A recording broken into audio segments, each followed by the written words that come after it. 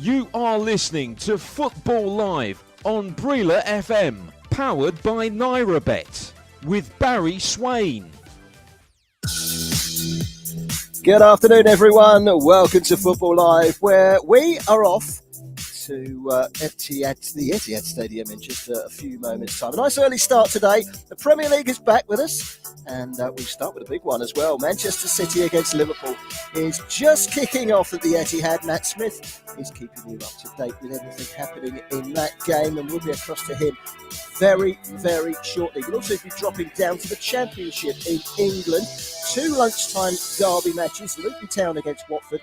2 teams pushing for the playoffs, and Preston, North End and Blackpool. Blackpool desperate for a win to ease their relegation worries. But there is only one place to start, and that's Manchester City, who are hunting down Arsenal. Liverpool, they're hunting down the top 4. Both teams desperate for 3 points. Watching for Football Live this Saturday lunchtime is Matt Smith, who can bring us up to date with all the early exchanges and, of course, the all-important team news. Good afternoon, Matt. Good afternoon, Barry. Well, Manchester City versus Liverpool is a fixture that has grown to be one of the most significant modern-day rivalries in the Premier League era. It may not have the local edge, but the fierce competitiveness remains all the same. Phil Foden misses out after undergoing surgery for acute appendicitis, but the big news for City fans today is that Erling Haaland is not fit to start, nor does he make the bench, so Julian Alvarez starts up top. Liverpool are still without midfielder Thiago Alcantara and are still waiting for winger Luis Diaz to return, who has been out of action since October. The team moves in full for Manchester City. Ederson in goal, John Stones instead of Kyle Walker at right back, Manuel Akanji, Ruben Diaz, Nathan Ake make the back 4. The 3 central midfielders are Rodri, Ilkay Gundogan, who wears the captain's armband today, and Kevin De Bruyne. Riyad Mahrez on one side of Julian Alvarez and Jack Grealish on the left. Liverpool's starting 11, Alisson in goal, Trent Alexander-Arnold, Virgil van Dijk, Ibrahima Konate and Andrew Robertson are the back 4. Fabinho, Jordan Henderson and Harvey Elliott in the centre of midfield for Liverpool, and Mohamed Salah, Cody Gakpo and Diogo Jota are the 3 forward players for Liverpool today. Manchester City versus Liverpool just kicking off in a few seconds, and I cannot wait for this one.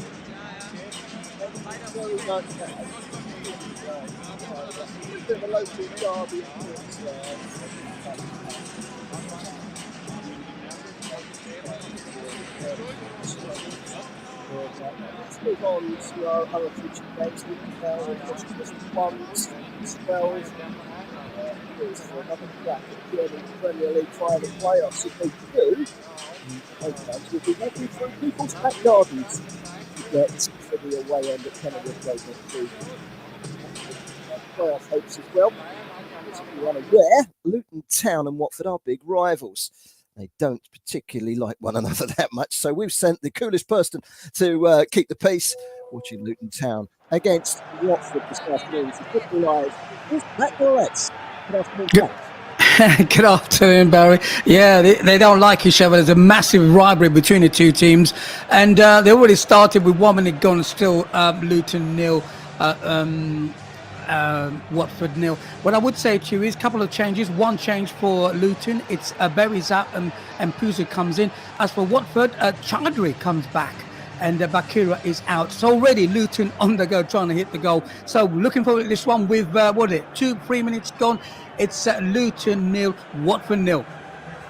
Thank you very much for that, Pat. Well, really looking forward to how that one unpans. I have to say, I have been to Kenilworth Road before and to Luton Town against Watford, and it's an explosive atmosphere. Let me tell you, those 2 don't like one another very much. There's a strip of the M1 motorway that runs from Luton right the way down to Watford. There's a strip of motorway that runs from Blackpool to Preston, and that's the route that Blackpool have taken today, from one local derby to another. Preston, North End and Blackpool meet at Deepdale.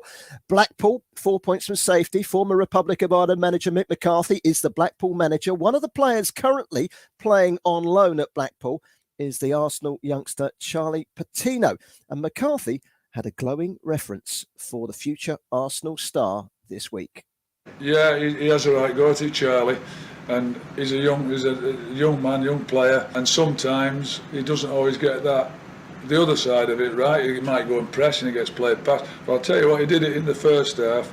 He went and he lost it just in front of us, about 20 yards into their half, and he won it back in the 18-yard box at the other side of the pitch. I said, if you can do that, mate, you'll do for me. And if the willingness to do it, he's great. I've loved working with him for the last few days, and he's going to be a very, very good player. Well, one to watch, Charlie Patino in Arsenal colours in the future. He done well last season when he came into the side. He's gone out and he's playing regular football in the Championship this season. But they need points, Blackpool. Preston against Blackpool. Watching this one at Deep Town is Football Live's very own Gage Morgan. Good afternoon to you, Gage. Good afternoon, and good afternoon to everyone listening at home. As you said, we're here at Deepdale. It's a West Lancashire derby, 12th place Preston versus lowly Blackpool.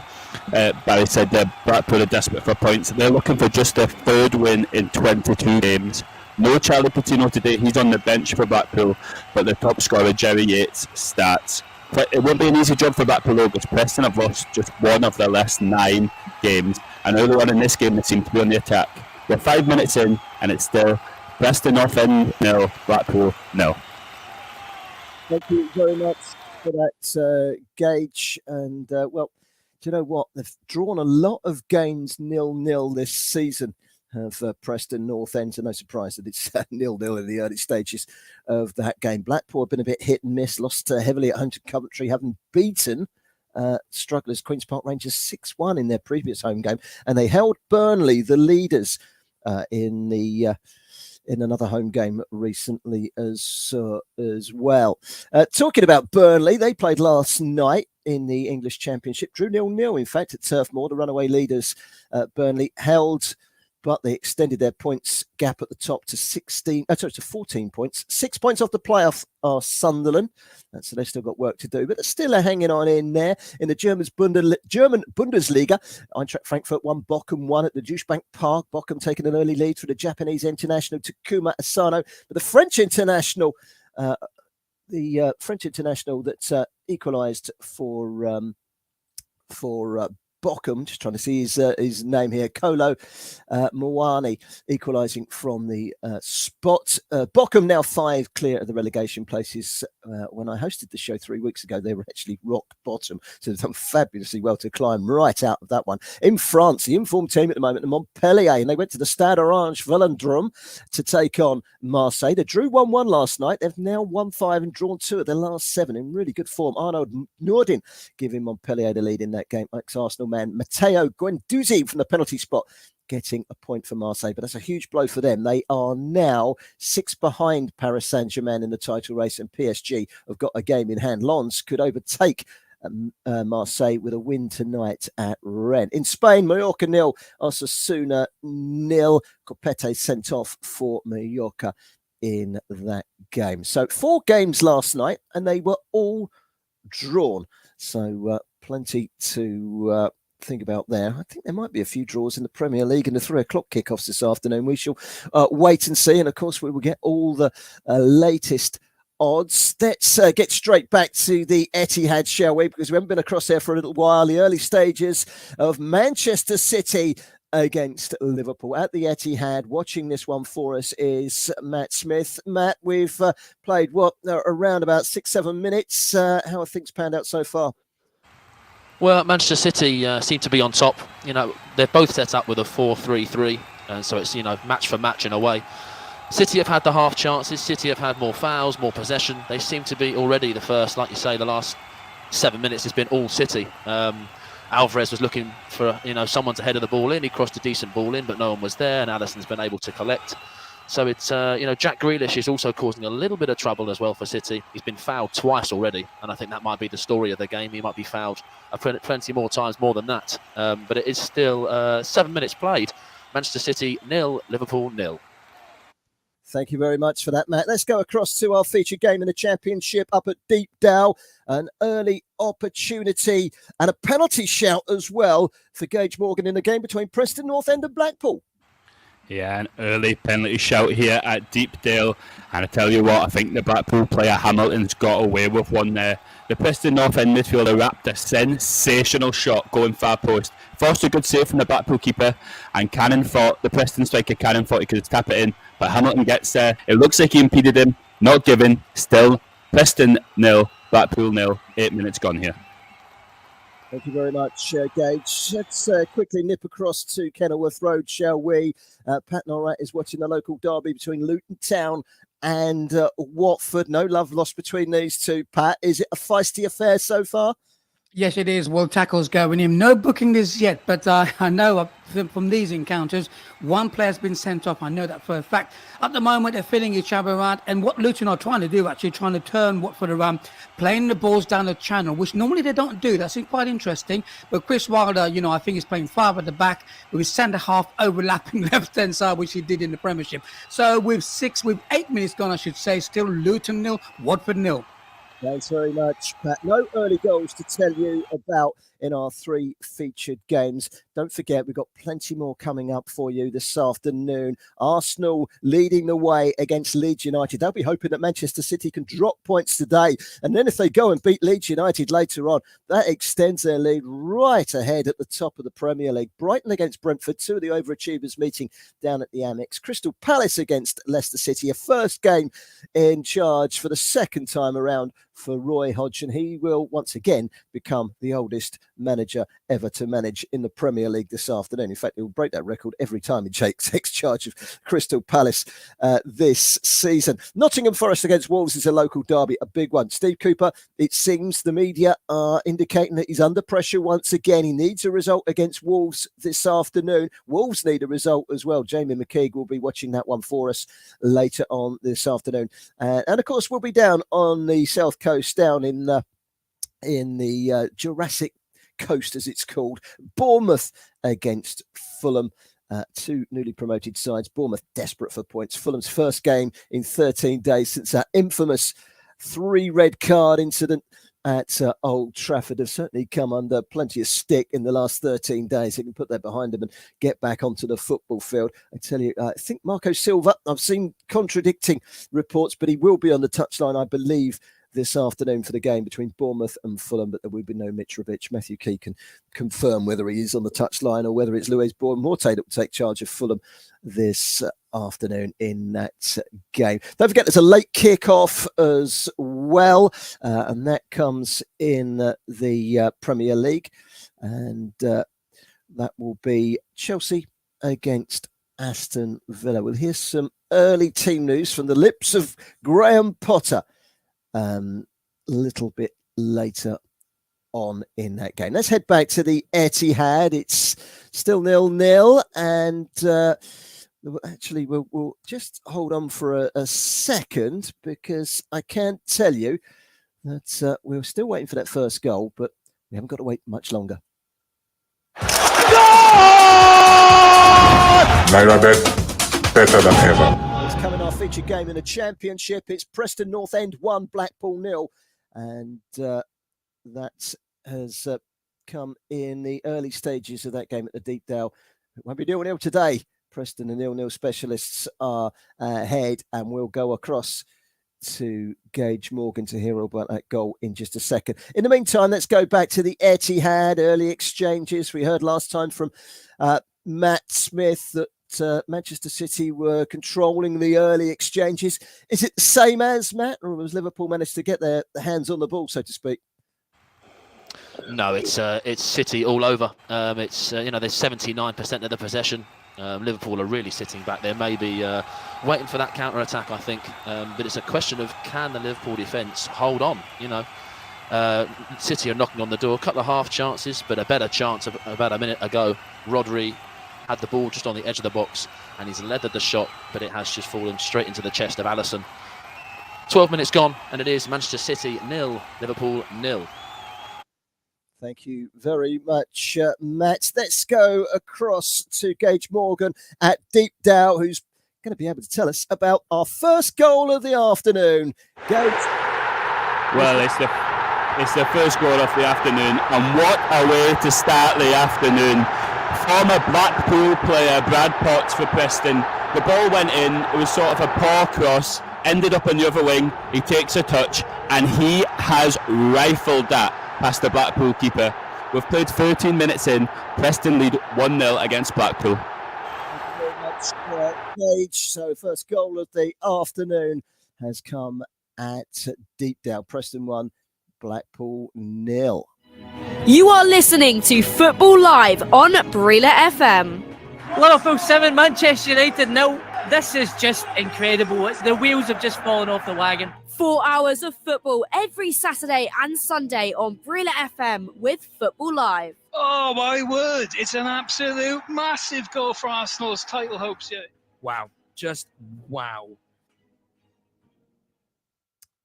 So Preston 1, Blackpool 0, Luton 0, Watford 0. But the all-important game is at the Etihad, and that's still 0-0 between Manchester City and Liverpool. Let's head back, shall we, to the Etihad and speak to Matt Smith. Matt, we heard earlier on in the team news, Erling Haaland, 42 goals this season for Manchester City in all competition, not playing from the start, and he's breaking records. It seems like he's breaking records every week, but for all intents and purposes, this is a City side that can cope without him. Any signs that they've missed Erling Haaland in the opening exchanges? Well, I think there's no doubt in saying that Haaland is a physical force on the front line for City. Julian Alvarez maybe offers something slightly different. He's maybe more of a presser. He's got maybe more fuel in his engine, as you could say. At the moment, though, it doesn't look like they're missing him massively in terms of the build-up towards shots on goal.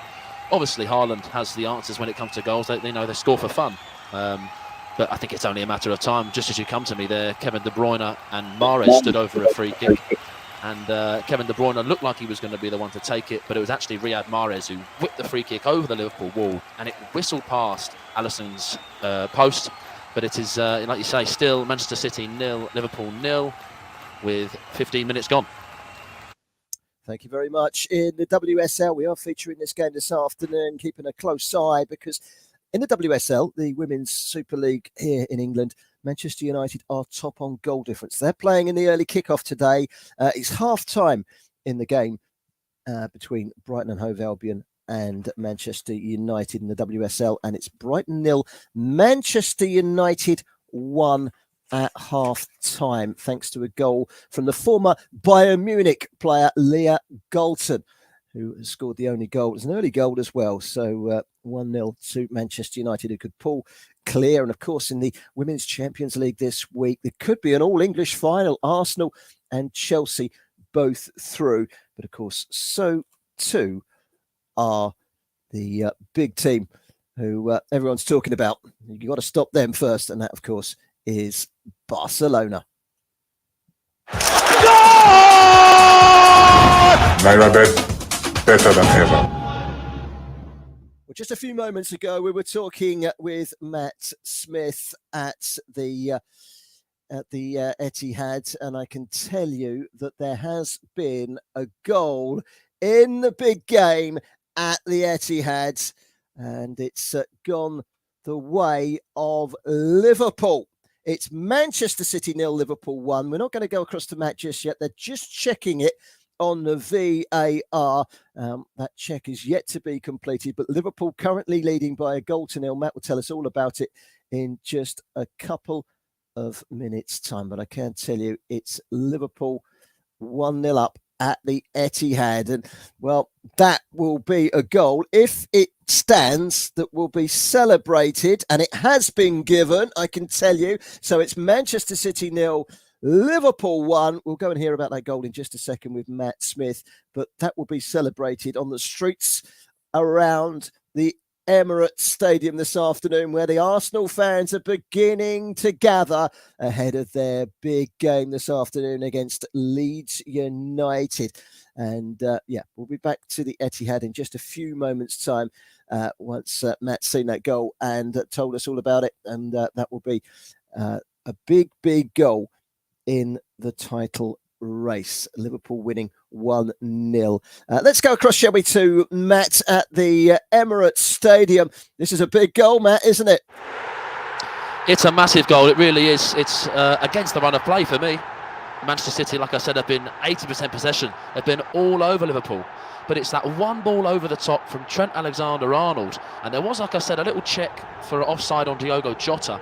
who found himself one-on-one with the keeper, but the pace of Manuel Akanji, he caught up to Jota, jostled him a little bit more, and the ball fell backwards to Mohamed Salah, who slots it away and makes it Manchester City 0, Liverpool 1 after 16 minutes. Thank you very much. What a big goal that is. Mo Salah. He loves playing against Manchester City, doesn't he, Mo Salah? He scored in the 3 previous meetings against Manchester City this season. The last player to score against the club in 4 different games in the same season was back in the 2014-2015 season. Do you know who it was? I'll tell you who it was. He played for Everton. He scored 4 goals in 4 games against West Ham United. His name, Romelu Lukaku. Well, that record has been equalled by Mo Salah today.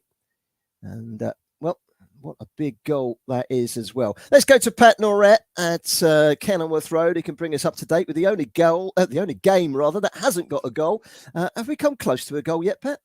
No, well, yeah, close. I would say Luton are putting more pressure on the other corner on the right-hand side. It was taken, and Bell, who is the left centre-back, took a shot, just went way with the ball. But at the moment, that's the only first chance we've had. They're cancelling the shower out, but Luton are trying this long ball behind the Watford back 4, and they're getting in. That's how they get in the corner. But for the time being, it's one corner to each, 19 gone. It's still Luton 0, Watford 0. Thank you very much for that, Pat. And, well, you know, it's a big game, that, because Watford are on the fringes of the promotion and playoff places. Burnley will go up, that's for sure. Who goes up with them is still in a little bit of doubt. Sheffield United in the driving seat, but we will wait and see on that one in due course. But that's going to be very interesting, just as the battle to avoid the Championship in the Premier League. And of course, this afternoon, the likes of Bournemouth, Leeds, Crystal Palace, Leicester, Nottingham Forest and Wolves are all in action in the 3 o'clock kickoffs, and we'll have that covered right here on Football Live a little bit later on this afternoon. In the meantime, though, we're going to hand back to our colleagues in Nigeria at Brilla FM, and we'll be back in just a few moments' time.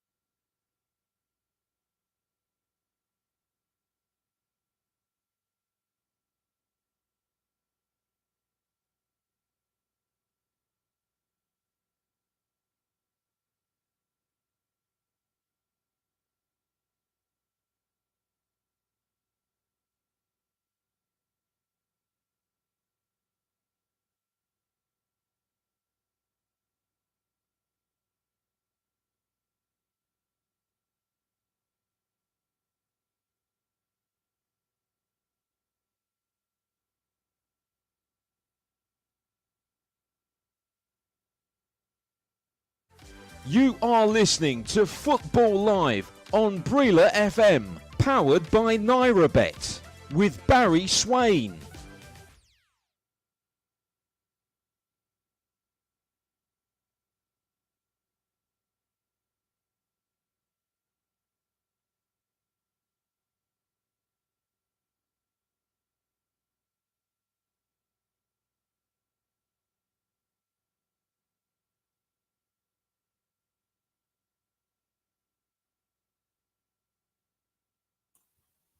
I can tell you there's been a goal in our game in the WSL.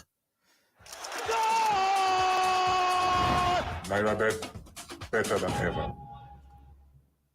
And it's Leah Galton again. She's a bit of a goal machine, Leah Galton. She's got the second for Manchester United. They're going to be pulling clear at the top against struggling Brighton and Hove Albion today. They're now 2-0 up. And I can tell you the goals are flying in the Premier League.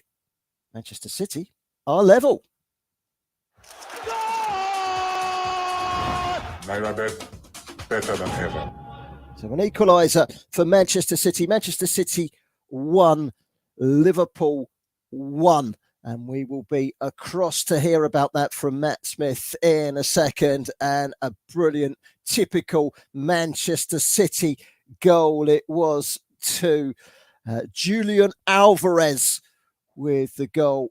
And we can go across now to Matt Smith to tell us all about a very well taken goal. Manchester City are level, Matt.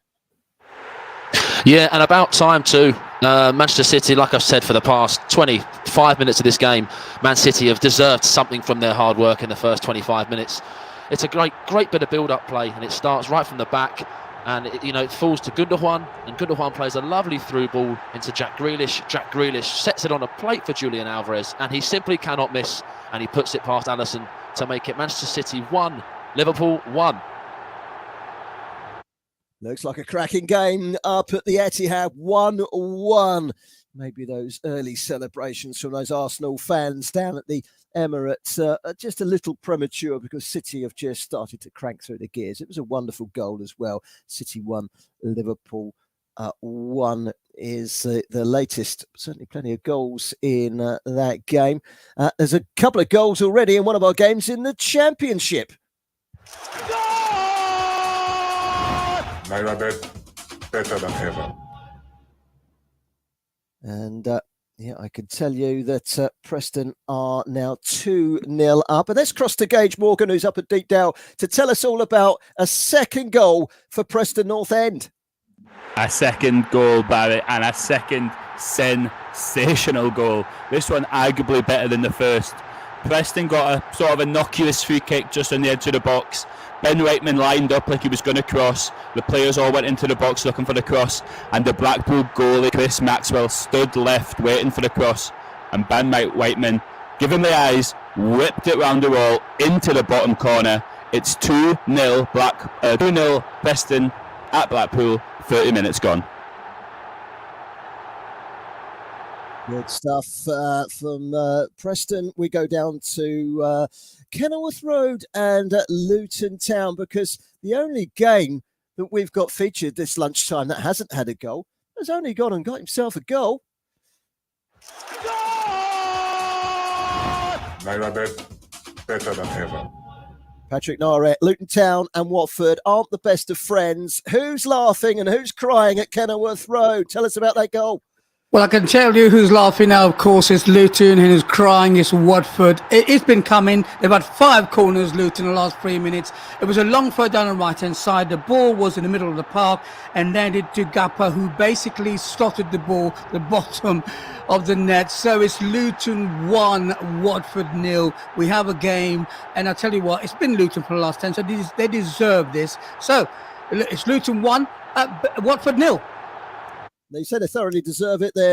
Pat, they're having a sensational season, have they? They lost their manager, and you think, oh no, it's going to all go wrong for them. But they've brought in Edwards, who of course is the former Watford manager, so that would mean an awful lot for him today to put one over the club that really didn't give him a chance as a manager. Then Watford don't give anyone a chance as a manager, do they? No, it's like merry-go-round because you don't hear much about what Watford do, but suddenly they bring managers in.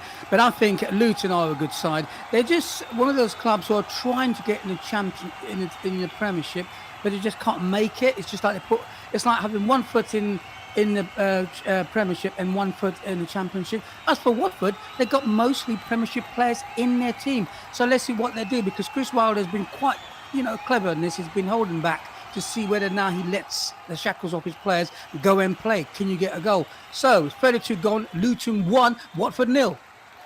Excellent, thank you very much. Well, that was a manic few minutes, wasn't it? A goal at Manchester City, an equaliser there for Alvarez, Julian Alvarez, with the finish, a brilliant move. And then Preston go 2-0 up, which is not good news for Blackpool in their quest for survival. The goal coming from Ben Whiteman, who's on loan for Liverpool, and Jurgen Klopp has spoke this week saying that, I want him back. I want him in our midfield. I want to see if we can get something out, get the tune out of this man. He's doing really well at Preston this season, and he's got the second goal in that game. And then Gabriel Osho has scored for Luton Town after 28 minutes. They are leading Watford by a single goal to nil.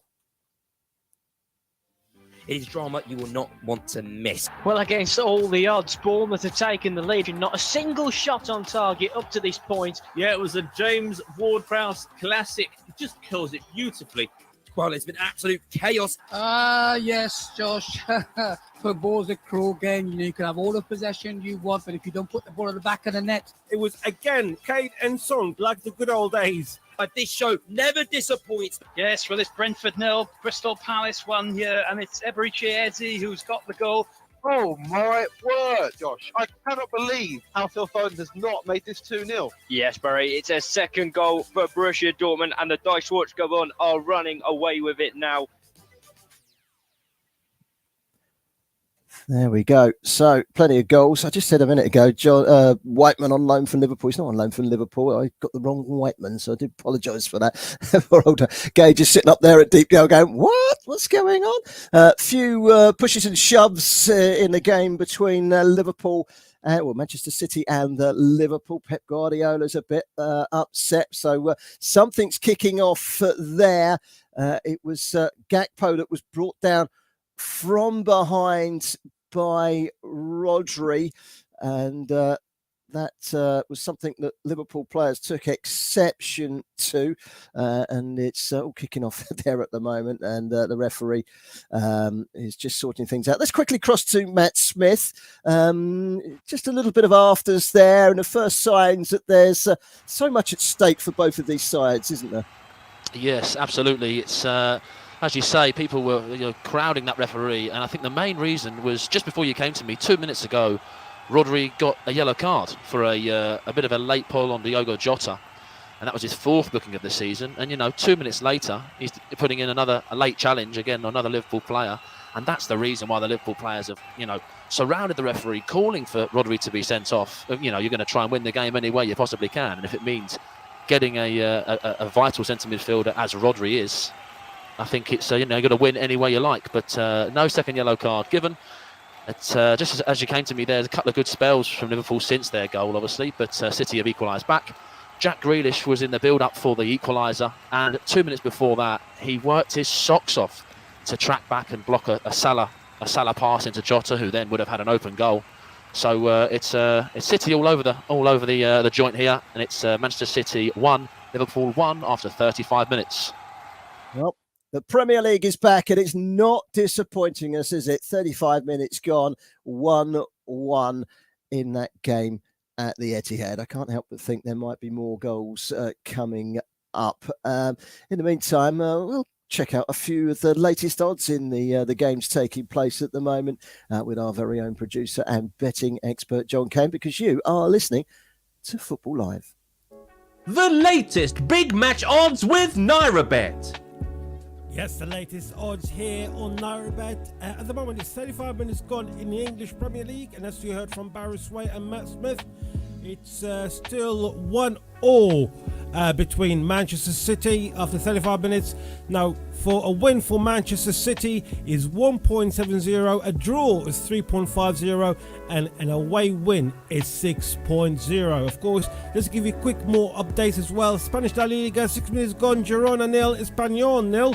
If you fancy a bet on Girona winning at home, are 2.0. If you fancy a draw, 3.30, and an Espanyol away win is 4.20. As for the other two games in the Championship that we're keeping an eye on, well, at the moment, as we mentioned, Luton Town is actually more or less suspended for some reason. So maybe there's something's happening. In fact, no, it's back on. So 36 minutes gone at Kenilworth Road. It's Luton 1, Watford 0. If you fancy a Luton win is 1.30, a draw is 5.0, and a Watford away win and turning this game around is 15.0. As for Preston, 37 minutes gone, they're still leading against Blackpool by 2-0 is 1.07, so literally nothing if you actually want Preston to win. The draw is 12.0, it's actually gone down as well, so there's a chance for that happening, according as far as our betting experts in Narrowbet. And for Blackpool, away win is 34.0. Thank you very much, John. Osho's second goal of the season. His first goal since August the 30th. He was red-carded, incidentally, in the 4-0 loss away at Watford after coming on as a substitute on October the 30th. So he's having a slightly better time of things against Watford today. He's taking his anger out on the Hornets. Gabriel Osho, sent off in October against Watford, and today scoring an important goal for Luton Town against Watford. For Preston, their first goal today was scored by Brad Potts. That was his third league goal of the season, and his first goal since November the 1st. Whiteman's third league goal of the season, and he's got two of them against Blackpool. He scored in the game at Blackpool, and that was a high-scoring affair. You get the feeling that this one's going to be a high-scoring affair as well. Preston 2, Blackpool 0, the latest. Manchester City 1, Liverpool 1. Just the one goal in the game at Kenilworth Road, and it's gone to Luton Town. Big goal that. Luton 1, Watford 0. And, well, we'll look ahead in a short while to some of the 3 o'clock kickoffs. Manchester City have got a dangerous free kick, so we will be across to Matt Smith in just a few moments' time to let you know what comes of that free kick. And let's hear actually from a player involved in that game, shall we? Because Andrew Robertson was involved heavily in the international break for Scotland. They beat Spain in midweek, and he was the man that was wearing the captain's armband for Scotland. Here is Andrew Robertson. Yeah, loved it. We knew we had to try and get off to a good start. We knew we had to try and put them under pressure, get the fans with us, and I think we've done a really good job of that. When you score so early doors, you kind of fall back a wee bit and start. We started defending a wee bit too deep at the end of the first half, and we just had to try and push ourselves up and try and get in their half. And I thought second half was a really professional performance, and it shows you how far we've came. Bradford City 1, Grimsby Town 0. Grimsby Town in League 2, down in mid-table, but they did reach, of course, the quarter-finals of the FA Cup before going out to Brighton and Hove Albion a couple of weeks ago. Bradford 1, Grimsby Town 0. Let's cross back to the Etihad, shall we? It's been a very easy on the eye type of game, hasn't it, Matt? And City have had the better of it. 1-1, they're right back in it now, aren't they? Yes, absolutely they are. City have had, like I said, the majority possession all the time, but there's one man in particular that seems to be at the centre of everything that's going on in this game, and that is Jack Grealish. Whether it's through getting fouled all the time, drawing fouls from Trent Alexander-Arnold or whoever it is down that right, he's defending, like I said earlier, defending work is getting better as well, and on the attacks he's involved everywhere. It'll be very, very shocking if he can last the full 90 minutes without getting hauled off from being so tired. But Manchester City are controlling the game. Liverpool just looking for that odd opportunity and odd counter-attack every now and then. They're rare occasions, but those times that Liverpool come forward, it looks a little bit worrying for Manchester City fans, and the City defence doesn't look as solid as we know. It's 40 minutes played, but it's Manchester City 1, Liverpool 1. You are listening to Football Live on Brilla FM. We are indeed. It's Football Live this Saturday afternoon on Brilla FM, and we've got our eyes on the prize of the Premier League title race. We've got very close interest in the battle to stay up in the Premier League, and we will be back to the Emirates throughout the next hour and a half or so as that game unfolds. 1-1 between Liverpool and Manchester City. Julian Alvarez with the equaliser, cancelling out the early goal by Mo Salah. 4 times he's played against City this year and he's scored in every single game, Mo Salah.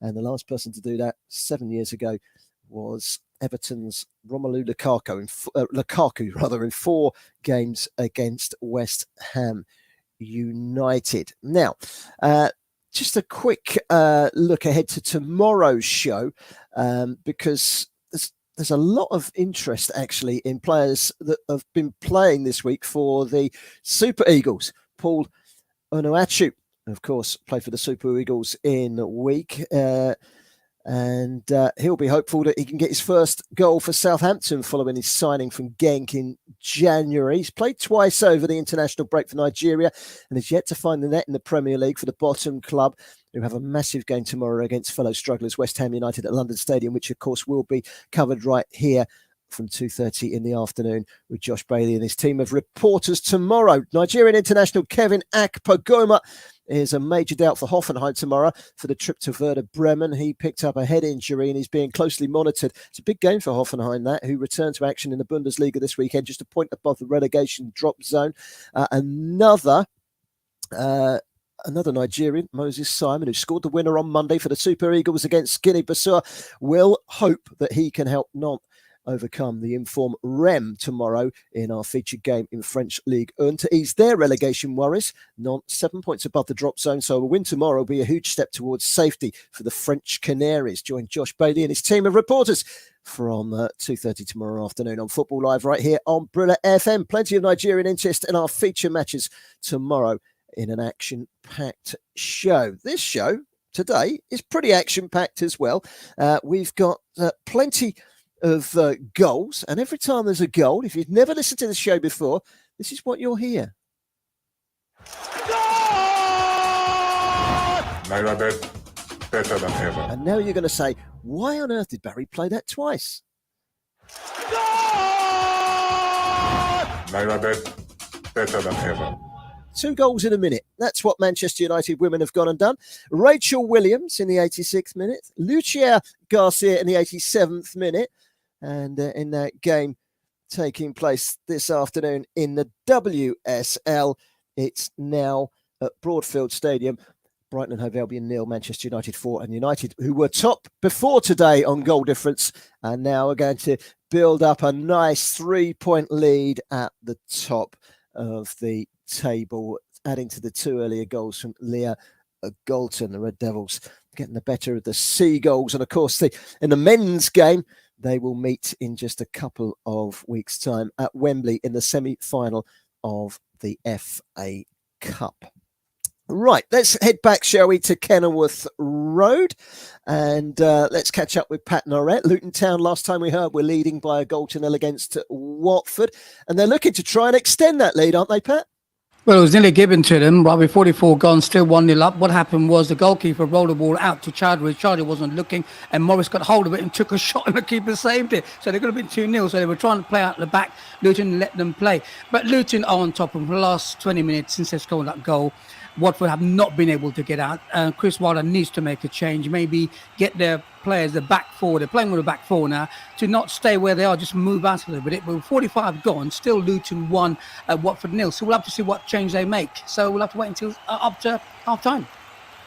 Thank you very much, Pat. Well, we've had 5 goals in the 3 featured games, and half-time is fast approaching. 2 minutes into stoppage time. Let's head back to the Etihad and speak to Matt Smith. Half-time is just within touching distance, 1-1. City still on top? Yeah, City still on top. In possession-wise, it's 61-39 in favour of Manchester City. A little bit stop-start towards the end of this first half. You know, a couple of offsides and fouls, and Manchester City are on top, obviously, but their half chances coming here and there. Not the flow of the game is stopping a little bit. Liverpool having spells, like I've said before, counter-attack. But like I said, the danger man is Jack Grealish all the time, going down that left side, giving Trent Alexander-Arnold a terror of a time. We're just going into the 46th minute, and it's Manchester City 1, Liverpool 1. Great stuff. Thanks, Matt. Half-time approaching. We'll be round the grounds for half-time reports in all three of our games very, very shortly. Plus, Brighton and Hove Albion 0, Manchester United 4. They're just about to go into injury time in the second half in that game as well. So that's where we're at the moment. Plenty of goals, and half-time whistles just about to blow. That will give us a chance to we'll hear from a few of the managers, a few of the players ahead of the big games taking place this afternoon and indeed over the weekend. And we'll also head into a commercial break as well. The half-time whistle has now blown in the game between Manchester City and Liverpool. It is 1-1. We'll head back to Matt Smith right now. In fact, let's go back to Matt Smith. Half-time, it's 1-1. Yeah, it's a fantastic half in terms of the way that City are playing their football. Maybe not the result they're looking for at half-time, that's for sure. They had to try and find an equaliser after Mohamed Salah put Liverpool ahead. But it was that Julian Alvarez, the man that steps in for Haaland up top for Manchester City, and Jack Grealish, the creator of that goal, the assister. It's a very simple finish for Julian Alvarez, but he will not be complaining. He equalised for Manchester City, and Manchester City have been all over the Liverpool team. The only real players you can look at in terms of the City team that are lacking a little bit of sharpness, it seems, are the back four. A little bit slow, the likes of Salah and Jota are still having the pace to get in and in between them, find little pockets here and there. Yeah, it's half-time at the Etihad. Manchester City 1, Liverpool 1. Thanks, Matt. We're hoping for more of the same in the second half. We'll be back with Matt at the Etihad. I believe I called it the Emirates a minute ago, and everyone's berating me at this end and jokingly saying April Fool's Day, which it is here. I don't know if it is in Nigeria, but it is here in the UK, where people play pranks and jokes up until lunchtime. Well, it's after lunchtime, so I shouldn't really be playing those jokes anymore, should I? It is, of course, the Etihad and not the Emirates, where Manchester City play their game. Right, let's go to our other featured game, one of our other featured games in the Championship. Preston North End have very much got the upper hand at Deepdale against their near neighbours Blackpool. Telling us all about the first 45 minutes, it's Gage Morgan. Yeah, 2-0 to Preston here at Deepdale. Strange old game, really. Preston looked a bit shaky in the first half. On the first 10 minutes, so you wouldn't have guessed that Blackpool were the team struggling. They were popping the ball around really well. But then Preston striked, and Brad Potts striked, and that's the half, he striked it really, really well, fired right into the far corner. After that, Preston sort of exerted control. They've been really popping the ball around really well. The two midfielders, Ben Whitehead, Ben Whitman, the scorer, he's had a great first half, and he topped it off with that amazing free kick. So yeah, half-time here, the teams have went in. Blackpool need to change something. They've conceded the most shots and the most goals in the league this season, and it doesn't look like stopping here. Half-time, Preston 2, Blackpool 0. Okay, excellent. And the half-time whistle has just sounded in the game at Kenilworth Road. Luton Town have got the advantage against their near neighbours, Watford. Pat Narrett. Yeah, they have. And João Pedro he got caught offside. Well, what he did, he kicked the ball into the crowd. And guess what? He got a yellow card for it. And Chris Wilder looking at him. If you saw that look. Anyway, game started. Both sides cancelled each other out until the 20th minute when Luton had a corner. Prior to that corner, they had 3 corners beforehand. The ball came in, headed out, and it landed to Onshow on the edge of the box. Gio Onshow it is. And it was an assist from Ruddock. And the ball came out to a leftward shot, bottom corner, goal, on the 20th minute. So a well-deserved lead, I would say. It's been all Luton since they've scored the goal. I reckon in the second half, if Chris Wilder doesn't make a change, Luton will get another one. So at half-time, it's Luton 1, Watford 0. Looking at the stats in that game. Thanks very much, by the way, Pat. They've had 1 shot, Watford. Luton have had 6 shots. 3 on target, nothing on target from Watford. 5 corners for Luton, 2 for Watford. But Watford have had 59% of the possession, and they've also fouled nearly 3 times as much as Luton, despite having a lot more of the possession. Strange old game, but Luton on top and leading in the derby by 1-0. Okay, so that's our 3 matches in at half-time, and our 3 reporters have brought you up to date with how things are. Let's start to think about our 3 o'clock kickoffs, shall we, in just a moment, right here on Football Live. The best place to follow the Premier League and all the major leagues in Europe is right here on Football Live. 4 hours of football every Saturday and Sunday on Breela FM with Football Live. Excellent. Half times, just to bring you bang up to date. I can tell you the full-time whistle has gone at Brighton against Manchester United in the WSL, and Manchester United women have won comfortably by 4-0 and are clear at the top of the WSL table with that victory. Manchester City 1, Liverpool 1, Preston 2, Blackpool 0, Luton 1, Watford 0. That's your half-time update as things stand. We'll be going around the grounds throughout the second halves when they get underway. In the meantime, we said we'd look at the 3 o'clock kickoffs, but let's skip a little bit further ahead, shall we? Because the late kickoff tonight, just after the end of the show, Chelsea are back at Stamford Bridge. They're taking on an Aston Villa side that have done ever so well under former Arsenal manager Unai Emery. They're level, actually, these 2 sides, Chelsea and Villa. Same points, same games played, in the middle of the table, 10th against the 11th.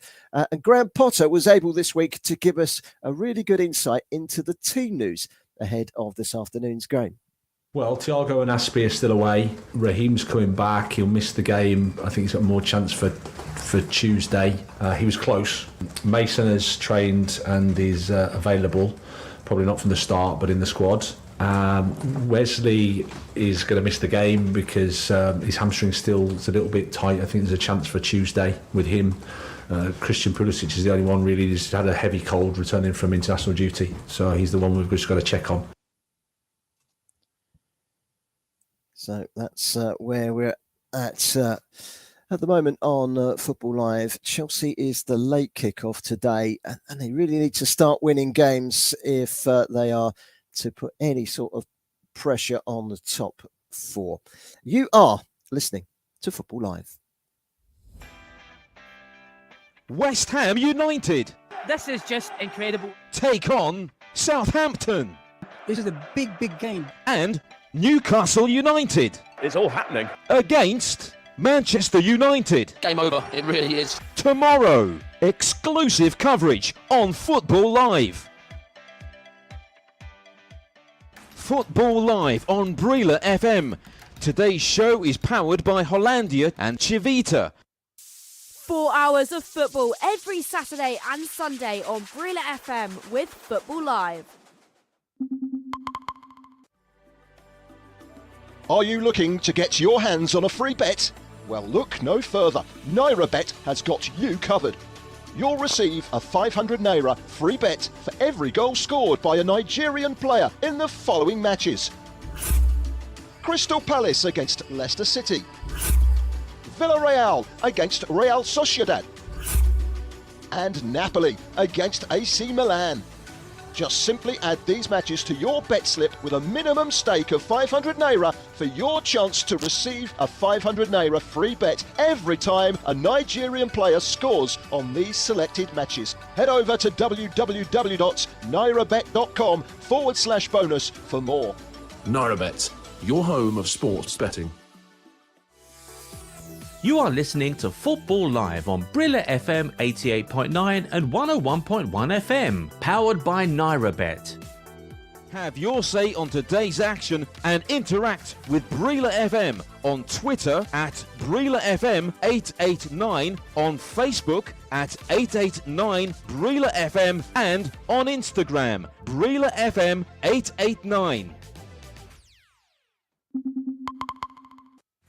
You are listening to Football Live on Breela FM, powered by NairaBet, with Barry Swain. Yes, welcome back. Just looking at the some of the highlights in the first half on the screen here in the Football Live studios. Liverpool taking the lead at Manchester City, but Julian Alvarez with the equaliser. It was a brilliant ball into the penalty area from Jack Grealish. We've heard Matt Smith reporting on the game in the first half, who's picked up the involvement of Jack Grealish, and I've also seen a Liverpool counter-attack, and he's gone darting back into his own penalty area and made a really good tackle inside his own box. He's working really hard, as Matt alluded to. And I also saw Pep Guardiola celebrating that equalising goal from Julian Alvarez, and he turns to the crowd, he's punching the air, and poor old Darwin Núñez, one of the Liverpool substitutes, has happened to get up to go warming up just at the wrong time and walk straight across the flight path of Pep Guardiola, and the two of them come into confrontation. It was all very light-hearted, to be honest. Pep Guardiola said something to Núñez, and Núñez just looked at him without any sort of expression on his face and just carried on walking, ready for his warm-up. I don't think he was very impressed. But at half-time, very good game this so far. Manchester City 1, Liverpool 1 is your half-time score. So let's turn our attentions just very, very quickly to tomorrow afternoon.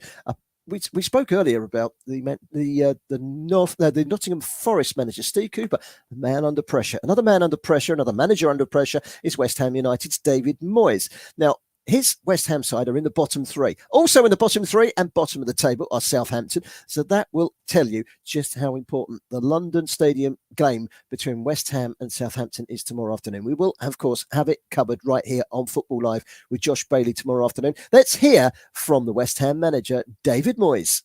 Really important, but I suppose, I'll be put in the same category. We played Everton a few weeks ago, we had to play Notts Forest a few weeks ago, we've had Aston Villa since then. Very similar to all those games, Every game's hugely important. Sort of picking up 3 points would be great if we can do so, but all the games in the Premier League are so tough. I've not worked it out, but I'm looking to see that there's about 9 or 10 teams could be involved in the bottom end of the table. We're one of them, unfortunately. We hoped that we wouldn't be, but we are. We have to find a way of making sure that we're safe come the end of the season, and I'm sure we will be. One game currently taking place, just coming up to half an hour gone in the Spanish La Liga. Girona 0, Espanyol 0 at the Montelivi. That's a game between Girona, who've won 3 of the last 5 at home. Espanyol in 17th, just 1 point above the drop zone. They've lost their last 3, but they have scored, actually. They're good for a goal. Espanyol, they've scored in each of their last 9 matches in La Liga. They don't usually fire blanks. 0-0 in that game, half an hour gone. Girona 0, Espanyol 0. And I mentioned earlier, Manchester United top of the Women's Super League here in England after a 4-0 victory away at struggling Brighton and Hove Albion. Half times in the Championship. The second half's coming up very shortly, actually. Teams will be coming out very soon. Luton 1, Watford 0, Preston 2, Blackpool 0, and of course we've got it covered right here on Brilla FM Football Live. Manchester City against Liverpool. It's currently 1-1. Mo Salah with a 4th goal against Manchester City this season. He scored 1 goal in 4 meetings with Manchester City this season, and he's on it again today with another goal, and of course that has been cancelled out by Julian Alvarez, who this week won his 20th cap for Argentina in a 2-0 win in a friendly in Buenos Aires against Panama. It's been a great time for him. 54 goals and 122 appearances for River Plate before he made the switch over to Manchester City. He's had to bide his time. He's had to live in the shadow of a certain player by the name of Erling Haaland. Haaland's injured today. Alvarez has come in and he's gone and done what he's there to do, and that's score goals. He scored a goal, and it's 1-1 in that game. Incidentally, in League Two, Bradford City won, Grimsby Town won. The FA Cup quarter finalists are level through. Gavan Holohan, not that you've probably ever heard of him before, but he's equalised for the team that like to be known as the Cod Army, and they are 1-1 at Bradford City. Now, second half's coming right up. Let me quickly visit the games that we will be covering this afternoon in the 3 o'clock kickoffs. Arsenal are in action against Leeds United. Now, if Manchester City drop points today, it's a brilliant opportunity for Arsenal to really extend their lead at the top against the Leeds United side down towards the bottom. But don't forget, they did score 4 goals away from home in their last away game at Wolves a few weeks ago. Jackson Cole will be keeping a close eye on that one. Leeds have also gone and won at Anfield. They've gone and drawn at Old Trafford. This is not a gimme for Arsenal this afternoon, especially given that they have struggled against the likes of Bournemouth in recent weeks at home. That could be a big game. Jackson Cole, as I say, is our reporter for that one. Brighton against Brentford. If you had to give me a game to cover this afternoon, I'd have probably chosen this one. Brighton against Brentford. They could both be playing in the Europa League or the Europa Conference next season. They're having fantastic seasons, along with Fulham, the 3 overachievers in the Premier League. And these two come face-to-face this afternoon. Brighton against Brentford. We've got Crystal Palace and Roy Hodgson, his first match in charge of Crystal Palace for the second time around, following the sacking of Patrick Vieira. It's Crystal Palace against Leicester City this afternoon. A derby under pressure. Steve Cooper is Nottingham Forest side taking on Wolves in the Midlands derby, and Bournemouth against Fulham is the game down in Dorset. Now, I can tell you that Mo Salah and his Liverpool teammates have just run out for the second half. We're still waiting on Manchester City. We will cross back for the early stages of the second half with Matt Smith in just a few minutes' time. The teams are in the tunnel in the championship games between Luton, Watford and Preston, Blackpool. The second halves are just around the corner, and the action and the goals are not far away. Throw the kitchen sink at it. You play, we play. It's all happening. You play, we play.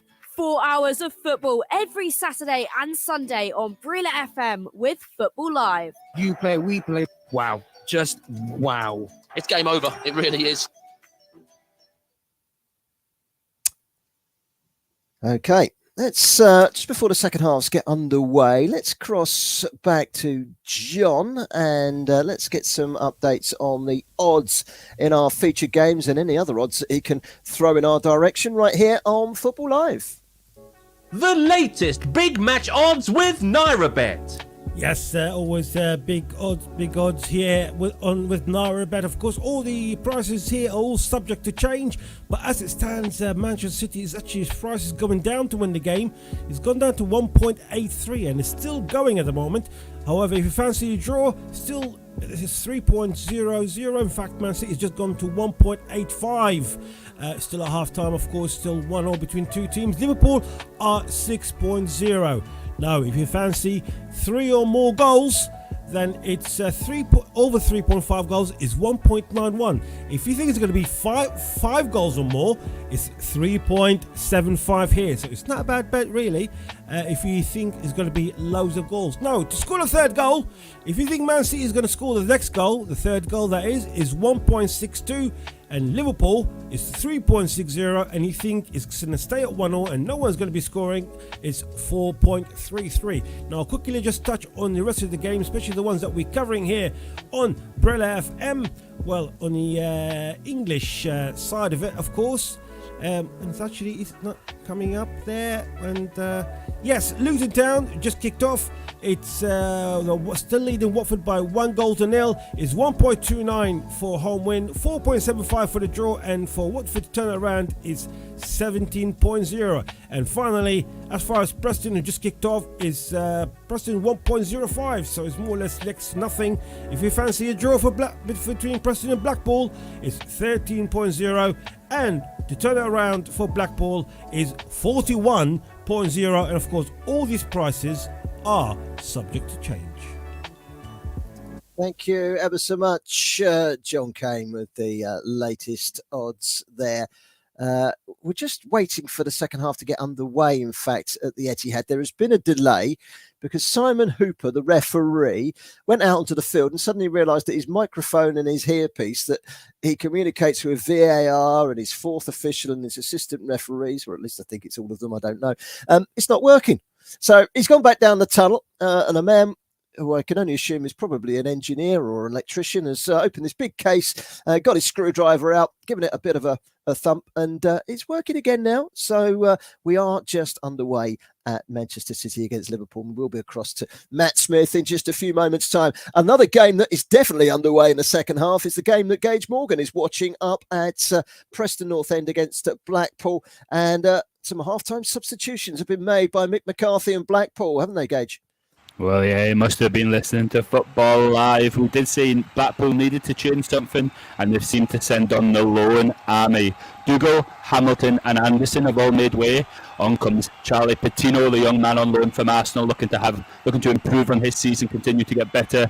Bowler on loan from Nottingham Forest, and Ian Poveda Ocampo on loan from Leeds. They're going for it, Blackpool. They need a couple of goals, 3 preferably, to get out of this relegation dogfight. We've played around 49 minutes here at Deepdale. Preston North End still 2. Blackpool yet to score. Thank you very much, Gage. And, well, as soon as goals are scored, we will let you know.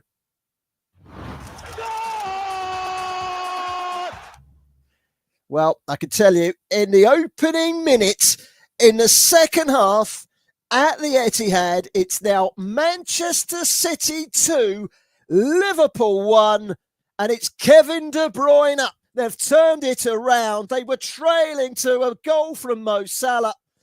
And maybe, just maybe, Liverpool fell asleep standing out there on the pitch for 2 or 3 minutes whilst they were waiting for Simon Hooper to fix the technical problem with his intercom. And they've swept the ball forward, City, and they've gone 2-1 up. And we will cross in just a few moments' time to hear about that goal with Matt Smith. But it's Manchester City that have taken the lead by 2-1 against Liverpool. In fact, let's cross now to Matt Smith.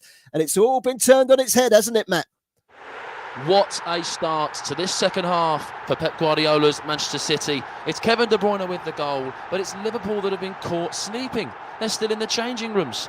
It's Julian Alvarez who's dropped a little bit deeper to receive the ball from Jack Grealish, and he's turned and he's floated it right over the top of Andrew Robertson into the pathway of Riyad Mahrez. And Riyad Mahrez has just got one simple pass to square it across to Kevin De Bruyne, and he slots it away. It's Manchester City 2, Liverpool 1. What a start. Matt, this certainly heaps the pressure on Arsenal, doesn't it, if Manchester City can pick up the 3 points. And it also heaps a lot of pressure on Jurgen Klopp because the top 4 finish rather relies on him getting something out of this game today, doesn't it? Absolutely it does. I think City would be still desperate for the win, so they'll be happy with where they stand right now. But like you say, Liverpool are before the international break, they had a loss against Real Madrid, a 1-0 loss, and then the week before that, they lose 1-0 to Bournemouth. So they needed a game to bounce back. The difference is this is maybe not the game they wanted to bounce back. They didn't really want to have City to play on a bounce back sort of game, but now they find themselves 2-1 down. It's a very difficult position to come back from now. Excellent. Thank you very much to Matt Smith for the updates. We'll be back to him very, very shortly. But Liverpool now 2-1 down at Manchester City. And that might just hit the pressure on Arsenal this afternoon when they take on Leeds United, which, of course, we'll have covered right here on Football Live. Well, we heard that Blackpool had made changes in the game at Deepdale, but Gage Morgan, did they work in favour of Blackpool or did they work in favour of Preston? Well, it seems like Mick McCarthy's made a bit of a blunder there. The subs just came on, and Blackpool have shown more attacking intent in this opening 6 minutes, and it was actually from their attack that Preston scored. Blackpool player went by 2, looked to get the shot. Great tackle from Liam Lindsay. Preston counter-attacked. The ball fell to Cannon, and it wasn't a cannon at all. It was a delicate shot rolled into the far corner. Maxwell in the Blackpool goal, absolutely no chance. 52 minutes here. Mick McCarthy's looking distraught, and he has every right to be. 3-0 Preston. There's been some funny old results with Blackpool in recent weeks. 3-0 down today. I think they lost 4-1 home to Coventry recently. They smashed QPR 6-1 at home as well. They are certainly a team that can concede and score goals, but they're going to need to score at least 3 this afternoon if they are to get anything from that game. The Republic of Ireland under 21 international Thomas Cannon with the 3rd goal there. He was actually born in Aintree, where they run the Grand National, the famous horse race over here in England, and that comes up in I think it's next week actually. The most famous of horse races. He's on loan from Everton, Thomas Cannon. He's only 20 years old, and he's scored now 4 goals in 12 for Preston North End. He's a striker, maybe one for the future, born in England, but he's committed his international career to the Republic of Ireland, for whom he played this week. So 3-0 to Preston in that game. Liverpool trailing by 2-1, thanks to an early goal in the second half from Kevin De Bruyne.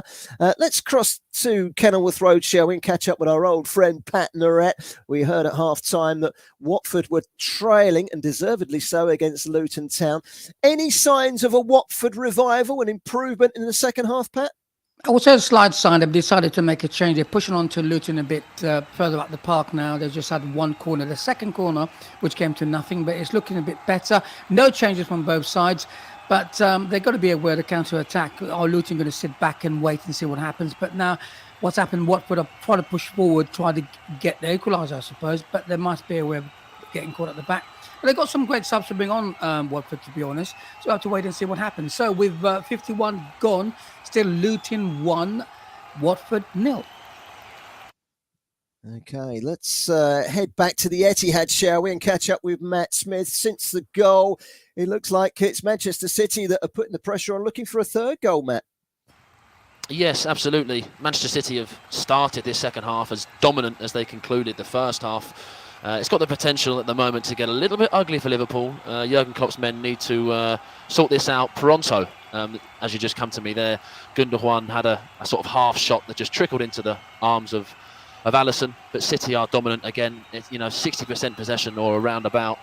Liverpool on the back foot for the first 6 minutes of this second half, and like I say, has the potential to get a little bit dangerous, a little bit ugly, and unless Liverpool can do the impossible and maybe just peg one back. But it's still Manchester City 2, Liverpool 1. Well, a couple of weeks ago, we had an Italian venting his anger on the show that Sunday afternoon. And, of course, that Italian was Antonio Conte, who's now parted company with Tottenham Hotspur. And they will start life under Stellini on Monday against Everton. This week, rather than an Italian venting their anger, we've had a Spaniard venting his anger, and that Spaniard is actually playing at the moment. He'd be a little bit happier at the moment because he's in the light blue of Manchester City. It is, of course, Rodri, but in the week, his Spain lost 2-0 at Scotland, and he was quick to moan about the tactics of the Scottish. Is the way they play. You have to respect that. At the end, for me, it's a bit rubbish because it's always wasting time. They, they provoke you, and they always fall. Like, this is, for me, it's not football. You have to try to, for the speed of the sport, you have to move on. But the referee has to take part on this, and if it says nothing, it's a bit frustrating. But because we want to win, and then it's difficult because you waste time. But it's what it is. They have their weapons. We have to use our weapons, and I think we will learn for the next time.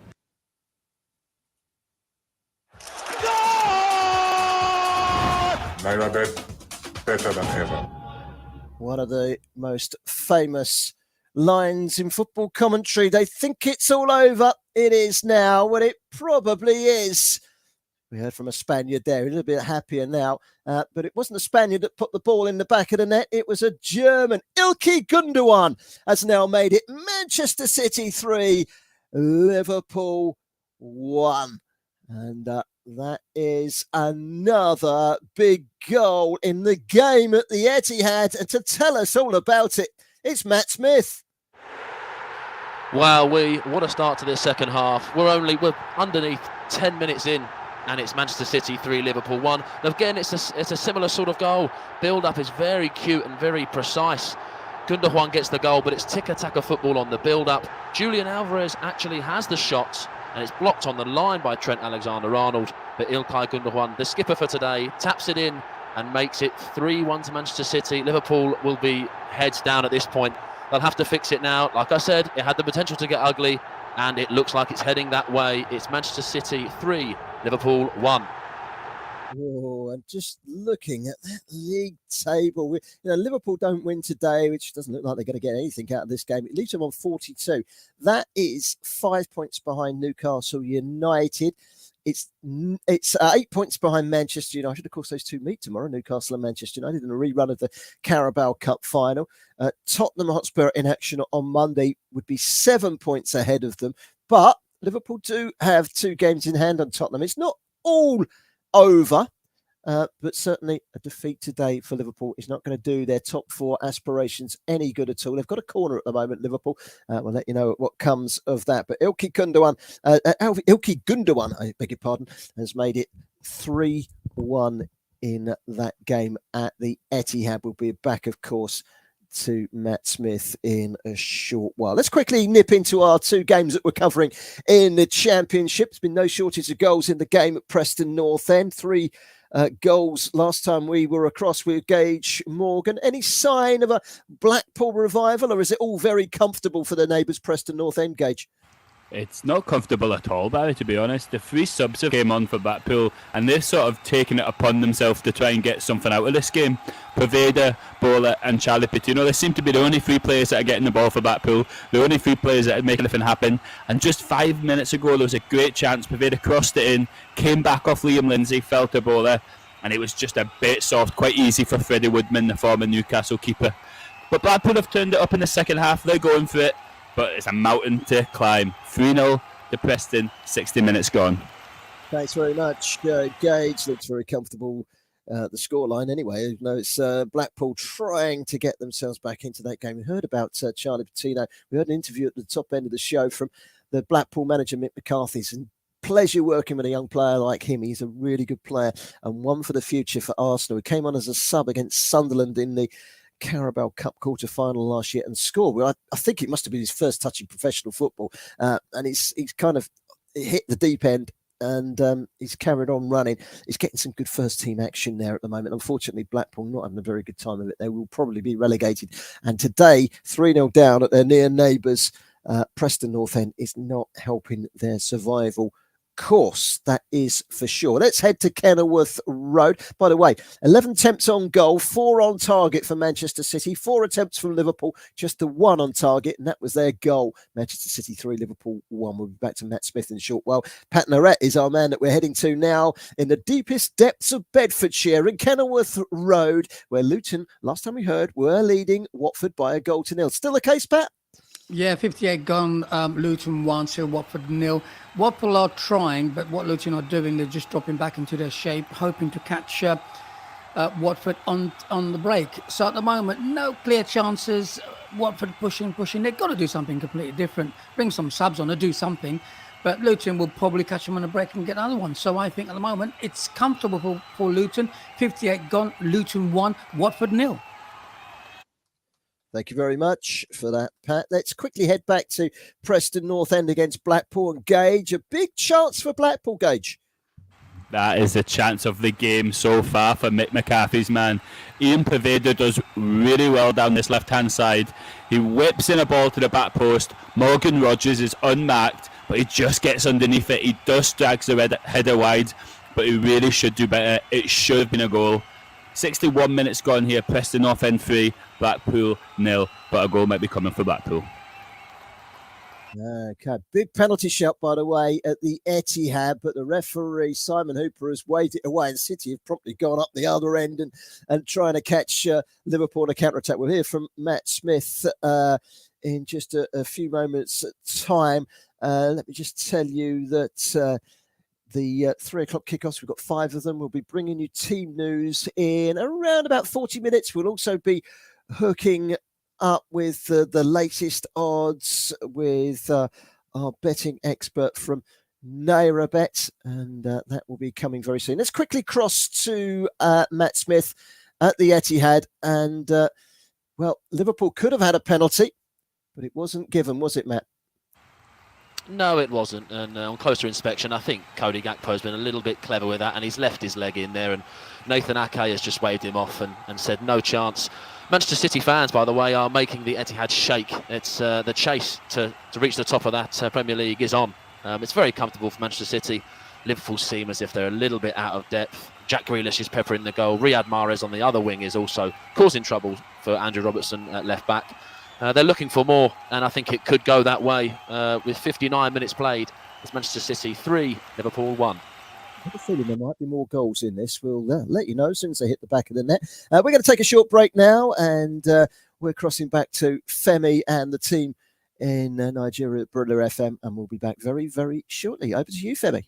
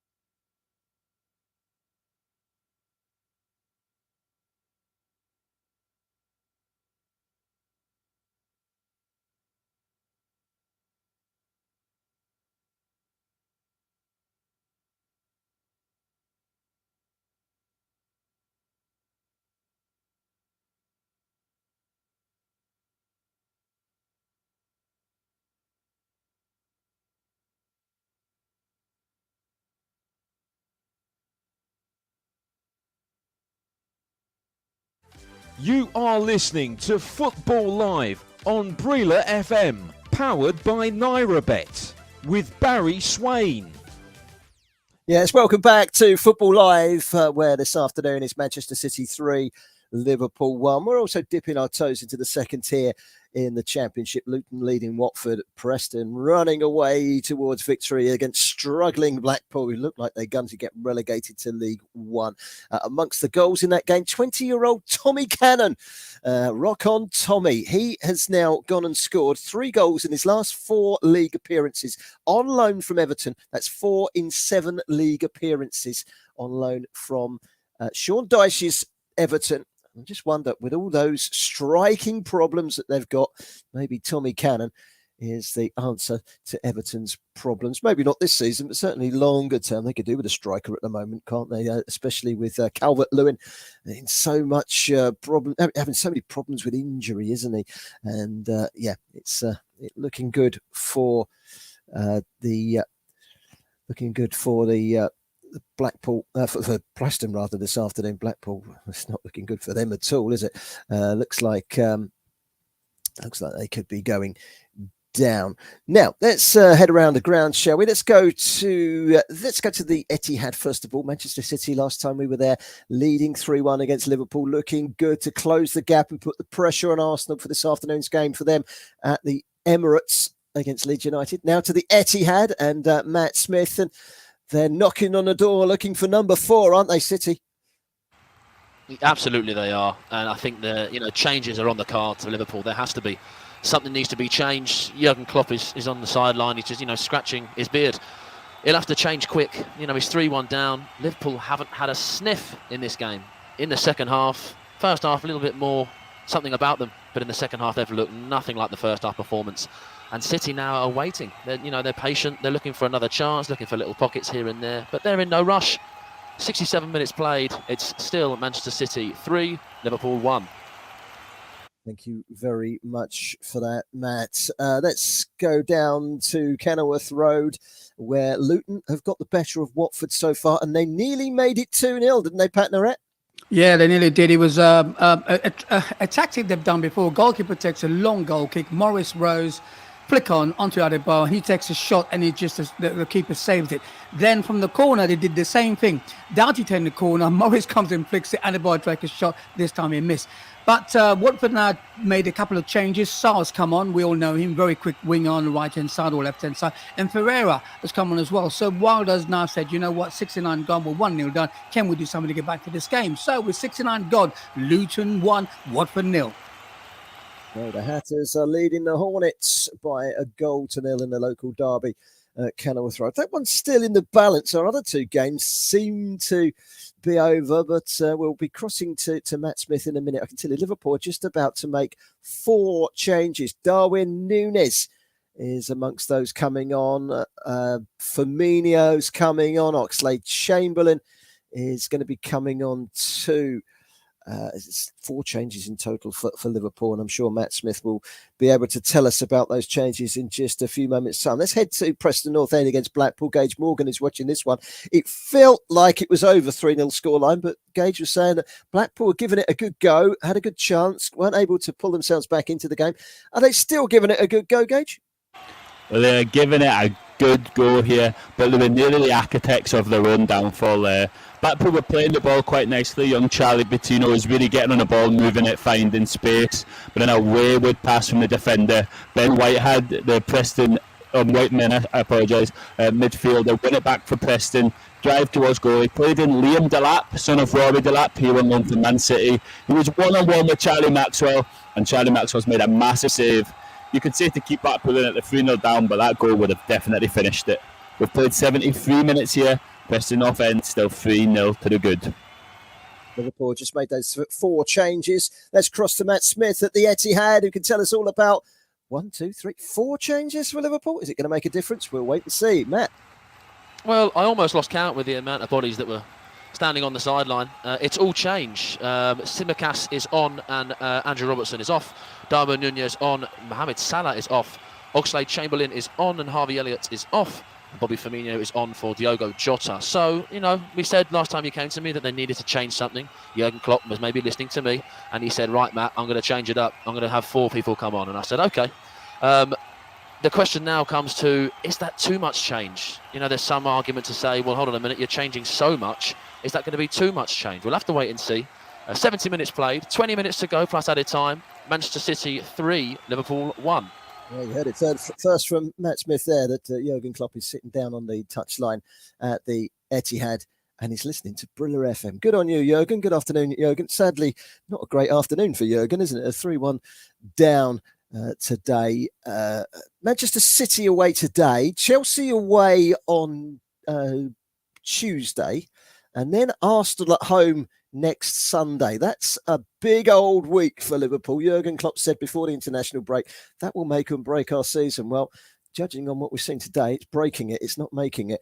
Those games against Chelsea and Arsenal are pretty big as they continue to pepper the ball into that Liverpool penalty area at the moment. Manchester City. City, by the way, Bayern Munich at home on Tuesday in the Champions League quarter-final first leg. What a game that will be. Then they host Leicester next week, go off to Munich for the second leg. Then they're off to Wembley where they'll take on Sheffield United on April the 26th. This is a big month, by the way, for Manchester City. April the 26th at home to Arsenal. The title showdown may well be. We are well into the 3 games that we're featuring in the second half. I mean, at Liverpool 3-1 down at Manchester City. They've got a little under 18 minutes to go in that game. Let's cross to Patrick Navarrete. Similar time distance between now and the final whistle at Kenilworth Road. And Watford, Pat, have made more substitutions. Yeah, this is the third one with 18 to go, like you said. I saw Molombas come on, and it looks to me, looking at this, he's changed his shape now, which he's never done before, Chris Wilder. He's gone to 4-2-3-1. So whether that's going to do something with Sarr coming on the right-hand side and Pirlo in the middle, and Asamoah Mulumba, I'm not quite sure where he's going to play, but they've gone 4 at the back, trying to push it for the last, with 18 minutes gone, to see if they can get back to the game. So 73 gone. It's still Luton 1, Watford 0. Thank you very much, Pat. Let's catch up, shall we, with some of the latest odds in the games this afternoon. The games we're playing now, the games playing later. And our man that looks after all the odds with NairaBet, of course, is our very own John Kane. And, of course, you are listening to Football Live. The latest big match odds with NairaBet. Yes, the latest from NairaBet's website. And, of course, as you just heard, Manchester City are leading Liverpool by 3-1. Betting has been suspended because there has been a goal for Manchester City. So let's just go back to Barry's way quickly to announce the goal, and we'll come back for betting because betting is suspended, Barry. It is indeed. And do you know why? NairaBet, better than ever. At half-time and during the first half, our reporter Matt Smith said the best player on the park was Jack Grealish, and he's got a goal to go with that performance. He has just got better and better since the World Cup, hasn't he, Jack Grealish? He's come in, he's stepped up to the plate, he's answered his critics, and Liverpool are being wiped to one side by Manchester City. 7 goals they got against Leipzig.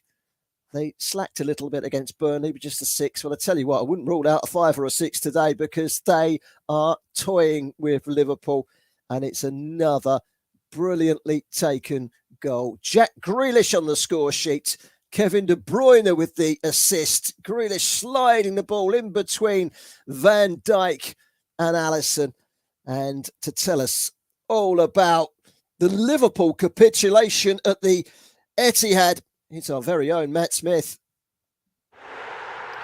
Yes, it's a fantastic built-up goal again. They're the best at this, aren't they, Manchester City? I was just saying to myself there that Pep Guardiola seems to be encouraging the moves that his City players are having. He's encouraging them to go down the Liverpool right-back side because Trent Alexander-Arnold's having a torrid time against Jack Grealish. Defensively, the right-back looks a little lost, and oh dear indeed. Jack Grealish deserves his goal, like he said. Liverpool are crumbling here. Jack Grealish started the move. He played it a through ball to Kevin De Bruyne. Kevin De Bruyne cuts it back and Jack Grealish slots it away. It's Manchester City 4, Liverpool 1. And Matt, you know, you're looking at this City performance, and they're doing the Poznan at the moment, where they've got their backs jumping up and down, linking arms with the person next door to them, turning their back on the action. They always do that. They copied it off of Lech Poznan, who, of course, do it Poland and set the trend off. They're enjoying themselves, those City fans, but you know, they're looking imperious at the moment. I just mentioned 7, then a 6. Now today, so far 4. You've got to say, Arsenal must be looking at this thinking, wow, we just got to keep going. But they must be looking over their shoulder very ominously, because City are imperious at the moment, aren't they? They are indeed. I think this is one of the more dominant displays that you've seen in the Premier League from them anyway so far. It's, you know, they're dominating the first half. Maybe didn't, like I said, went into the half 1-1. Would have probably wanted a little bit more from that. But I think the half-time team talk from Pep Guardiola must have been something. Those 4 changes that Klopp put up doesn't seem to have done much at all. If anything, it's made it worse. And we said, you know, we touched on that. Is there too much change, you know, in terms of the stability of the team, in terms of the chemistry? It's gone the other way. And Manchester City are 4-1 up here, and it looks like it could be game over unless some sort of miracle happens. It's Manchester City 4, Liverpool 1. Painful afternoon for Liverpool at the Etihad. Now, let's cross to Preston North End, where Gage Morgan can tell us about one of the weirdest injuries we've ever had to report on Football Live. Tell us all about it, Gage Morgan. In my young Football Live career, I've covered a lot of games, Real Madrid, with high-flying Brighton, but this game has had it all. And just to top it off, Thomas Cannon was through on goal, the linesman flagged for offside. Thomas Cannon's turned to argue with the ref and pulled his hamstring. He's coming off. It looks like Woodburn's coming on for him, and that just goes to show you the ref's decision's final. Don't even think about arguing. It's 3-0 to Preston still, 80 minutes gone. You can push the referee over and you might get a 10-match ban. Turn around too quickly and argue with him, you could get a 10-match injury sideline as a result of it. So poor old Tommy Cannon, the 20-year-old, was bigging him up for maybe big things at Everton, the way he's been banging in the goals, but he might just have to put his feet up for a few weeks and let that hamstring settle itself down. But it's been another good afternoon for him, another goal, but a hamstring injury might just slow up the goal rate for Tommy Cannon. His Preston side 3-0 up in that game this afternoon against their near neighbours, struggling Blackpool. We were with John Kane just a few minutes ago for the latest betting odds, but he quickly turned the ball back to me because there was that goal at the Etihad. Let's see if we can go back to John now for some of the latest betting odds right here on Football Live. The latest big match odds with NairaBet. Yes, latest bets from NairaBet. Of course, we have to go back to Barry for that 4th goal from Manchester City. It's 4-1 at the moment against Liverpool with 12 minutes to go. Well, the only bets are available for that page on NairaBet, subject to change, of course, is the draw. If you think Liverpool can come in and get a draw, it's 29.0. And if you think Liverpool can have a big comeback, and that'll be one of the best comebacks of all time, it's 101. If you talk about goals, at the moment we've got 5 goals in the game. So if you think there's going to be another goal in this game, so it's over 5.5 goals, it's 2.25. Or if you think it's just going to stay as it is, it's 1.67. However, if you think it's going to be more than 6 goals, it's 7.0. And if you think it's more than 7.5, that's 17.0. So it's not a bad odds when it comes to that sort of games. Let's just quickly check in on some of the other games. At the moment, Cremonese and Atalanta are playing in the 11th minute, still 0-0. Cremonese are 6.0, a draw is 4.0, and Atalanta away are 1.62. And of course, the last but not least is the English games that we actually keeping an eye on, which somehow it always seems to disappear from my screen. So I'm just gonna have to see where to find that. In fact, it is suspended for Preston as we expected with 7 minutes to go. However, if you fancy a draw for between the two teams, still Preston 3, Blackpool 0 is 26.0, and if you think Blackpool gonna win is 101. And finally, Luton are only leading by a goal to nil with 10 minutes to go, as you heard from Patrick Noiret. Luton are 1.12. The draw is 7.5, and if you think Watford can score 2 goals and win the game in the last 10 minutes, is 41.0. And as I mentioned, all prices are subject to change. Thank you very much, John. Speak about that game in La Liga. It's 10 minutes into the second half. Girona are leading Espanyol by a goal to nil. I did mention earlier, Espanyol has scored in each of their last 9 league games. They are only a point and a place above the relegation zone, and they've just taken the lead, Girona, in that match, courtesy of a goal from Arnold Martinez. Girona currently 12th in La Liga against struggling Espanyol. They're ahead at the Montilivi by 1 goal to nil. In the meantime, Jack Grealish has just hit a volley which has been blocked by the goalkeeper, but City are toying with Liverpool at the moment, and John just mentioned the odds of another goal being scored. I have to say, I very much doubt it's going to be scored by Liverpool at the moment. There's only one team in it, and Manchester City are really playing around with Liverpool at the moment. Let's head back to deep down, shall we? And let's catch up with Gage Morgan. We heard about the weirdest of injuries to Tommy Cannon, and I think we've both written him off and said, right, he's off for a spell on the sidelines with a hamstring injury, but he seems to have made a miraculous recovery. Yeah, it's April Fool's Day, so you sort of come to expect things like this. So for those who missed it, Tommy Cannon was offside, turns to the referee to argue. It looks like he'd torn or pulled his hamstring in some way. He goes down. Ben Woodburn gets sent to warm up for Preston, and on comes the medical team. So you think, as you rightly said, Barry, that's game over. 2 minutes later, Cannon's brushed him away, stood up, and ran about like nothing happened. I think he was just trying to spare his brother lushes, to be honest. It's still 3-0 to Preston. We've got 5 minutes to go here. Well, thanks, Gage. Listen, don't beat yourself up about that one. Whenever you do a hamstring, you kind of write people off. You know, I very rarely see, once someone's holding their hamstring, you just write them off. That's it, hamstring, get off. It's black and white. It's either he's okay or he's not okay. And in most cases, he's not okay. He goes off. But on this occasion, he defies the laws of physics. The 20-year-old Tommy Cannon, not just a goal machine, but superhuman as well, can recover immediately from a hamstring strain. Manchester City have a corner at the moment. Let's head back, shall we, to our man at the Etihad, Matt Smith. Tell us about some changes for both sides and just recap on what I've just said. Total City domination at the moment, isn't it? It really is. I don't know what's happened to Liverpool in this second half. They've absolutely crumbled under the constant Manchester City pressure that Pep Guardiola has put into this game. They're 19 points maybe for this reason. They can't beat the top 6 sort of sides. City are cruising. And as you say, there's one sub for each side. It's damage limitation for Jurgen Klopp. He's taken off Cody Gakpo and put on the stalwart that is James Milner. And Manchester City have made one change, I think more about fresh legs than anything. Rodri, a bit of an underrated centre midfielder. He got a bit of stick for his moaning in the international break, but he's off. And Bernardo Silva is on. Rodri really controlling the centre of midfield there. Jordan Henderson, his counterpart, had no chance in the centre of midfield. As I say, cruising, 83 minutes played. It's Manchester City 4, Liverpool 1. 84 on the clock, and Liverpool on their way to another defeat.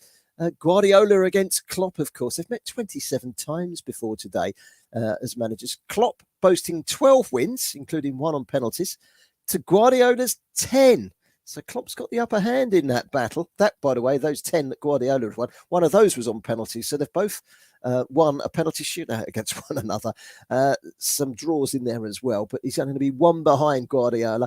Guardiola and Jurgen Klopp were both rival managers, of course, for 2 seasons back in 2013 to 2015 in Germany, meeting 8 times in all competitions, with Bayern Munich and Borussia Dortmund sharing 4 wins each, including 1 for Dortmund on penalties. That was the penalty win for Klopp.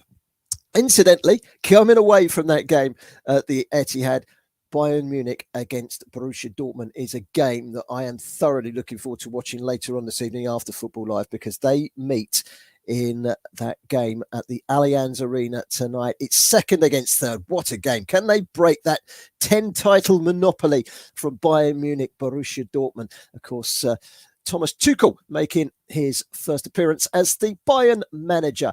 appointed during the international break. There has been a goal in the game between Preston and Blackpool, and well, you know what? They're going in, and they're going in thick and fast. And to tell us all about the goal at Preston North End, which way's it gone, Gage Morgan? Well, Blackpool have their goal. I think it's too little too late though, unfortunately. The substitute Josh Bowler on loan from Nottingham Forest, he's been really good since he came on. He got the ball, took it by the Preston centre-half, whipped it in, and Jerry Yates is there, Blackpool's top scorer, to tap home. Freddie Woodman nearly kept it out from point-blank range, but it just rolled in. Preston look fuming that they've given up that clean sheet. They have defended really well. 89 minutes gone here. Preston North End 3. Blackpool have one back. Thank you very much for that, Gage. And tell you, Manchester City are just about to make another change towards the end of that game at the Etihad. About 3 or 4 minutes to go in that one. Still 4-1 to City. We'll be back with Matt Smith in just a few moments' time. Every Saturday and Sunday afternoon, Football Live is on Brilla FM, bringing you all the exclusive team news. Everton, Super Eagle, Alex Iwobi, still out injured. The reaction of the players and, of course, the managers. Well, James Maddison's doing very well, so we're hoping that he can be involved in the squad at the weekend. The action as it unfolds throughout the afternoon. Pressure from Brighton just told in the end. They've been absolutely fantastic, responded brilliantly to going behind. And, of course, don't forget the goals.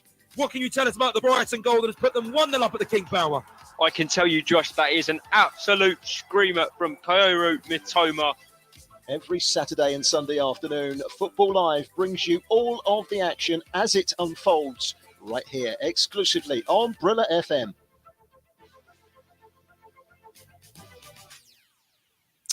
Let's head back to Kenilworth Road. We haven't been there for a while. It's been very quiet.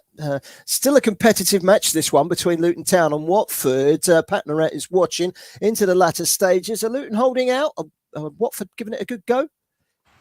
No, I think Luton are still pushing forward. They're still having more possession. Watford haven't come out. They made 4 subs. Aspirilla's come on. Hasn't changed much. I think making the subs just messed their team up, basically. Just before you came to me, Lockyer, the centre-back, near the halfway line, had a 40-yard, 40 metres run, I would say. Beat a lot of players. No one near him. 1-2 edge of the box with Campbell, took a shot, but they hit a defender. Apart from that, they just got nothing. Watford, he's made changes, trying to get back into it. I think it's too little, too late. So we've 88 gone now. Luton 1, Watford 0. And we'll head back to the Etihad, latter stages there. The points are in the bag surely now. Substitution for Manchester City, and they've brought on Cole Palmer, Matt Smith, and they've replaced the player of the match, the outstanding Jack Grealish. Yes, absolutely. I think they can afford to now bring on the youngsters and give a little bit of playing time to those players that aren't featured every single week.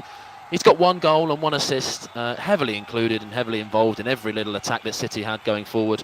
He is by far the best player in the City shirt today. Kevin De Bruyne has also contributed very well, both the chances, and I think he set up a goal as well.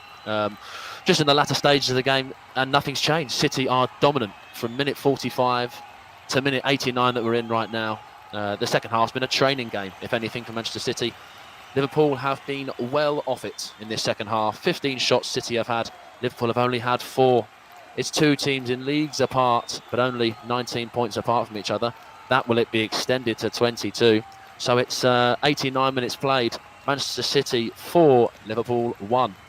Thanks very much, Matt. Liverpool have been poor this second half. Not as poor as Manchester United were against Liverpool a few weeks ago, but nonetheless, Jurgen Klopp will not be happy with the performance, particularly in the second half of his Liverpool team. 1-1 at half-time. City were the better side in the first half, and they've roller coastered their way to what looks like a victory. They're just about to move into added time.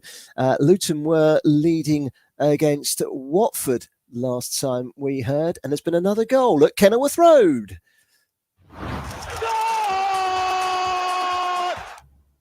It's hear all about that goal, shall we, in the game between Luton and Watford. And it looks like they've sewn up all 3 points, taking revenge for the 4-0 defeat at Vicarage Road back in October. Pat Norette, Luton Town are just about to pick up another 3 points. Yeah, they are going to pick up another 3 point, it looks like. Goal, basically. It's come from a corner. And a corner come in, and then it's just shot in the box. I'm trying to see who it is, but it's a bit blurry. But at the moment, it's 91 in the 91st minute. Luton 2, Watford 0. The points go to Luton. Thank you very much, Pat Norette. He's still trying to work out who the goal scorers. I can tell you, it's Alan Campbell that's got the goal, and Luton lead by 2 goals to 0. They're going to pick up 3 more points. They're in great form, aren't they, the Hatters? They've been brilliant. They've now won 11 of their last 17, and in the Championship, that's pretty good going. 1 loss in 13, unbeaten in 7. They really are going strong. And look at their results. Morris, who's their top scorer, scored 3 successive matches in a row. At home to Swansea, away to Sheffield United, they're in the top 2. At home to informed Bristol City. They won all 3 of those games 1-0. This is the first time in 5 that they scored more than 1 goal, but they haven't lost in any of those games. They are tight at the back. They're good going forward. They could be a bet for the Premier League next season. That will be a culture shock for the Premier League, Kenilworth Road, let me tell you. But they're looking good for it. The final whistle has gone in our featured game at Deepdale. And let's hear about how it all unravelled and how Preston North End took all 3 points with Gage Morgan. Yeah, it finished Preston 3, Blackpool 1. Really, really high quality game. Preston looked lethargic in the opening exchanges, but 12 minutes in, former Blackpool man Brad Potts scored what may be one of the goals of the season. He was out on the right, had no right even shooting, never mind scoring. He made it 1-0. Ben Whiteman as well, my man of the match for that game. He scored a sensational free kick just 12 minutes later. And then young Tommy Cannon, he's the man of the moment in any ways today with that injury, but he added a third, a sensational, delicate finish into the far post. And Jerry Yates, Blackpool's top scorer this season, got a consolation goal with just a minute to go. That's Blackpool's 7th away loss in a row, and that's just 2 wins in 22 games for the Tangerines. Preston, they continue. That's 1 loss in the last 9. They're sitting in 12th. They'll go up depending on other results today. But full time here at Deepdale, Preston 3, Blackpool 1. Jerry Yates' 13th goal of the season. It was too little too late. And I think that whilst Preston North End are sitting comfortably in mid-table, a lot of 0-0 draws this season, they'll feel that they are building momentum and maybe challenging towards a playoff place next season. But for Blackpool, it's starting to look ominous. It's starting to look like League One football in the 3rd tier is coming their way next season. Now, let's go to Matt Smith. The final whistle has gone. Manchester City against Liverpool. One-way traffic, one-sided affair. Jack Grealish the star. City the winners by 4-1, Matt. Oh, yeah, I think you summarised it perfectly, Barry. I think the first half was very, very, cagey, back and forth between City and Liverpool, but City in the second half absolutely turned Liverpool over. In 17 minutes, Salah put Liverpool ahead against the run of play. City were dominant, but Liverpool got the first goal, and just 10 minutes later, Julian Alvarez finished off a very good cross from Jack Grealish, who was my player of the match today. Absolutely fantastic from minute 1 to minute 90 from Jack Grealish. In the second half, it only took about 30 seconds. It was a lightning start to the second half. Liverpool were caught napping, and Riyad Mahrez found himself with Kevin De Bruyne in acres of space in the box, and he made it Manchester City 2, Liverpool 1. And just 9 minutes after that, Ilkay Gundogan scored a little tap-in and made things extremely bad for Liverpool, made things worse, made it 3-1 to City. And on the 74th minute mark, Jack Grealish got his goal. He started the move, he played a nice through ball to Kevin De Bruyne, who drifted wide, and he squared it back to the Englishman Jack Grealish, and he made it 4-1. The second half display for Liverpool was an absolute shambles, may I say. Manchester City, towards the end there, looked like they were walking around the pitch. It was far too easy in that second half, and that's a loss to Bournemouth, that's a loss to Real Madrid, and a loss to Manchester City. Times not looking so good for Jurgen Klopp and his Liverpool men. Thank you very much, Matt. Some brilliant reporting from Matt this afternoon and from Gage. And, well, our old-timer Pat has been watching the game at Kenilworth Road. Are the Hatters dancing on the streets of Luton tonight? It sounds like it. Pat Noet, the final whistle has gone. Yeah, I think Mick Harford must have, because he was in the stand, so he loved it as well. I think the first half, as I said, they all come out of the blocks, but nothing really between the two teams until the 20th minute. It was a corner, and Honshaw was in the box and then scored a really good goal. The second half, I would say, same. Four changes made by Watford, but couldn't really dent Luton at all. On the 90th minute, a goal came from Campbell with an assist from, not quite sure what it was, but anyway, goal came from Campbell.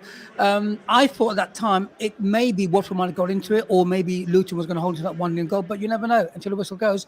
So on the 90th minute, got that goal. So it finished with Luton 2, Watford 0.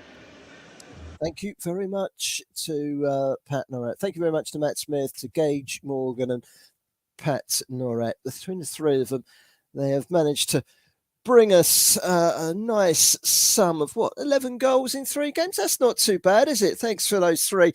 We'll be hoping for the similar amount of drama to come in the second half of the show in a short while.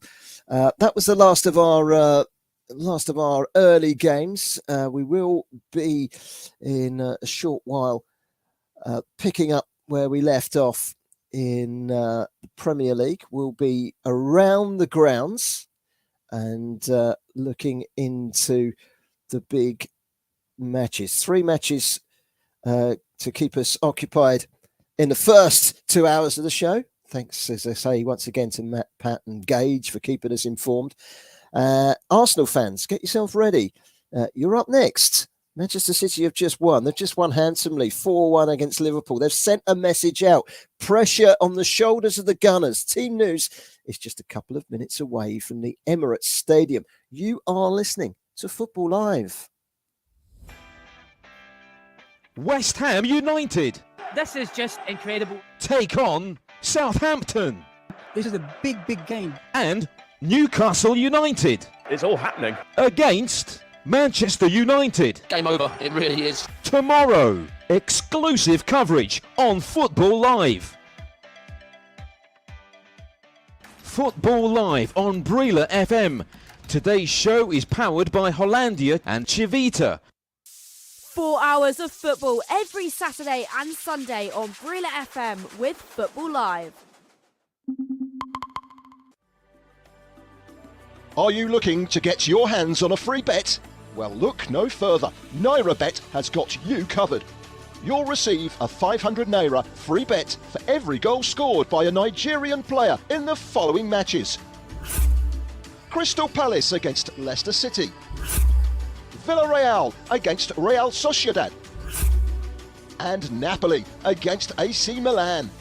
Just simply add these matches to your bet slip with a minimum stake of 500 Naira for your chance to receive a 500 Naira free bet every time a Nigerian player scores on these selected matches. Head over to www.nairabet.com/bonus for more.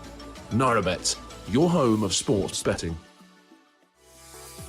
You are listening to Football Live on Brila FM 88.9 and 101.1 FM, powered by NairaBet. Have your say on today's action and interact with Brila FM on Twitter at Brila FM 889, on Facebook at 889 Brila FM, and on Instagram Brila FM 889.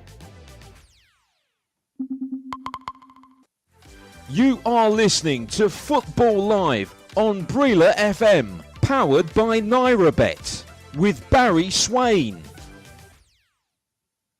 Yes, welcome back. And of course, you are listening to Football Live. Second half of the show kicking off right now as we run down the games as they begin to build up towards those kickoffs, 2 hours down, 2.5 hours to go. Let's turn our attentions to the 3 o'clock matches in the Premier League.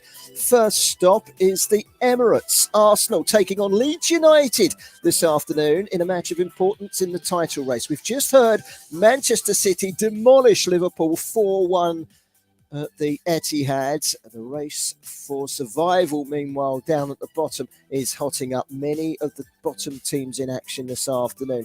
This week, Mikel Arteta was full of praise for the outstanding Bukayo Saka. First of all, I think you have to recognize, obviously, what he's been doing. I think the consistency that he's shown at his age and at this level is something rare to see, you know. And if you ask me if he has room for improvement, I would say yes, a lot. And he knows that he can still do a lot of things better and more efficiently. But we are really pleased to have him, obviously. Well, that was the Arsenal manager, Mikel Arteta. Now, with team news from the Emirates for Football Live, it's Jackson Cole. Well, hi Barry, hi everyone. Well, there were very nice words by Mikel Arteta on Bukayo Saka, but the one change he's made from his starting 11 is putting Bukayo Saka on the bench, despite his stunning form this season and heroics for England during the international break. But coming in for Saka is Gabriel Jesus, who makes his first start for Arsenal since November, having been nursing a knee injury since the World Cup. The full Arsenal team is Aaron Ramsdale in goal, Ben White, Rob Holding, who again steps in for the injured William Saliba, Gabriel Alexander Zinchenko. Then you have Thomas Partey, who shakes off his injury troubles from the international break, Granit Xhaka, Martin Odegaard, Leandro Trossard, Gabriel Martinelli, and Jesus. Now, Leeds, they claimed a 4-2 win at Wolves last time out in what could be a crucial win in their survival bid, but Javi Gracia has made 4 changes from that side. In come Rasmus Christensen, Pascal Struijk, Crescencio Somerville and Luis Sinisterra. Weston McKennie, Wilfred Gnonto and Patrick Bamford drop to the bench while Max Wober is injured. City's win over Liverpool has put the ball back in Arsenal's court, but how will they respond? We'll find out pretty shortly. It's Arsenal versus Leeds. Thank you very much for that, Jackson. Now, around the other side of London, Roy Hodgson is back in charge of Crystal Palace. Crystal Palace, 12th in the Premier League. Do you know what? They've been 12th in the Premier League since January the 4th. What's the big panic all about? They are a relegation candidate now, of course. They're in the relegation scrap for sure. But 8 of Palace's remaining 10 matches are against teams in and amongst that relegation battle. Here is Roy Hodgson on the task he and Ray Lewington have taken back on board. I'm purely focusing on the now. I don't know what the Crystal Palace's plans are going forward. Knowing Steve and the owners as well as I do, I'm sure they've got ideas and got plans going forward. They've asked myself and Ray to do a very specific job, work with this group of players and try to make certain that at the end of the season we are still a Premiership team, and I like it that way. That was Roy Hodgson. Team news from Crystal Palace against Leicester City comes from Football Live's very own Richard Bond. Good afternoon and welcome to Selhurst Park. We have a massive relegation 6-pointer this afternoon between 12th place Crystal Palace and 17th place Leicester City. Usually the margins between bottom teams are much more spread come this stage of the campaign, but there's just 4 points separating the Eagles to bottom place Southampton. Roy Hodgson's first task is ending a 13-game winless run, and for his first match in charge back is 3 changes from the side that was convincingly beaten 4-1 by leaders Arsenal last time. Gaeta returns in goals after missing the last 2 games, hamstring injury, whilst regular centre-half Joachim Andersen's fit after sustaining a calf injury in the warm-up in the last match. Eze's preferred in midfield to club captain Luka Milojevic. Visitors Leicester also out of form with just a point in the last 5 games against Brentford. It stopped a lot of 4 straight defeats. It's no surprise that skipper James Maddison was the instigator with the Foxes winning just under 50% of the games he started. Ely's Brendan Rodgers' side out this time sees 2 changes. Wout Faes returns from suspension at the heart of defence, while Victor Christensen has overcome an ankle problem at fullback. Patson Daka preferred to Kelechi Iheanacho up front. Justin Bertrand long-term casualties, while Tielemans' ankle knock still keeps him out. Both sides will be desperate for the win in this one, so I'm expecting a really entertaining contest. Kickoff is around about 20 minutes away. It's Crystal Palace versus Leicester. Thank you very much, Richard. Just quickly telling you about a goal for Espanyol in the Spanish La Liga. Martin Braithwaite, the Danish international, with an equaliser just 3 minutes after Girona were reduced to 10 men in that game. Renier was sent off, and then the equaliser from Braithwaite. That means that Espanyol, despite being just one place and 1 point above the relegation zone, have now scored in each of their last 10 matches in La Liga. Back to the Premier League. And did you know, exactly 25 years ago, Brighton and Brentford were playing in the 4th tier of English football, then known as the 3rd division, now, of course, League 2. Next season, they could be playing together in Europe. Brentford, 1 loss in 15. Brighton, 1 loss in 9. I have to say, if I was picking a match to watch this afternoon, it would have to be this one. Brentford's Ivan Toney winning his first England cap last weekend, and here he is. Yeah, it feels so surreal.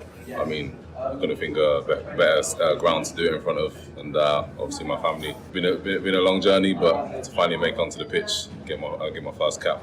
I mean, with a player like Harry Kane in front of you, it's always going to be tough. He's one of the best strikers in the world. But all I can keep doing is keep working hard, and when my chance comes, just take it with 2 hands, and I did that today, and thankfully that I got my cap, and it means a lot. It means a lot, believe me. So that was Ivan Toney talking about that first cap down on the south coast for Football Live with all the Amex team news. Here's Kendall Rowan. Good afternoon, Kendall. Good afternoon. Yes, a massive game here at the Amex today. Both teams fighting for European spots. Both teams on 42 points. So it's sure to be, or I hope it to be, a fantastic game this afternoon.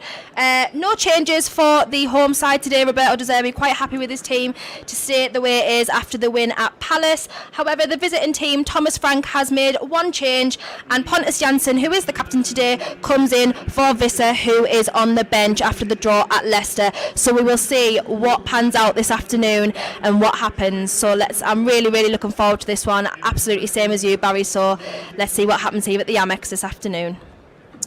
Excellent. Thank you very much for that, Kendall. We will, of course, be around the grounds at all our games in the Premier League this afternoon. It's exclusively Premier League from here on in the last 2 and a bit hours of the show. We'll be joining up with Ayo Alabi in around about 5 minutes' time to get some of the latest odds with our betting partners here at Football Live, Naira Bet. That comes up very shortly. Nottingham Forest and Wolverhampton Wanderers both lost at home ahead of the international break to drop back into the thick of a heavily populated relegation battle. Here is the Forest manager, Steve Cooper, and his assessment of today's opponents, Wolverhampton Wanderers. Really tough game. I think they're full of really good players. You see the investment that's gone into that team over the last few years. Yeah, a really tough Premier League challenge. Great context around it in terms of, like you said, 1 point between and league positions. And it's a game that we absolutely need to be ready for. But it's a game that we want. It's a situation that we want in terms of trying to have a positive impact ourselves in terms of getting the right result and right outcome from the game. So this will be different again, I'm sure, and hopefully we can have the right influence in the game to get what we want out of it. Watching this on his Football League debut, his Football Live debut, we are delighted to welcome on board James McKeague. Jamie, what's the City Ground team news this afternoon? Thank you very much, Barry. Delighted to be making my debut today. There's lots of changes for Forest versus Wolves. This is a massive game. Only 1 point separates them for 4 places in the league. And Steve Cooper has made 6 changes to his Nottingham Forest team. Toffolo and Will Williams both come in to replace Ori and Renalati at the back. It's a totally different midfield as well. Freuler, who captains the team today, also comes in alongside Danilo and Mangala, replacing Yates and Shelvey. And Ayew is also dropped up front, but Gibbs White and Brennan Johnson do keep their places. Julian Lopetegui has made a few changes as well for the Wolves team. Totti Gomez comes in to replace the suspended Johnny. Gomez drops out of the midfield, and Matthias Nunes, João Moutinho and Adama Traore also return to the Wolves lineup. This is a massive game. It is a relegation 6-pointer, and I'm delighted to be watching it. Thank you very much for that. Jamie McKeague, he'll be keeping us up to date from the City Ground. Big one, that, like Jamie just said. Now, last up in our build-up for the Premier League 3 o'clock kickoffs this afternoon, Bournemouth look to build on their home win against Liverpool in their last home match, although they have since lost heavily away at Aston Villa. It's at the Vitality Stadium where their form will probably determine if they stay up or if they go down this season. Fulham have had 13 days to calm down after those 3 red cards against Manchester United in the FA Cup at Old Trafford. Has Marco Silva calmed down? Let's find out as he talks Bournemouth. Will be a tough game to play, 100% sure. We are talking about a tough place to go always for any team in this competition. It's always tough. We know that they are in a position, they are fighting really to go out of that positions, and they have been achieved some good results last few games. They have been being really difficult team to beat against any team in this league last few games as well, and will be a tough one. We know that they lost the last game, like we did as well, and we want to show a reaction like they. Okay. Well, last time Marco Silva went to Bournemouth was in the Championship last season. A late equaliser for Bournemouth, deep into stoppage time with a penalty. Guess what? Marco Silva got sent off in that game, but he is on the touchline, I understand, this afternoon, bringing us all the team news for this one. Here's Matthew Key. Good afternoon, Barry. Good afternoon, Football Live listeners. And yes, you are right. Marco Silva, despite that red card, is on the touchline for Fulham today. 2 players not involved are, of course, Willian and Mitrovic, who were both sent off in that game. But those are the only 2 changes that Fulham make from that FA Cup defeat. In come Vinicius and Solomon in attack. As for Bournemouth, they're unchanged from the team that lost heavily against Aston Villa last time out. We feel it's a big opportunity for them to pick up some points at home today, with a couple of Fulham's key players not playing. So a key one at both ends of the table, with Fulham still got one eye on those European places. It's Bournemouth-Fulham here at the Vitality Stadium. Thank you very much for that, Matthew. So that's our 3 o'clock kickoffs all covered nice and early. We've got about 15 minutes to go to kick off. Let's quickly bring you up to date. A couple of early goals in the Bundesliga. Leipzig are playing this afternoon. They're on the fringes of European qualification. They are at home to Mainz today. It's 5th against 9th. Leipzig have lost 3 out of their last 4. They're not in good form. 6 unbeaten Mainz. So no surprise that Mainz have taken the lead inside the opening 10 minutes there. Marcus Ingvartsen, the Scandinavian striker, has given his side a lead. And I can tell you that isn't the only goal in the Bundesliga, because Wolfsburg were behind in the opening 2 minutes of their game against Augsburg. Maxi Arnold with a second-minute goal to give the visitors Augsburg the lead. And, well, Augsburg have lost their last 7 away games, conceding 22. Their last away win was in October at Schalke, but they are ahead at the Volkswagen Arena against a decent Wolfsburg side who are challenging for a European qualification this season in that league in Germany. I can bring you some news of a goal.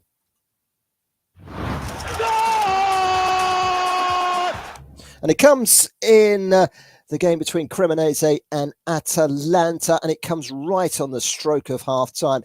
Atalanta have taken the lead away at the strugglers Cremonese. A goal from Martin de Roon just before half-time. It's Cremonese 0, Atalanta 1. Big goal out for Atalanta. And I can tell you, League 2, the 4th tier in England. A good game this sounds, actually. With 10 minutes to go, Andy Cook, the top scorer in League 2, has gone and scored again. They lead Bradford City 3-2 against Grimsby Town. Espanyol, last time we heard, 1-1 away in their game this afternoon in the Spanish La Liga at Girona. It was 1-1 against 10 men of Girona. I can tell you, Espanyol have just had Sergi Gomez sent off, and it's 10 aside, and it's 1-1. So they're level on goals and level on men left on the pitch in that game as well. So that brings you bang up to date.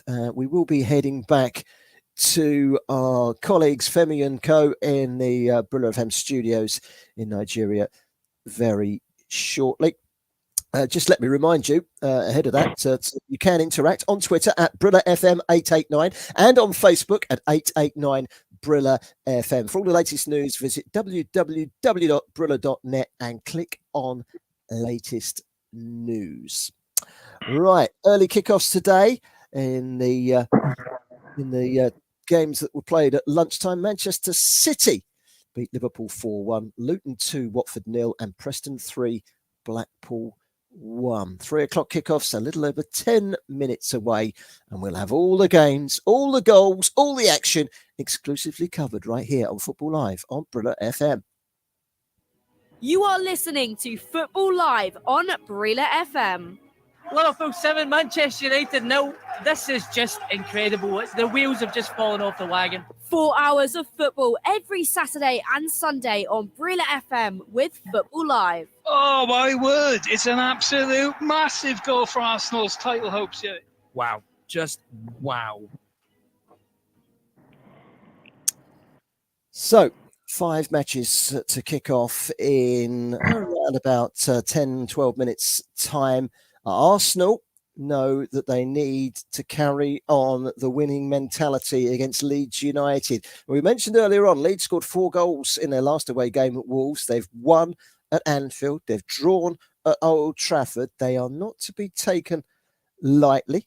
And that will be a really good game to keep our eye on. 5 games in total to keep our eye on. And now is probably as good a time as any to bring in Naira Bet's betting expert, Ayo Alabi. Ayo, good afternoon. How are you? Good afternoon. Good afternoon, everyone. I'm very well, thank you. How are you? We're very well. We're enjoying the football so far. Manchester City in great form, obviously, in the early game. And now the pressure is all on Arsenal, isn't it? Over to Arsenal now. You know, when you said City have done their best, and they've basically put the gauntlet to Arsenal to say, over to you guys, let's see what you've made of. Let's see if you've got...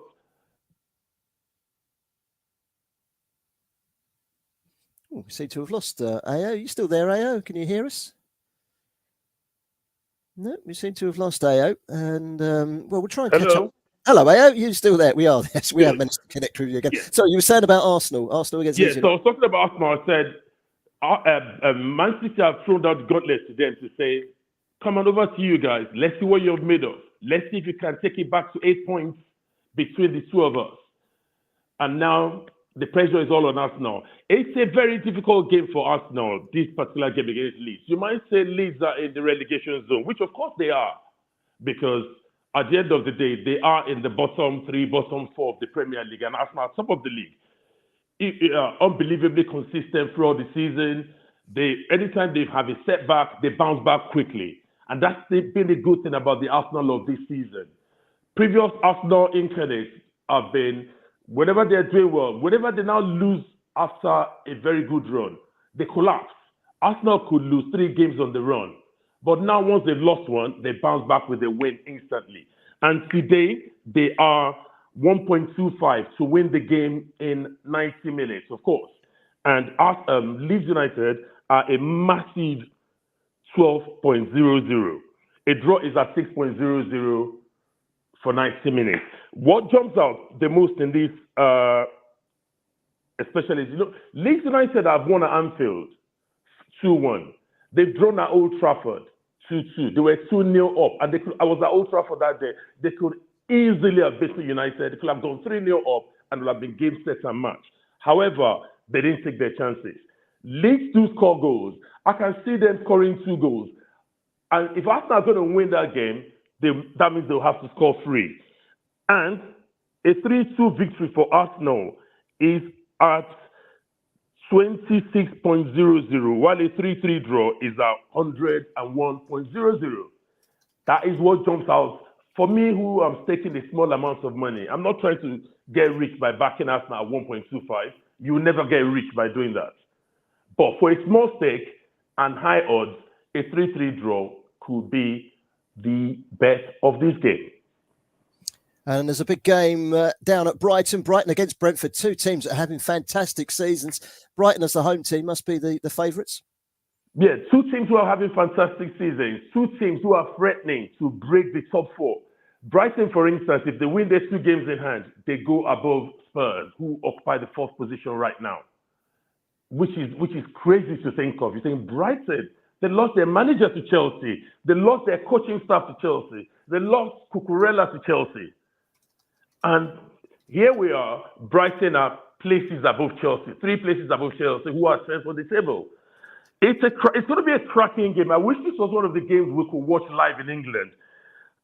Brighton are, let me give you the odds for Brighton, 1.62. They are home to beat Brentford. Brentford are so awkward to play against. They are very difficult. They played at the Emirates recently and played Arsenal off the park. Yes, they scored an offside goal, which the VAR didn't pick up, but they truly deserved their 1-1 draw at Anfield. They beat United 4-0. They beat Liverpool 3-1. They won away to Man City 2-1. I can see Brentford not letting Brighton have it all their way today. Brentford at 5.50 is a good bet, but a draw at 4.20, while Brighton at 1.62, there's no value in that for me. A draw is the value bet for me at 4.20 with Naira bet. Yeah, I did say earlier on in the show that they got the feeling there could be a few draws today in the Premier League. Our final game, just quickly before we hand back to our colleagues in Nigeria for our commercial break, we're covering Crystal Palace. Roy Hodgson returning as Crystal Palace boss for the second time. They're taking on Leicester City this afternoon. What are the odds on that one? This is a very difficult game as well. It's just similar to the Brighton and Brentford game with two teams trying to break the normal order. These are two teams, Crystal Palace and Leicester, who normally wouldn't be relegation zone, relegation danger. But this is a different season from normal seasons. Both these two teams, the threat of relegation seriously hangs above them. Crystal Palace at 2.38 to win the game. A draw is at 3.25 and Leicester at 3.20. You don't know what you get from Leicester these days sometimes. One moment they're playing very well. They beat Spurs by 4-1.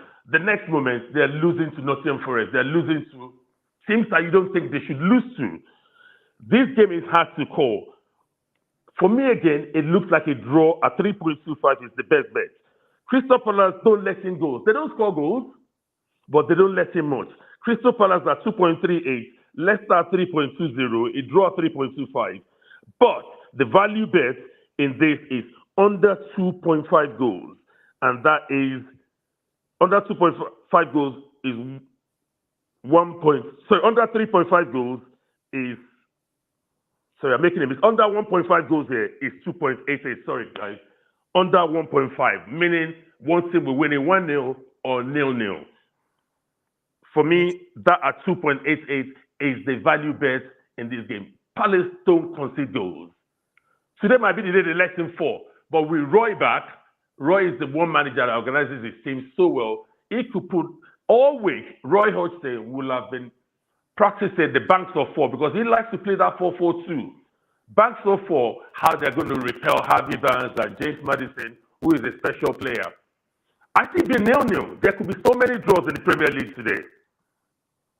Excellent. Thank you, Ao. Ao Alabi there, our betting expert from NairaBet. Thank you very much for your time. I think we both agree there could be some draws this afternoon. I know my little bet that I've put forward, I've gone for some of the games, 4 of the games, 4 of today's 5 games I've put down as a draw. We'll wait and see if that comes true. Now it's time to hand back to Femi and our team in Brilla FM studios for a quick break, and we'll be back in just a few moments' time. Over to you, Femi.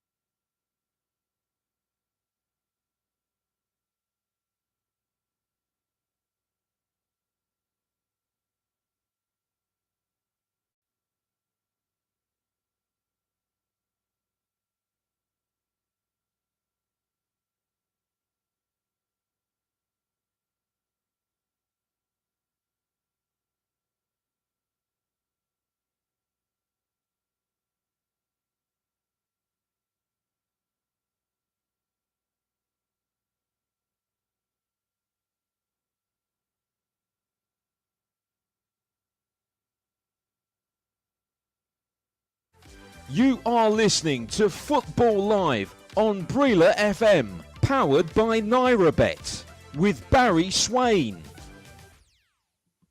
The game we've been keeping a close eye on in La Liga in Spain has, I think, just finished. In fact, it has. The final whistle has gone. What a game it's been as well. 0-0 at half-time. Now, I said to you at half-time, Espanyol have scored in each of their last 9 league games in Spain, despite the fact they're only a point and a place above the relegation places. Girona took the lead. They had a player sent off. Espanyol equalised, then had a player sent off. And the 88th minute from the penalty spot, the 36-year-old Uruguayan, former Middlesbrough player, Christian Stuani, stepped up and scored. Do you know what? Since he joined Girona in 2017 from Middlesbrough, he's had a goal ratio of much, much better than a goal every 2 games. 185 games, 108 goals. That's pretty good going, playing in between League Serie A, I should say, and Serie B, and that's sorry, not it's La Liga, La Liga, and the second division in Spain. It's quite some going that, and he's got another one today, and it was late heartache for Espanyol because every goal is important. Right, okay, it's a minute and a half past 3. Our games are getting underway. Let's cross to Jackson Cole first of all. Arsenal against Leeds. It's kicked off at the Emirates. And, well, when you kick off early in the lunchtime kickoff on a Saturday afternoon, Jackson, and like Manchester City have gone and laid down the gauntlet, not just picked up 3 points, another 4 goals. It's a statement. Pressure's all on Arsenal. How have they coped in the opening couple of minutes? Yes, Barry. Well, they've looked pretty bright so far. We are only about a minute into this game, and it is still 0-0 between Arsenal and Leeds. So not a huge amount to report in terms of match action. But there was quite a poignant moment pre-match where yesterday it was the 22nd anniversary of the passing of David Rocastle, who's known for his days at Arsenal. Also used to play for Leeds, and the mascots for both Arsenal and Leeds held up a replica shirt with Rocastle 15 on the back. So that was a very nice moment pre-match. But yeah, so far not a huge amount to report on in terms of the actual play on the pitch, and it is still Arsenal 0, Leeds 0. Thank you very much for that, Jackson. And yeah, you did mention David Rocastle there. I can't believe 22 years ago. He was a good player and died at the age of just 33 years of age. It's no age at all, and what a career he had. 200 plus appearances for Arsenal before moving on to Leeds, Manchester City. Played for Chelsea as well at the back end of his career. 29 games without scoring, also 14 caps for England, but certainly a legend during his days with Arsenal. So fondly remembered, and of course 22 years ago yesterday, and his 2 old clubs coming face to face with one another. Let's go round the ground, shall we, in the Premier League. We've got a busy afternoon, 5 matches. Let me just tell you quickly about a couple of goals, first of all, before we go off to the next game. Wolfsburg 0, Augsburg 2. Mentioned that Augsburg haven't picked up a single point in the last 7 away games in the Bundesliga, but a 2-0 up away at Wolfsburg this afternoon. Mergim Barisha with the second goal after 32 minutes. And in the Welsh derby, it's Cardiff City 0, Swansea 1. A goal for Joel Peru after just 3 minutes in that game. So that's where we're at so far. Let's head off to Richard Bond, who's watching Crystal Palace this afternoon. Roy Hodgson's back in charge, playing Leicester City this afternoon, Richard, and an early chance for Crystal Palace. Yes, well, Palace are straight out of the traps here. It's Crystal Palace 0, Leicester City 0 so far. A couple of minutes gone, but they are looking a completely different team today. They don't look like the side that have just scored 22 goals all season. But it's that man Zaha who's had the chance. There's a lovely little ball worked out down to the right-hand side. There was a cross in from Edouard. He pulled it across. Zaha flashed a shot across the goal. Early, nice little sign for Roy Hodgson. He'll be happy with the start that he's had there. Crystal Palace 0, Leicester 0, a few minutes in. Thank you very much, Richard. Well, do you know what?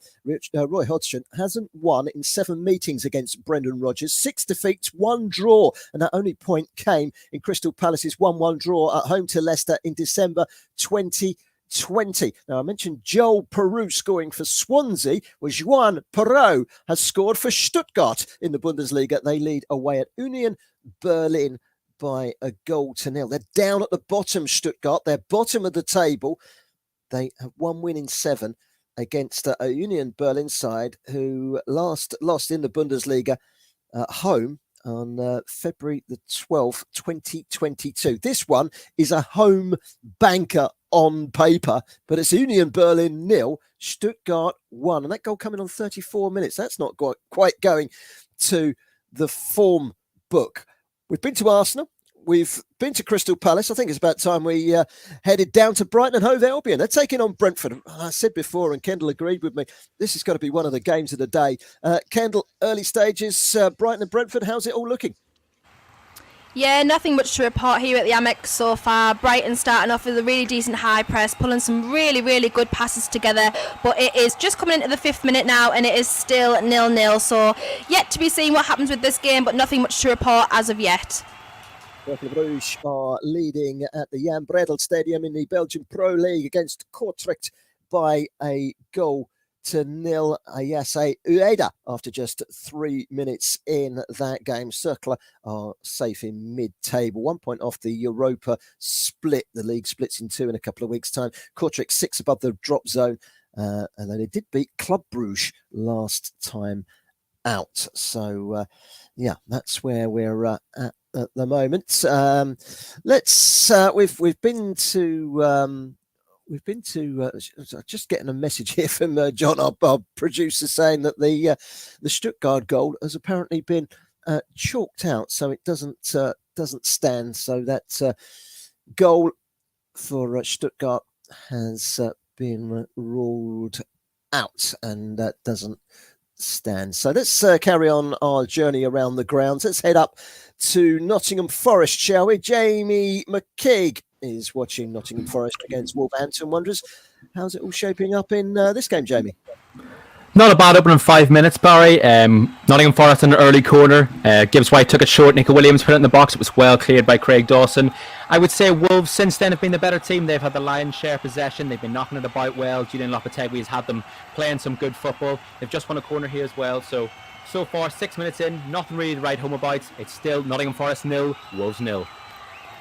Yes, thank you very much. Devante Cole has just got his 12th goal of the season. Barnsley 1, Morecambe 0. They're still on course for a playoff place and maybe a return immediately to the Championship in England. Bradford 3, Grimsby 2 as a result in the early kickoff. Big game at the bottom in the Championship. Wigan Athletic 1, Queen's Park Rangers 0. A penalty from Max Power, the former Sunderland player, has given the home side the lead. Their big match, that one. QPR could get dragged right back into that relegation scrap down at the bottom of the table.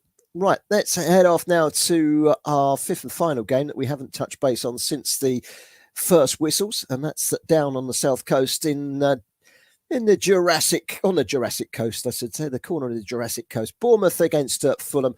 Matthew Key, any major incidents in the early stages? No, nothing to report as of yet, Barry. Nothing of major incident. Fulham knocked the ball around really well in these opening 6 minutes. Looked really comfortable on the ball, looking to get control of the game. And you say they certainly have that at the minute about making any real chance. Solomon, the only shot of the game so far, cutting on his right foot as he likes to do, but it was blocked.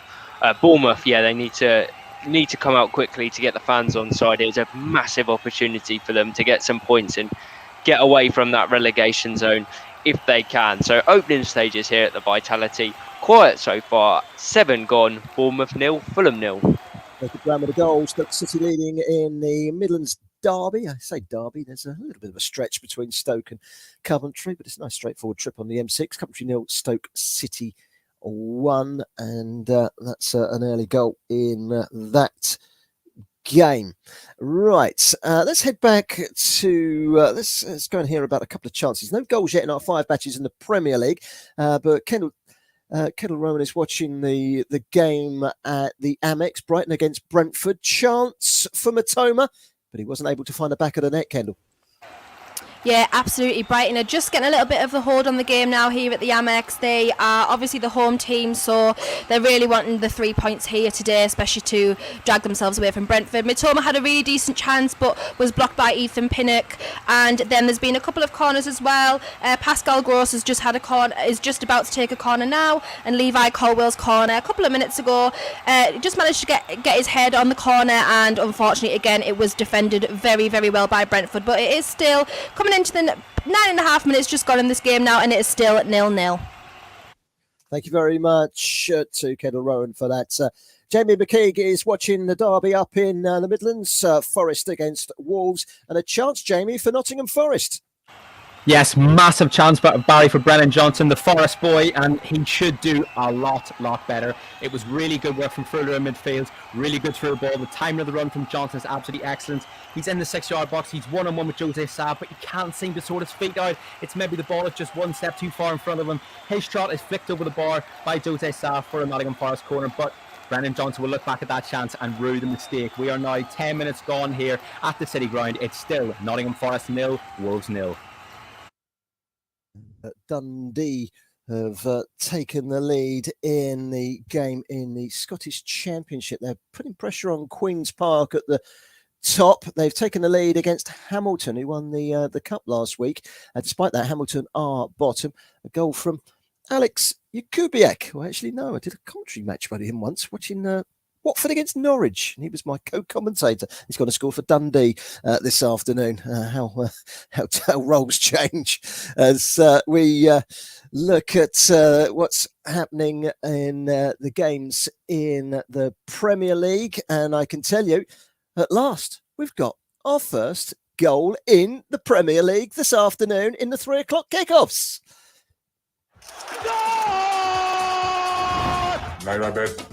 Better than ever. Brentford have taken the lead away at Brighton and Hove Albion.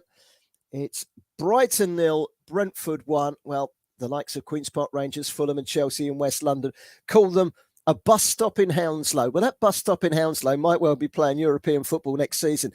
Fulham might not. QPR certainly won't. And Chelsea may well be having to make do without it. Pontus Jansson with the goal. Let's hear all about it by crossing over to our reporter at the Amex, Kendall Rowan. Absolutely fantastic goal from Brentford on basically their first press of the game. It came from a throw-in from Jensen, and Pontus Jansson, who has just come in today, who is just the substitute, and he is the captain, with an absolutely fantastic header to head it past Steele, and it was really absolutely brilliant goal from Brentford. So it is now 0 Brighton, 1 Brentford.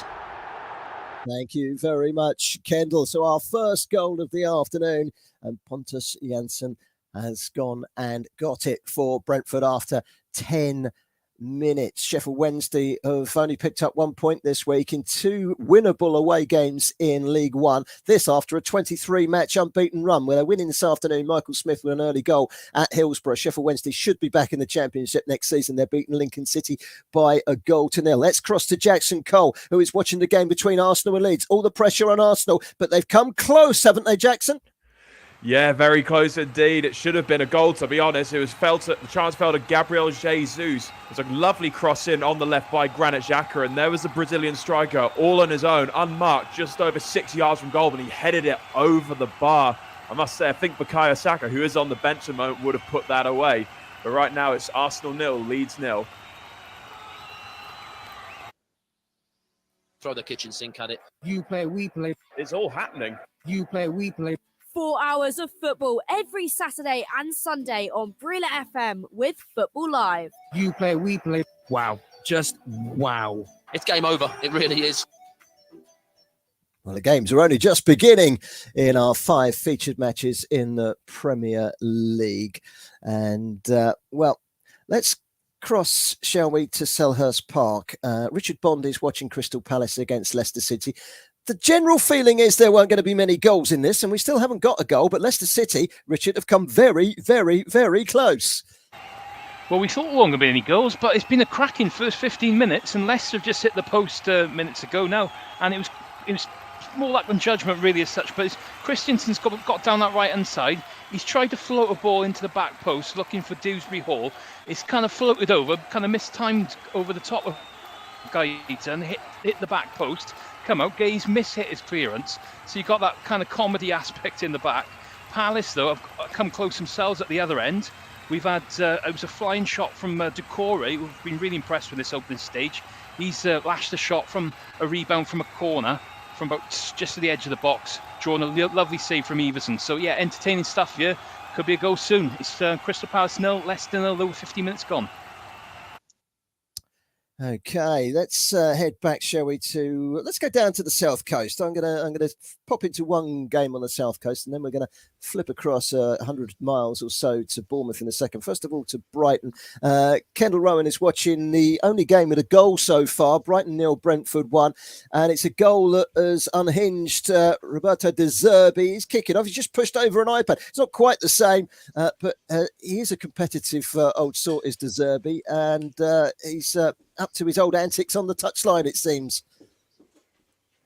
Yeah, absolutely. He is going mad here on the sideline. He's just pushed over the coach's iPad. The coach has just looked at him as if to say, I really don't know what you're doing, but he's a very, very animated character on the side. Brentford just getting a hold on this game now. It was all initially Brighton in the opening minutes, but Brentford have had some decent chances, an indirect free kick in the box from a goalkeeper foul as well, but it was saved from the defenders, and we're just coming into now the 15th minute, so we will see what happens here and if there's any more drama on the touchline, but it is currently 1-0 to Brentford. Drama on the touchline. Marco Silva knows all about drama on the touchline. Threw all his toys out of the pram a couple of weeks ago at Old Trafford, but he's chancing a jig this afternoon.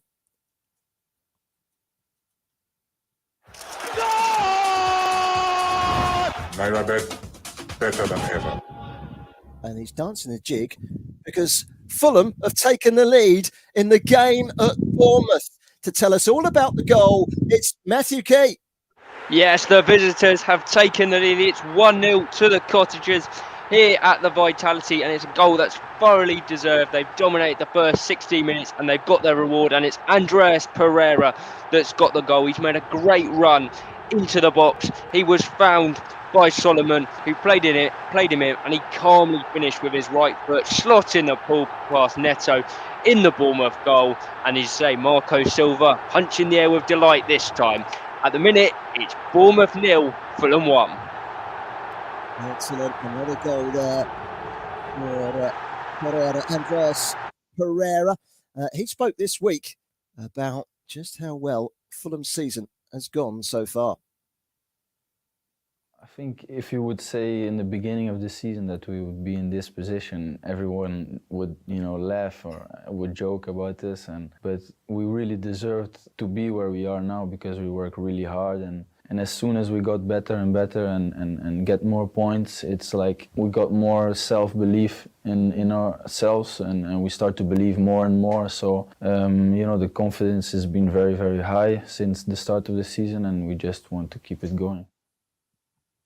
So there you've just heard from a man that's just found the back of the net for Fulham. Fulham leading at Bournemouth by 1-0, and that was Andreas Pereira. And they're down in ninth place. Maybe European football qualification is perhaps a step too far for them. And if they'd have kept their heads, they might well have been in the FA Cup semi-final. But Andreas Pereira has given Fulham the early lead in that game against Bournemouth. Still a long way to go, of course, in our Premier League games. And where there have been goals, Fulham are leading by 1-0. And so too in the Premier League are Brentford. So it's certainly belonging to West London at the moment, isn't it? Both goals scored by the West Londoners. We haven't heard from Jackson Cole for a little while. Arsenal chasing down 3 points against Leeds United, who could do with something from this game themselves to ease their relegation concerns. Arsenal against Leeds at the Emirates. And how's it all going so far? Coming up to 20 minutes gone, Jackson. Any sign of an Arsenal breakthrough? Well, not since you last came to me, but the match has sort of, I'd say it's settled down. Arsenal very much dominating possession. Leeds are quite content to sit in their own half and soak up all this pressure and try and play on the counter-attack.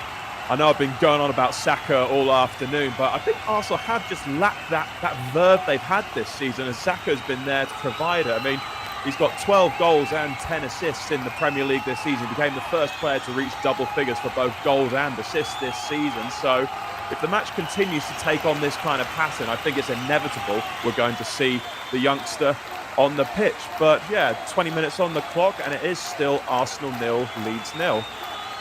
Half games, just the 2 goals in the opening 20 minutes, but Richard Bond down at Selhurst Park has come mighty close. We've seen Leicester hit the post. At the other end, Crystal Palace, Richard Bond, have come very close as well. Oh, we've seen an absolute fantastic save from the Leicester City keeper. Still Crystal Palace 0, Leicester City 0 with 90 minutes gone here, but Everson in the Leicester City goal, he's just tipped an Eze over the bar. Eze was fed down on the right hand side by Elise, cut inside, took on the extra play. I think it was he went past Feist, I think, cut inside, lashed an effort, tipped over the top of Palace knocking the door. But it's been the story of the season so far for them so far, isn't it? It's a case of so nearly but not quite getting there. It's still Crystal Palace 0, Leicester 0, 20 minutes gone. Thank you very much for that, Richard. So a couple of goals that we've seen so far. Remember, Manchester City imperious earlier on. They beat Liverpool by 4-1. Jack Grealish, brilliant again today. A goal as well and an assist. He really is on top form at the moment. A big chance for Brighton to equalise. Kendall Rowan. Yeah, it was a really, really good chance from Solly March. He just kind of cut in on his left foot, and unfortunately, it was really, really easy for Raya to save it. But we will see what happens, because Brighton just seem to be getting a little bit high press again, a little bit more of a hold on the game, but it's so equal here. I really don't know what way this will go. Currently, at the moment, as of live standings in the table, Brentford have moved up to 6 after the Liverpool loss today, based on the current standings. So we will see what happens, but it is still 1-0 to Brentford here at the Amex. Thank you very much for that, Kendall. I can tell you, actually, since we've come back from Kendall,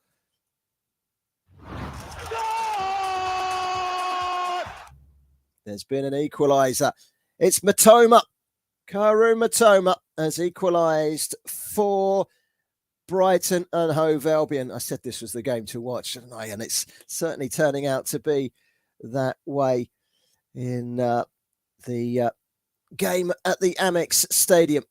And so it's 1-1. We'll be back with Kendall in just a few moments' time to hear all about that goal for Brighton and Hove Albion. Karu Matoma, one of the stories of the season in the Premier League this season. And he's gone and scored again. And, well, do you know what? This game on the South Coast, Brighton against Brentford, just gets better and better and better.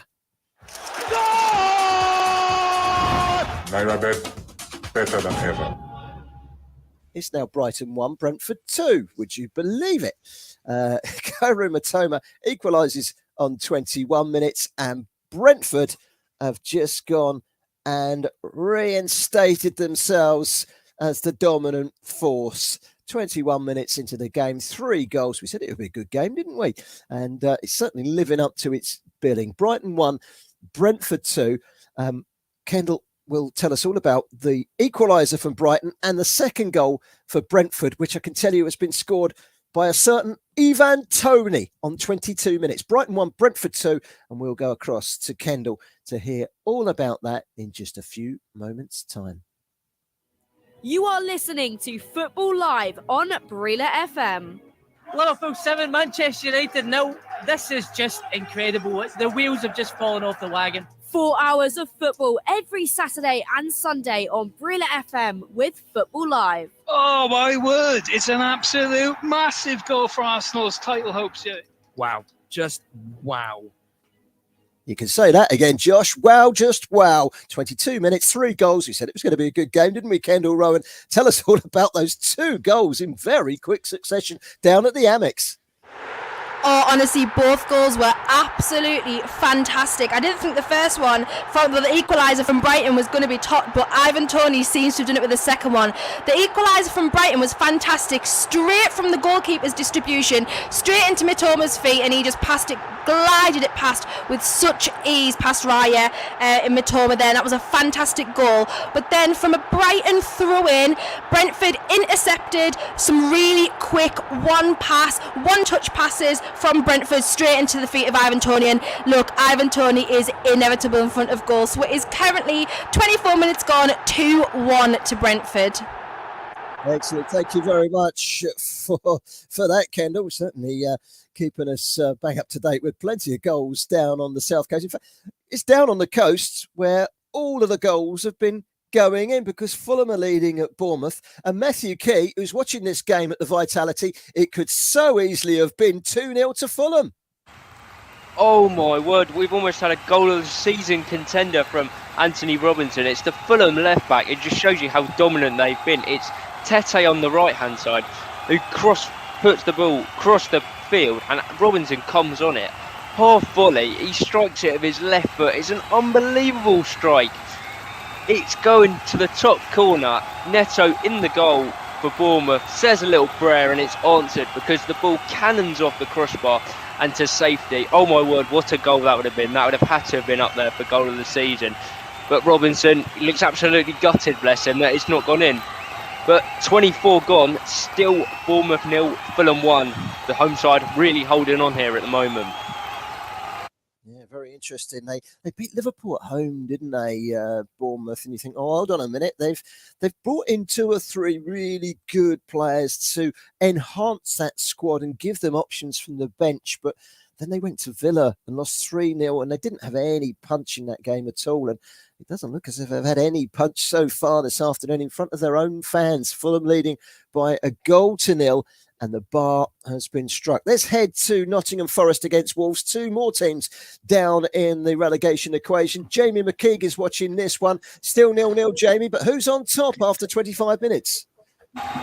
Well, Barry, it's really, really difficult to decide who's on top, because it's been a weird game. You would say, on a footballing term, Wolves have maybe been the better team. They're soaking up a lot more pressure. They're keeping the ball well. They're switching it from left to right side really nicely. But it's Nottingham Forest seem to have the more clear-cut chances. They're getting down the right-hand side really well. Gibbs White has taken 4 corners so far. Wolves only had just the 1 corner. Wolves are having a little bit of success with Traore and Semedo down the right-hand side, but so far Wolves are really struggling to get into the Nottingham Forest half and properly attack that Forest defence. So 26 minutes gone. It's still Nottingham Forest 0, Wolves 0. Thank you very much for that, Jamie. Still waiting for our first goal in that game. Still waiting for our first goal in the game between Crystal Palace and Leicester City. This cross to Richard Bond. Both teams have had chances, even so far, would you say? Well, apart from that Leicester really big opportunity they've had, it's beat all Crystal Palace. And, you know, they've had an absolute outstanding chance just a minute ago.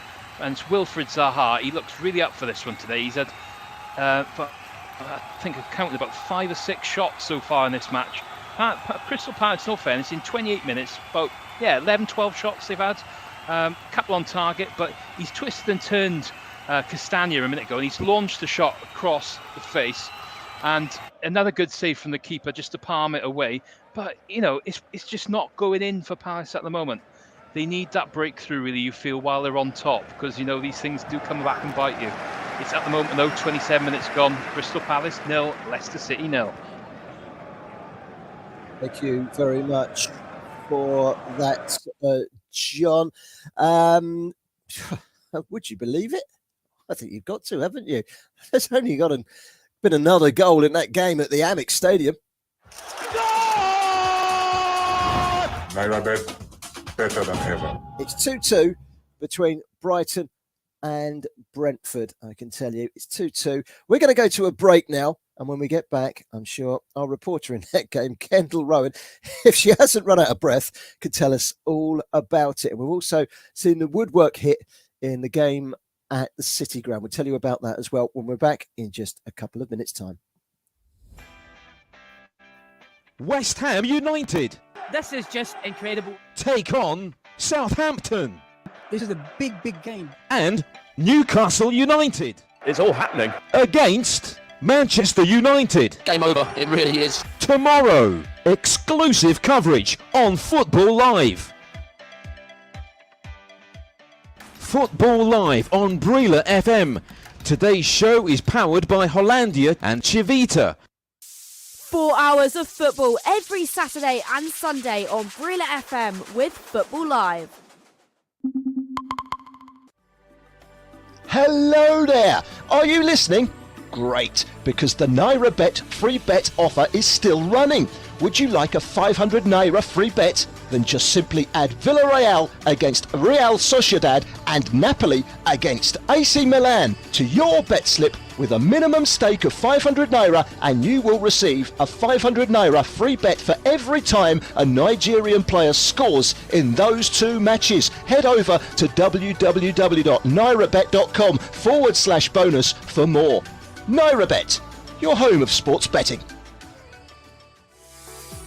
You are listening to Football Live on Brila FM 88.9 and 101.1 FM, powered by NairaBet.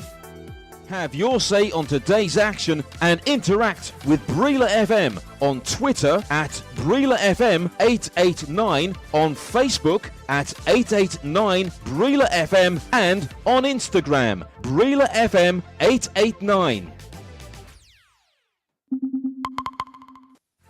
You are listening to Football Live on Brila FM, powered by NairaBet, with Barry Swain.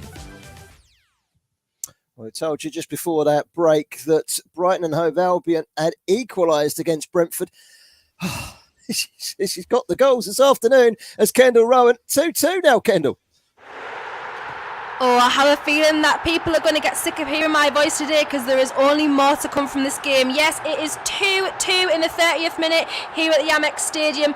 Fantastic cross from Solly March. He's been putting them in all afternoon already in this first half so far, and it just landed at the far post on the head of the man, the myth, the legend that is Danny Welbeck, and it just glided past David Raya. He had absolutely no chance, but what a game this has turned out to be. I think we all expected it to be, but even maybe not this good. But yeah, as I say, I think you'll be coming to me a lot this afternoon. But 31 minutes gone, and it is 2-2 Brighton and Brentford.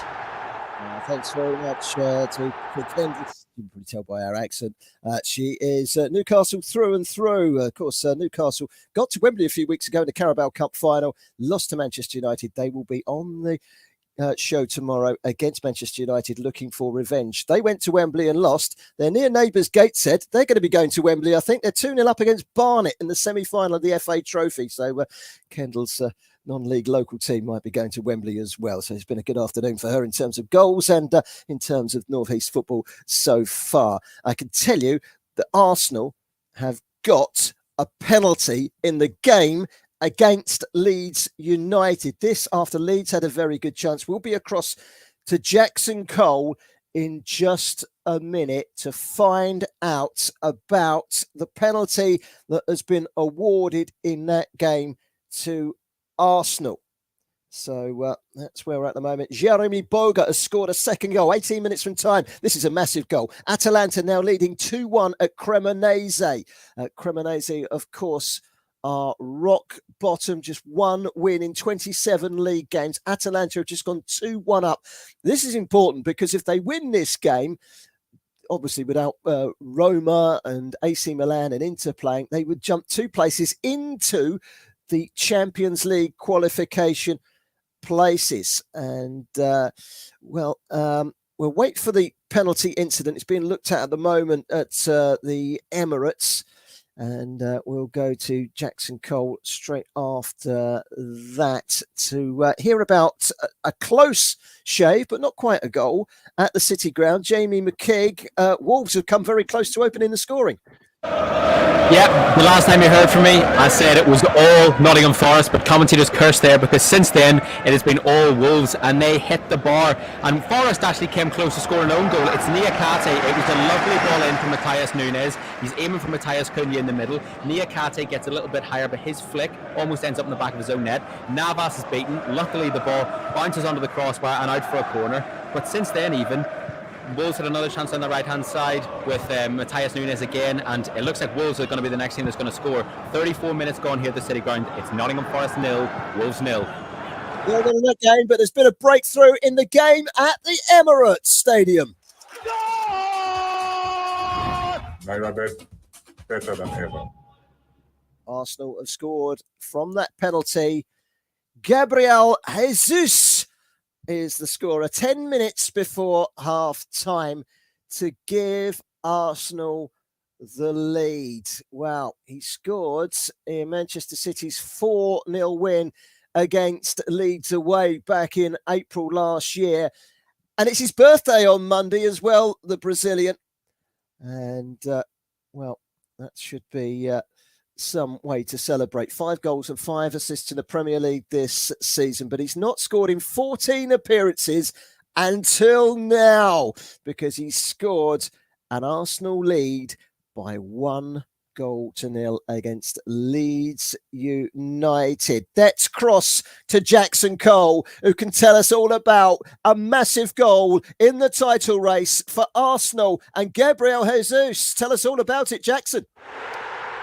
Yes, it's Arsenal 1, Leeds 0. It's the striker Gabriel Jesus with a very composed penalty to put Mikel Arteta's title-chasing Gunners in the lead. It was Gabriel Jesus who won the penalty. He was tripped over by Luke Ayling, who incidentally started his career at Arsenal inside the box. And then in the absence of Bukayo Saka, who's Arsenal's usual penalty taker, it was Jesus who stepped up, a little stutter, and then sending Ilan Meslier the wrong way to score his 6th goal of the season. As you said, Barry, this could be huge in the title race. It's Arsenal 1, Leeds 0. Wow. Now, the game of the day, without question, we said it would before the ball was even kicked. 4 goals later, Kendall Rowan, the goals might have dried up. The chances haven't dried up. In the last couple of minutes, there's been a chance at one end for Brighton. There's been a chance at the other end for Brentford. Tell us all about it. Oh, what a game this is turning out to be. I feel like I have no more superlatives to express it.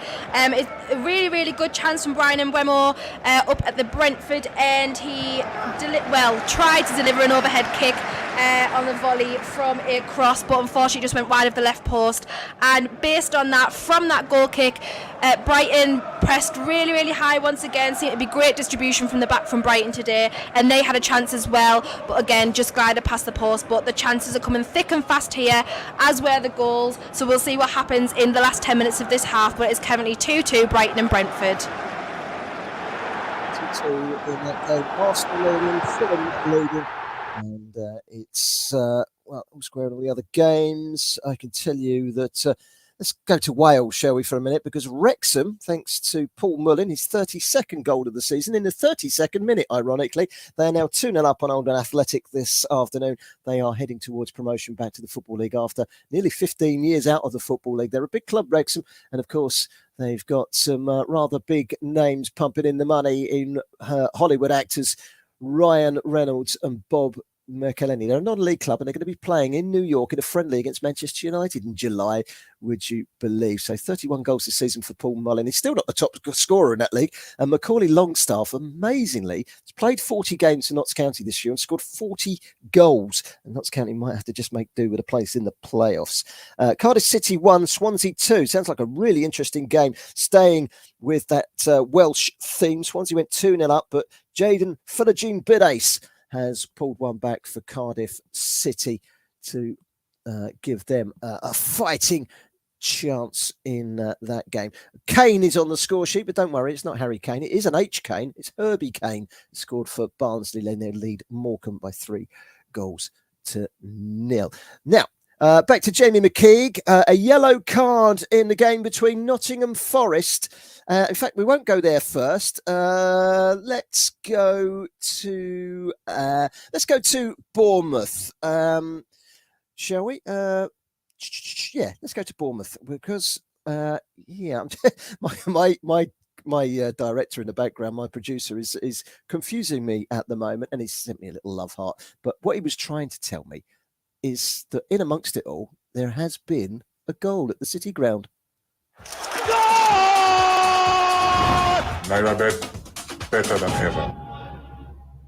and it's gone to Nottingham Forest. Brennan Johnson on the score sheet. How big a goal is that going to be? Jamie McKeague will bring us up to date with that goal in just a few moments' time. Wow, that's a massive goal, isn't it? Forest 1, Wolverhampton Wanderers 0. 7 minutes from half time. Brennan Johnson with the goal. Schalke 0, Bayer Leverkusen 1. Jeremy Frimpong with the goal early in the second half in that game in the Bundesliga at the Veltins Arena. That's Leverkusen, who climbed up to eighth in the table. Xavi Alonso is the manager, of course. Schalke 5 unbeaten in the league, only 1 point from safety. Bayer Leverkusen have won their last 3, including a 2-1 victory against Bayern Munich on the 19th, and so they're in charge of that game. Nottingham Forest are in charge of the game against Wolverhampton Wanderers, thanks to that goal from Brennan. And to tell us all about it, it's Jamie McKeague. It is 1-0 Nottingham Forest, and that is a massive, massive goal. That takes them from 16th all the way up to 12th, and it's a really good goal as well, and it's really nice football. Steve Cooper will be delighted with that. Lovely little 1-2 between Gibbs White and Danilo down the left-hand side. He gives it then to Johnson. He glides past Neves. He brings it into the box. Hits a really tight angle, and Jose Sa, maybe you could have questioned he shouldn't be beaten from there, but it's a lovely finish right into the bottom corner. He does give Jose Sa no chance because it is that good of a finish. It is 40 minutes, gone, not 39. It's 40 minutes gone here at the City Ground. A massive goal here. Nottingham Forest 1, Wolves 0. Union Berlin 1, Stuttgart, the bottom club, 0 in the Bundesliga. Rangers 1, Dundee United 0. That's second against bottom. Malik Tillman with the goal. Gateshead 3, Barnet 0 now in the FA Trophy semi-final. Gateshead are going to go to Wembley, it seems. Big chance in the game at Selhurst Park. Wilfred Zaha coming close for Crystal Palace, who are dominating this game, Richard Bond. Yes, it's still Crystal Palace, still Leicester City 0, but we had a great chance. It was a lovely ball, floated in from the left-hand side. Anderson resulting from a corner. He floats it in. Zaha goes for a little bicycle kick, acrobatic effort, and he connects to it, but it's just clipped off Hodgson when it looked like he was going to fly into the top corner. What a goal that would have been. But it's still Crystal Palace 0, Leicester City 0, and we've still got about 5 minutes to half-time, but good game here.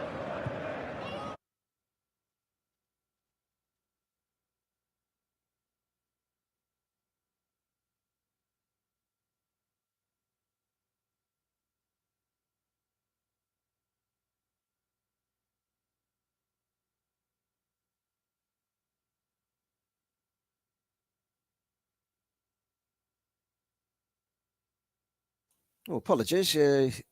So we're just going through all the scores here, and my microphone failed on us, so I do beg your pardon. We are back and running now. We told you about a goal from Brennan Johnson for Nottingham Forest. Jamie McKeague, tell us about a yellow card for Brennan Johnson. Yeah, he's gone from hero to zero. Well, not quite if you're a Nottingham Forest fan, but he's a little bit overeager. He goes into the back of the Wolves defender. He picks up a yellow card. That's the second yellow card of the game so far, as the second for Nottingham Forest as well. It was Fruler that actually got the first one, so Chris Kavanagh so far given off 2 yellow cards so far in this first half. But still, 42 minutes gone. Nottingham Forest 1, Wolves 0. Jackson Cole is watching Arsenal against Leeds United. Arsenal ahead through Gabriel Jesus. First goal in 15 for him. And Arsenal have just come close again. Jackson Cole. Yeah, it was nearly 2-0, and it was nearly Gabriel Martinelli who doubled Arsenal's lead. It all started with a counter-attack. The ball was clipped over to Martin Odegaard.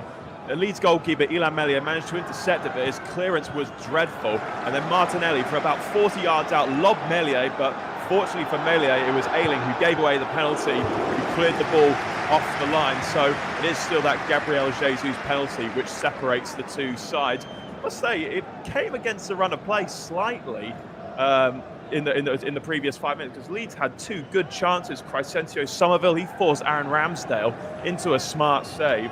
And then Jack Harrison, he stung the hands of Ramsdale about 30 seconds later. So while Arsenal have got that nerve-settling goal, Leeds are by no means out of it. It's Arsenal 1, Leeds 0. Big chance down on the south coast for Bournemouth, who are hunting down an equaliser against Fulham. Matthew Key. Yeah, well, it's taken them 40 minutes, but Bournemouth have finally come alive in this game. It's a great run by Philip Billing down the left-hand side. He crossed the ball into Solanke, who flicked a leg at it. Leno just about managed to get a foot on it to keep it out. And then there was a shot, the rebound fell to Jaden Anthony, and he smashed his shot from about 5 yards out onto the bar. There was really no need.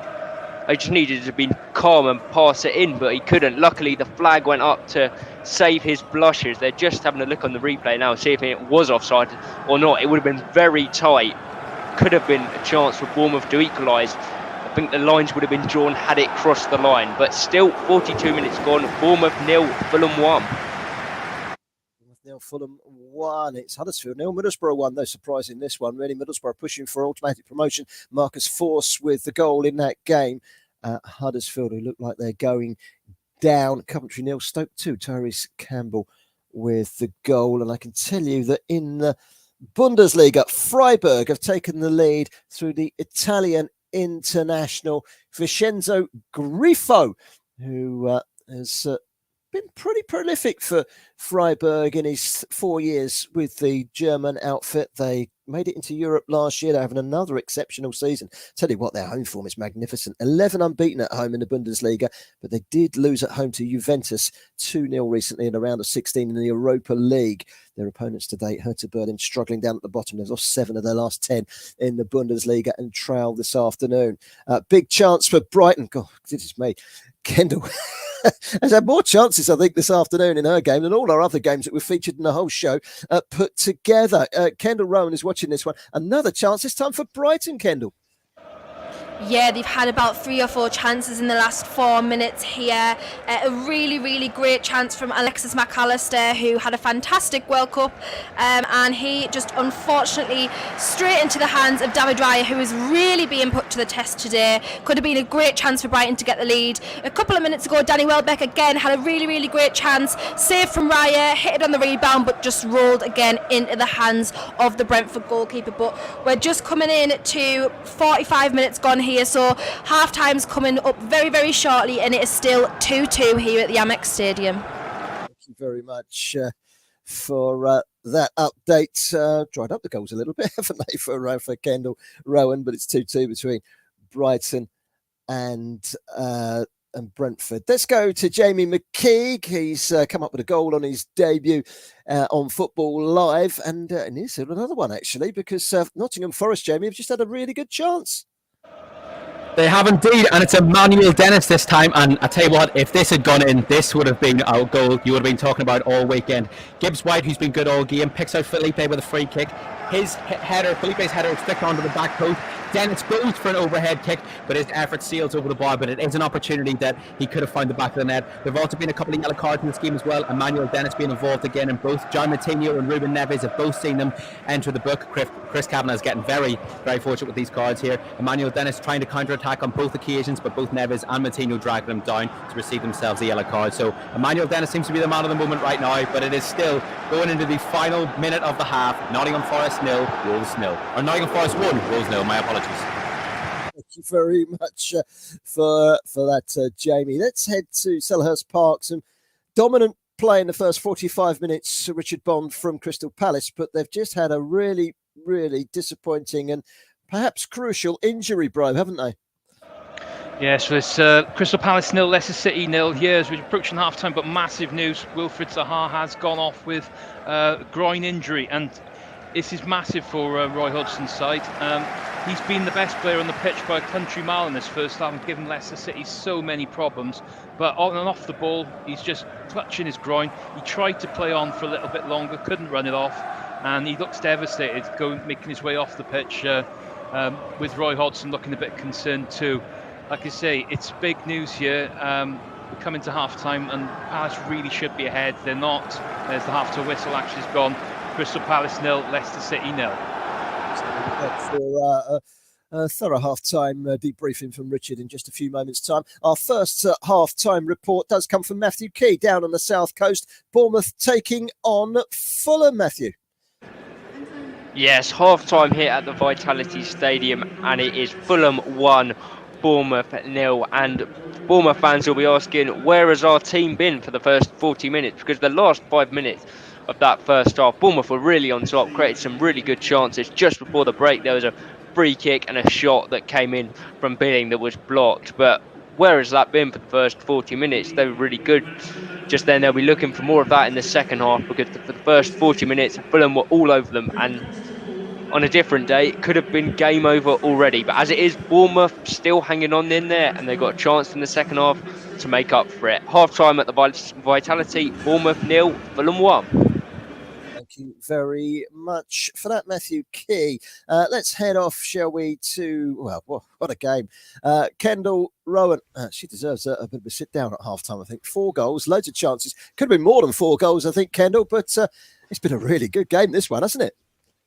Oh, honestly, this first 45 minutes has been absolutely fantastic. Definitely one of the games of the season so far in the first 45. It is 2-2 Brighton and Brentford at half-time. Some really good chances coming into half-time there again from Brighton. As I said earlier, David Raya really being put to the test this afternoon and earning his wage this afternoon. It has been getting a little bit fiery. A couple of fouls being put in there, but Michael Oliver, really good referee, has had control of the game so far. But end of the first half, down at the Amex on the South Coast, it is 2-2 Brighton and Brentford. Thank you very much for that. Quickly before we go to our break and our hand back to Femi and everyone at Brula FM back in Nigeria, let's go to the City Ground, shall we, and hear about the half-time results, which favours Nottingham Forest against Wolverhampton Wanderers. Watching this one, Yeah, Barry, half-time here at the City Ground. Nottingham Forest 1, Wolves 0. And to be honest, I think Julian Lopetegui is going to be really frustrating his side. His Wolves team have kept hold of 69% of the ball possession so far in this first half, but they haven't created anything. They've only had 1 shot off goal. That's the only shot they've had all half, whereas Nottingham Forest have had 8 shots, 4 on goal. They are playing in transition. They're playing on the counter-attack, but it seems to be working, and they seem to be the team that are going to be the more happy at half-time. Steve Cooper's going to be delighted, and Julian Lopetegui is going to have to say something to this Wolves team to get them going in the second half. At half-time here at the City Ground, Nottingham Forest 1, Wolves 0. Yes, Nottingham Forest 1, Wolves 0. 11th league goal in League One this season for Charlton Athletics, Jessurun Raksaki. He's on loan from Crystal Palace. Saw him make his debut actually last season for Crystal Palace. He is a good player, right winger. Maybe, just maybe, he might be the answer if Wilfred Zaha is out long term, although he is committed to Charlton for the rest of the season. He's one for the future. Another goal for him this afternoon. Now, it's time to hand back to Femi and the team at the Brula FM studios, and we'll be back with Football Live in just a few minutes' time. Over to you, Femi.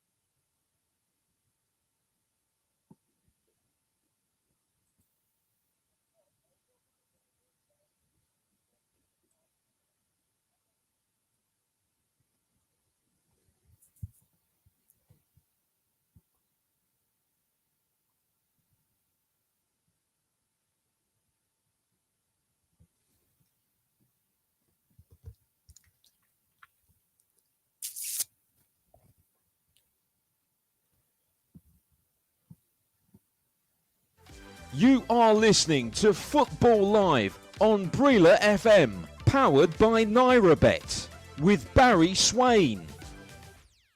In the Bundesliga, Stuttgart, bottom of the table, were 1-0 up at Union Berlin, but the goal was disallowed. Since then, Union Berlin are kicked on with their hopes still alive for qualification into Europe next season. They've scored 2 goals in a minute. Genki Haraguchi with an own goal, and Kevin Behrens. It's Union Berlin 3, Stuttgart 0. Stuttgart will stay bottom. Earlier on today in the Premier League, Manchester City 4, Liverpool 1. The star of the show, Jack Grealish, 1 goal, 1 assist. He was brilliant. Bournemouth 0, Fulham 1, Crystal Palace 0, Leicester 0, Nottingham Forest 1, Wolves 0, Brighton and Brentford. Very entertaining 2-2 draw at half-time. And Arsenal 1-0 up on Leeds United. You heard one call up there in the break saying that Leeds United would come back and win at the Emirates. We shall wait and see. Our reporters are on standby, ready for the teams to come out in the second half of our matches, in our feature matches in the Premier League. In the Portuguese Primeira Liga, Casa Pia have taken the lead at the Estadio do FC Vizela against Vizela. Vizela have won their last 2 away, and they've lost their last 2 at home, so they're going by the form book, losing at home again.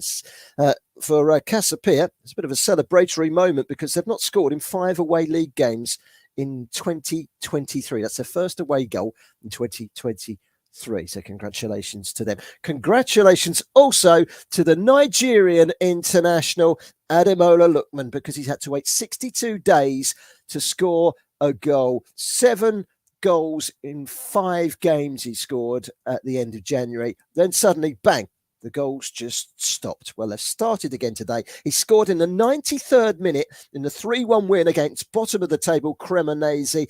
That's his first goal in 11. And so that cemented the victory for Atalanta. They skip up to 4th and into the Champions League places for now, at least, ahead of AC Milan and Roma, who play later on this weekend. But what a great piece of news there for the Nigerian international. Ademola Lookman back on amongst the goals with a 3-1 win for Atalanta away at Cremonese. Napoli in action later on in the weekend, although Victor Osimhen has picked up a knock. We're not sure if he's going to be playing any part in that game.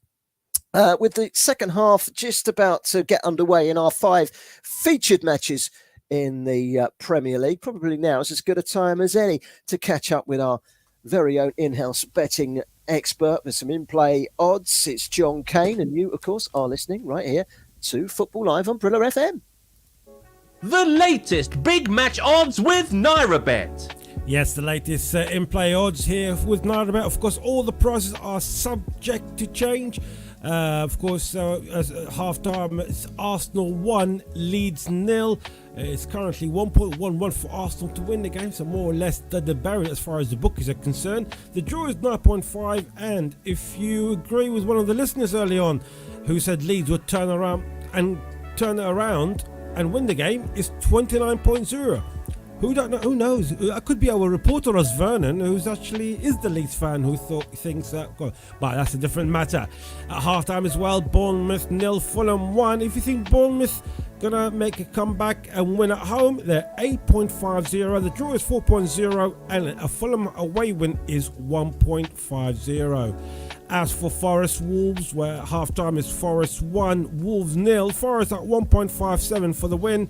The draw is 3.60, and it's just gone down a bit for Wolves to win that game is 7.50. Palace Leicester is still 0-0, so it's up for grabs for both teams. It's 2.62 for Palace for the game, 2.40 for the draw, and 4.0 for Leicester. And finally, the most entertaining game, as you heard from Kendra Rowan, is 2-2 between Brighton and Brentford, still at half-time. It's Booker's obviously still favouring Brighton just slightly. It's actually they've gone down from 1.80. Now it's 1.75 for Brighton, and it's gone down again for the draw. It's 3.0 now, and it's going up for Brentford for 7.0. Of course, all the prices are subject to change here on NairaBet.com. Thank you very much, John. Leipzig now 3-0 down at home to the Inform Mainz. They're going to go 7 unbeaten. They're 3-0 up at the Red Bull Arena, thanks to a third goal from Dominic Kerr to certainly put some daylight between them and their hosts, this afternoon. The second half action is all underway, and let's head back to Bournemouth because the second half has started down at the Vitality Stadium. Matthew Key is watching. Changes for Bournemouth at half time, Matthew.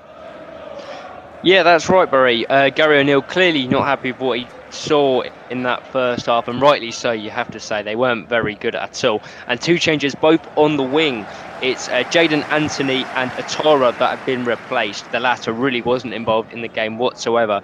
And Ryan Christie and Marcus Tavernier have come on to try and inject some life into this Bournemouth game. I've said it a couple of times. It's so crucial that Bournemouth get something from this game.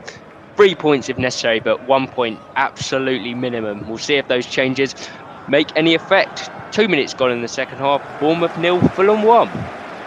Thank you, Matthew. And the second half, so just kicking off. Let's quickly bring you up to date with those halftime scores, just in case you're just joining us here on Brilla FM and Football Live.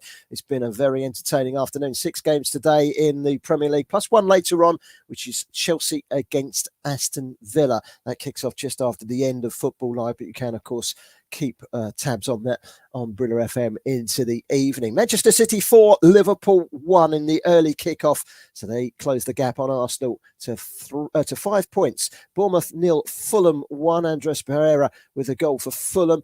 Arsenal 1, Leeds United 0. A first goal since October for Gabriel Jesus, giving Arsenal the advantage. What a game down on the south coast at the Amex. Brighton 2, Brentford 2. They're going ding-dong at one another, those two in that game. We're expecting some more high-quality entertainment in the second half. And Crystal Palace 0, Leicester City 0. Wilfried Zaha limping off what looks like a groin injury on the stroke of half-time. They're underway in the second half there. Nottingham Forest have just started in the second half against Wolves. They lead thanks to Brennan Johnson's goal by a goal to 0. So there we have it. I think all the games are now underway. Let's go to Kendall Rowan, who is watching that brilliant game between Brighton and Brentford. And no changes at half-time, it seems, from either side, Kendall. No changes here going into the second half. At Brighton and Brentford, pretty much both managers must have been happy with what they've seen in the first half, and I cannot blame them. So really hoping for a good second half, as we did in the first half. So coming 46 minutes now, and it is still 2-2 Brighton and Brentford. And for Richard Bond, who's watching Crystal Palace against Leicester City, there's some changes afoot for Leicester City, Richard. Yes, well, begin the second half just kicking off here, and Leicester have had to react to that first half because they were dreadful in all fairness, and they brought on Pereira for Tete. Tete's more of an attacking, like a winger. He came in January. Pereira, more defensive player, so it looks like they may have gone into a back five. We'll have to see how that kind of works out for them in the next couple of minutes now, but it was Zaha that was really having a lot of the possession play, and he was testing Castagna down that flank, so it's not a surprise really to see Brendan Rodgers making the change. So we'll see how it goes in this half now, if it's going to be all the same from Palace, if they can react to losing Zaha and push on to try and get a goal, or whether Leicester will come back into it. But at the moment, it's Leicester City 0, Crystal Palace 0, Leicester City 0.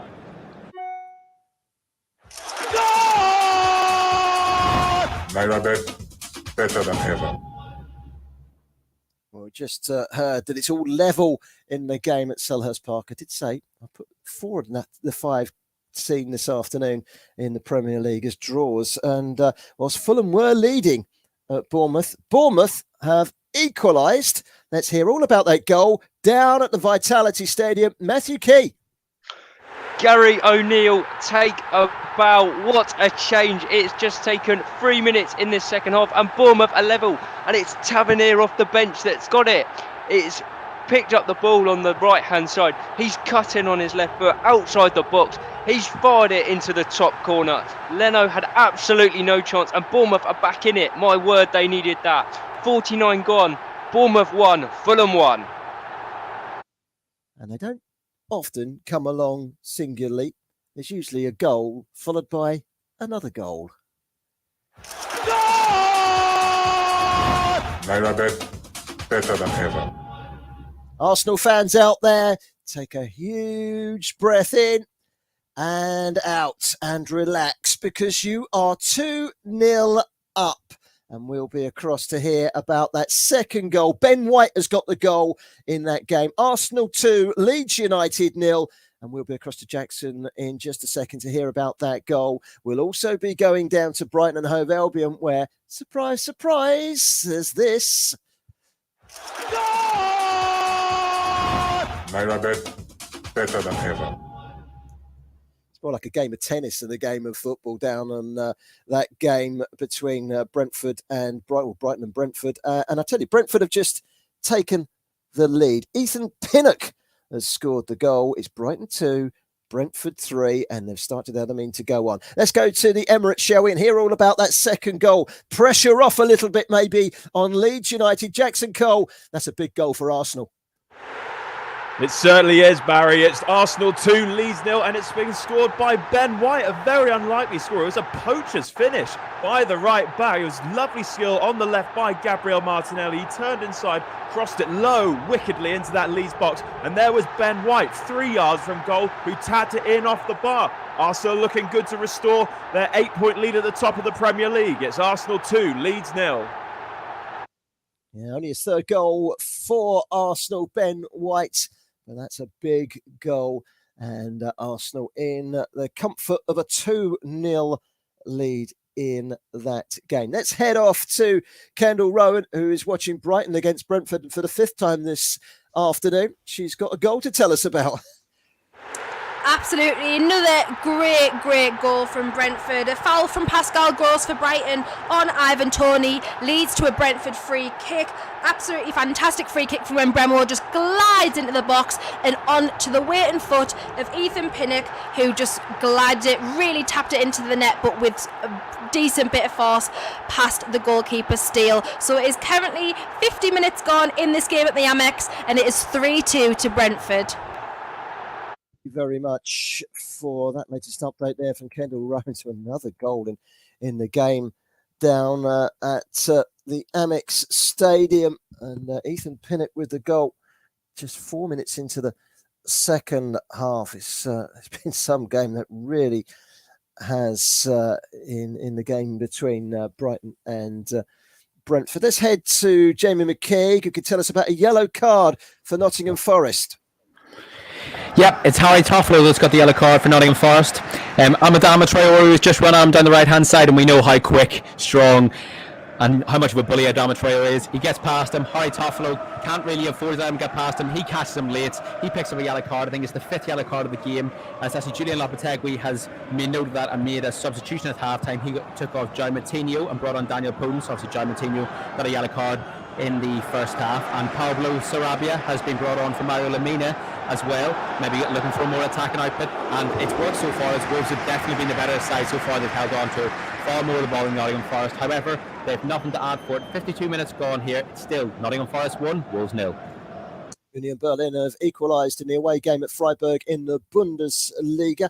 That goal coming from Jessic and Gankum in his first goal of the season for Hertha Berlin to make it 1-1 in the game at the Europa Park Stadion. Let's head around the grounds, and particularly the games where we've not heard about any goals of late. Let's go to Crystal Palace against Leicester City. Richard Bond's watching this one. He's the only reporter this afternoon without a goal. You come mighty close, Richard. Any signs that the second half is going to bring us that all-elusive goal for one of these two teams?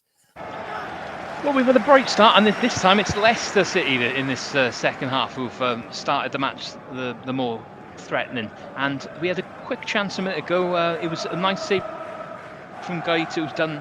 He's had not a lot to do at all this afternoon, so he's been called into action. Ball from the left-hand side from Dewsbury Hall, found it whipped in, finding James Maddison on the back post. He's been the key man for Leicester this season. He's connected with half connected with an effort, forcing Gated down to his left. He pushed it around the post. Good save, called upon from good keeper, keep the scores level. But yeah, Leicester on top so far this second half, following Palace being the better side in the first.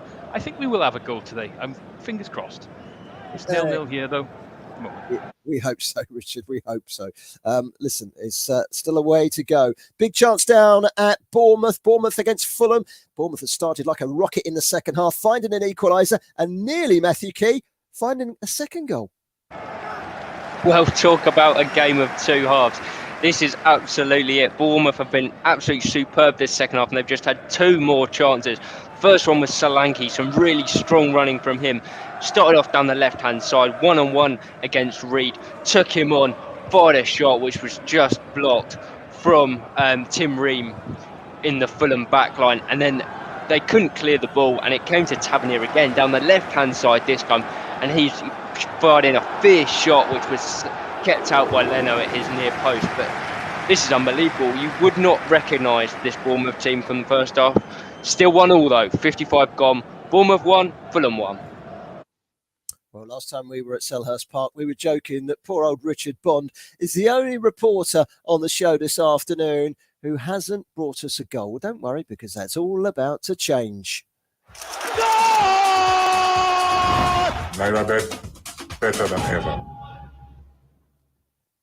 And I can tell you, Pereira has given Leicester City the lead. Not the start that Roy Hodgson would have wanted, but then he's played against his opposite number today on 7 occasions as a manager in the past, and Brendan Rodgers has won 6 of them and 1 draw. Roy Hodgson has never beaten Brendan Rodgers. It's going that way again this afternoon because Leicester lead by 1-0 at Selhurst Park. Remember, Crystal Palace have been in 12th position since the 4th of January.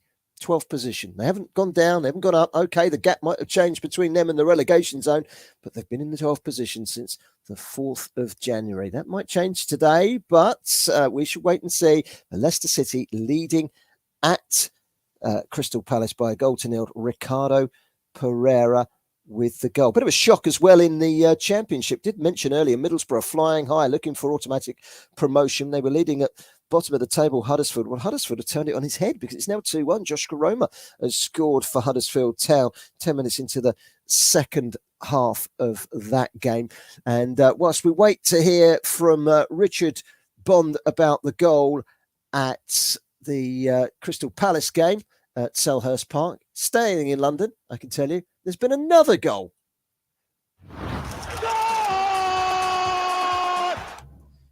And it's gone to Gabriel Jesus and Arsenal. You Arsenal fans, 3 goals, and I think you can start celebrating 3 points. You're back out in front again after a 4-1 victory for Manchester City over Liverpool at lunchtime. Arsenal are flexing their muscles. It's a second goal of the afternoon. He's back amongst the goals, Gabriel Jesus, and we'll be over to hear about that goal in just a moment. First of all, let's go to Crystal Palace. Let's go to Selhurst Park. Richard Bond, you said we're going to get you a goal. You said there was a goal coming. Here you go.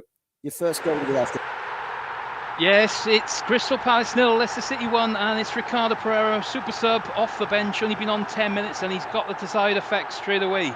He's a lovely little drive down from Castagna. He's took on one of the defenders, gone past him, played in Pereira, smashes the ball into the top corner.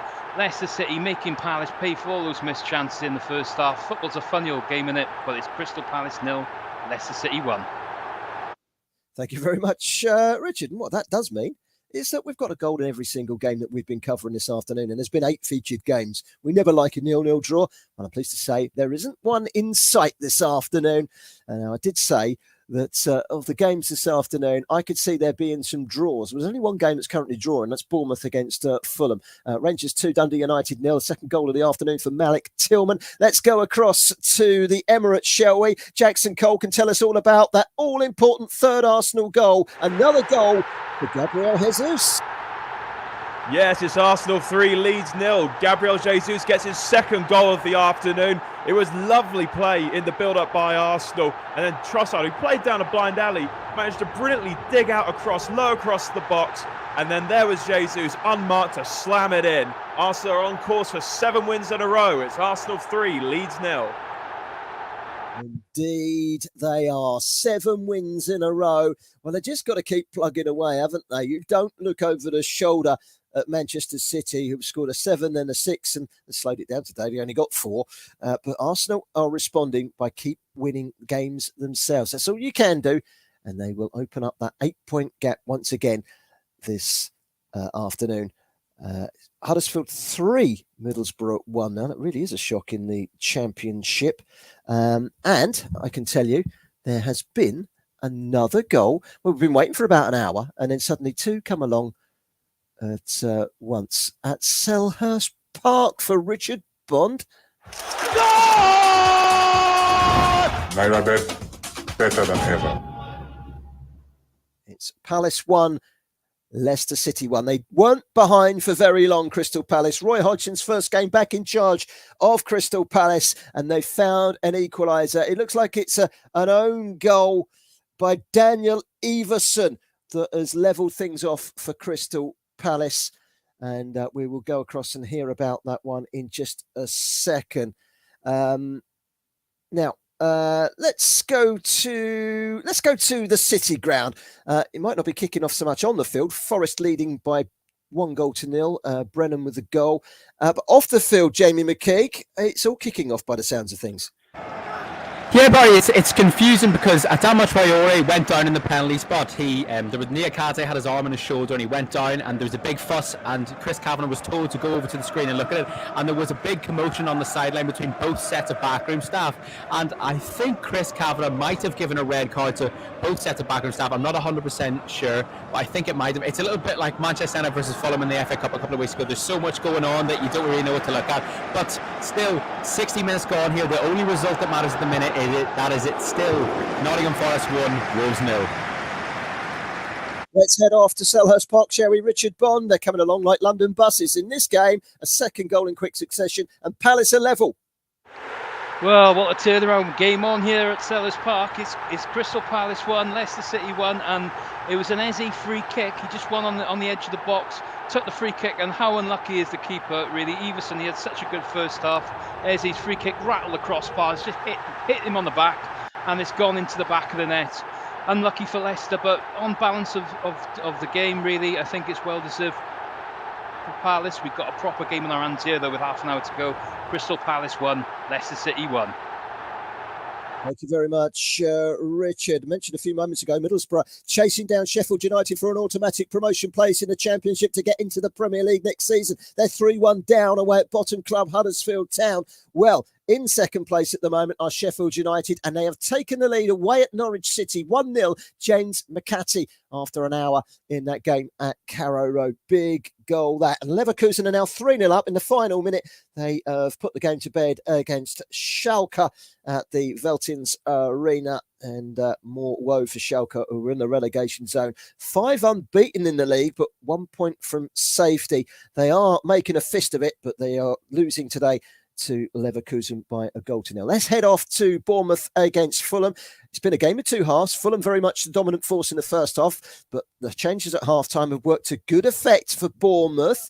But let's hear about a chance against the run of play, Matthew Key, for Fulham. Yeah, against the run of play is exactly right, Barry. It was Fulham, probably their first attack of this second half, to be honest, and they went down the left-hand side with Vinicius. He crossed the ball in, and Senesi in the Bournemouth backline desperately tried to put a foot out to keep Pereira from tapping it in and getting his second. But his touch was going in. It was going to be an own goal. Neto brilliantly stuck out his leg to keep it from going in, but the ball rebounded, and it was Solomon that ran onto it. But Senesi, unbelievable defending, got up straight away, was there to block the shot. Otherwise, it was going into an empty goal. So Bournemouth been on top this whole half, but just a reminder of what Fulham can do and a warning sign for the home team. Really entertaining game now. 65 gone. Bournemouth 1, Fulham 1. Let's head back to Brighton and Hove Albion. Just the 5 goals in this game. Kendall Rowan is watching. End-to-end chances. Brighton against Brentford. This is a really entertaining game, isn't it, Kendall?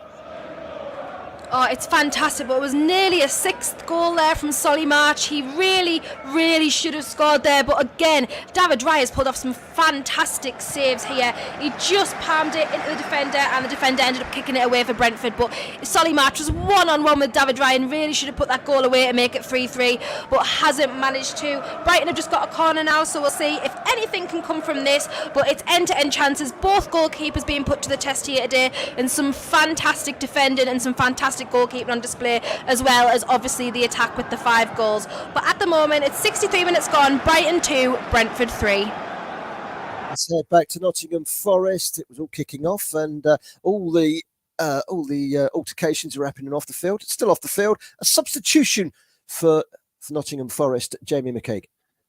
Yeah, it's not surprising. It's Harry Toffolo's coming off. It's Steve Cooper's first substitution of the game. He's come on for Renan Loddy, who was actually dropped for this game. He started last week against Newcastle, but he's come on now in the 60th minute. It's not surprising, as I said, Harry Toffolo picking up a yellow card in the first half, so it's not surprising to see him go off. But 64 minutes gone here. It is still Nottingham Forest 1, Wolves 0.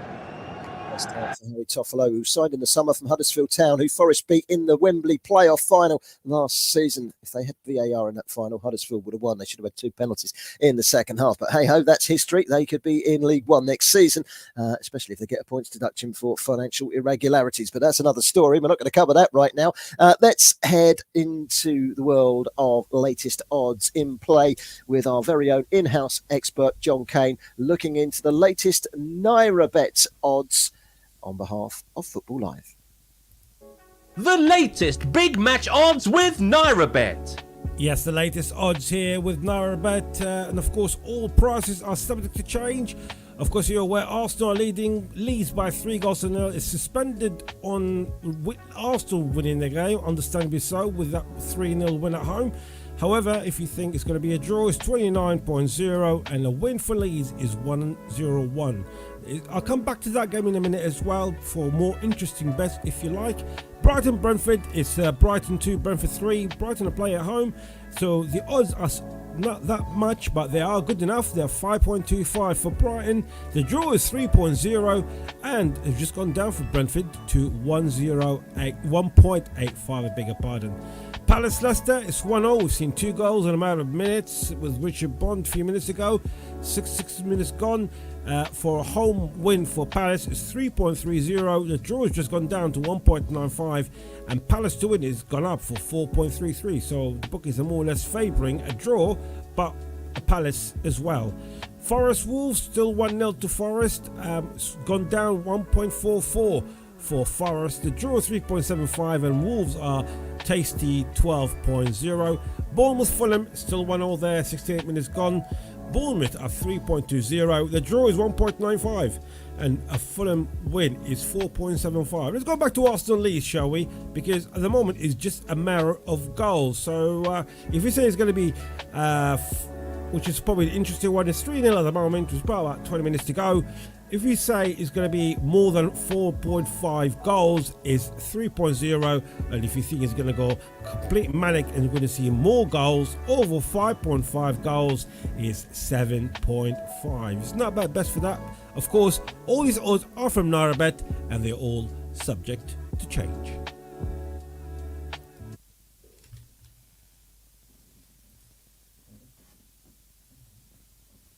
Thank you very much, John.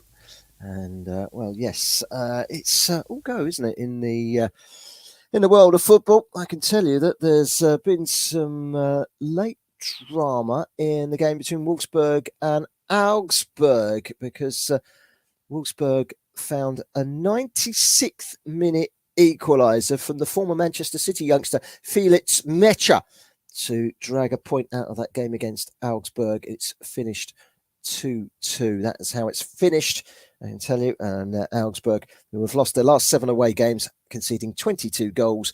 The last win away from home was in October. They very nearly got a win today, but not quite. Anyway, we're going to have a quick break now, and when we're back, we'll go around the grounds and see if there's any late drama in the Premier League. West Ham United This is just incredible. take on Southampton. This is a big game. And Newcastle United. It's all happening. Against Manchester United. Game over. It really is. tomorrow. Exclusive coverage on Football Live. Football Live on Brila FM. Today's show is powered by Hollandia and Chivita. 4 hours of football every Saturday and Sunday on Brila FM with Football Live. Hello there. Are you listening? Great, because the Naira Bet free bet offer is still running. Would you like a 500 Naira free bet? Then just simply add Villarreal against Real Sociedad and Napoli against AC Milan to your bet slip with a minimum stake of 500 Naira, and you will receive a 500 Naira free bet for every time a Nigerian player scores in those two matches. Head over to www.nairabet.com/bonus for more.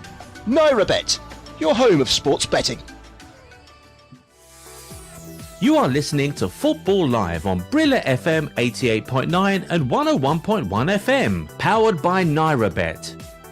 Have your say on today's action and interact with Brila FM on Twitter at Brila FM 889, on Facebook at 889 Brila FM, and on Instagram Brila FM 889.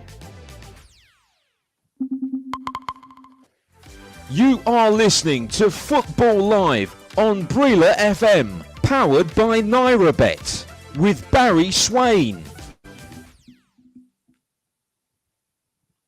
Thank you very much. Yes, well, we're into the last half an hour, and where there've been goals more than any game this afternoon is that the game at the Amex, Brighton and Hove Albion against Brentford. Let's cross back to Kendall Rowan, who can tell us about another chance. Brighton 3-2 down, but a big chance to make it 3-3, Kendall.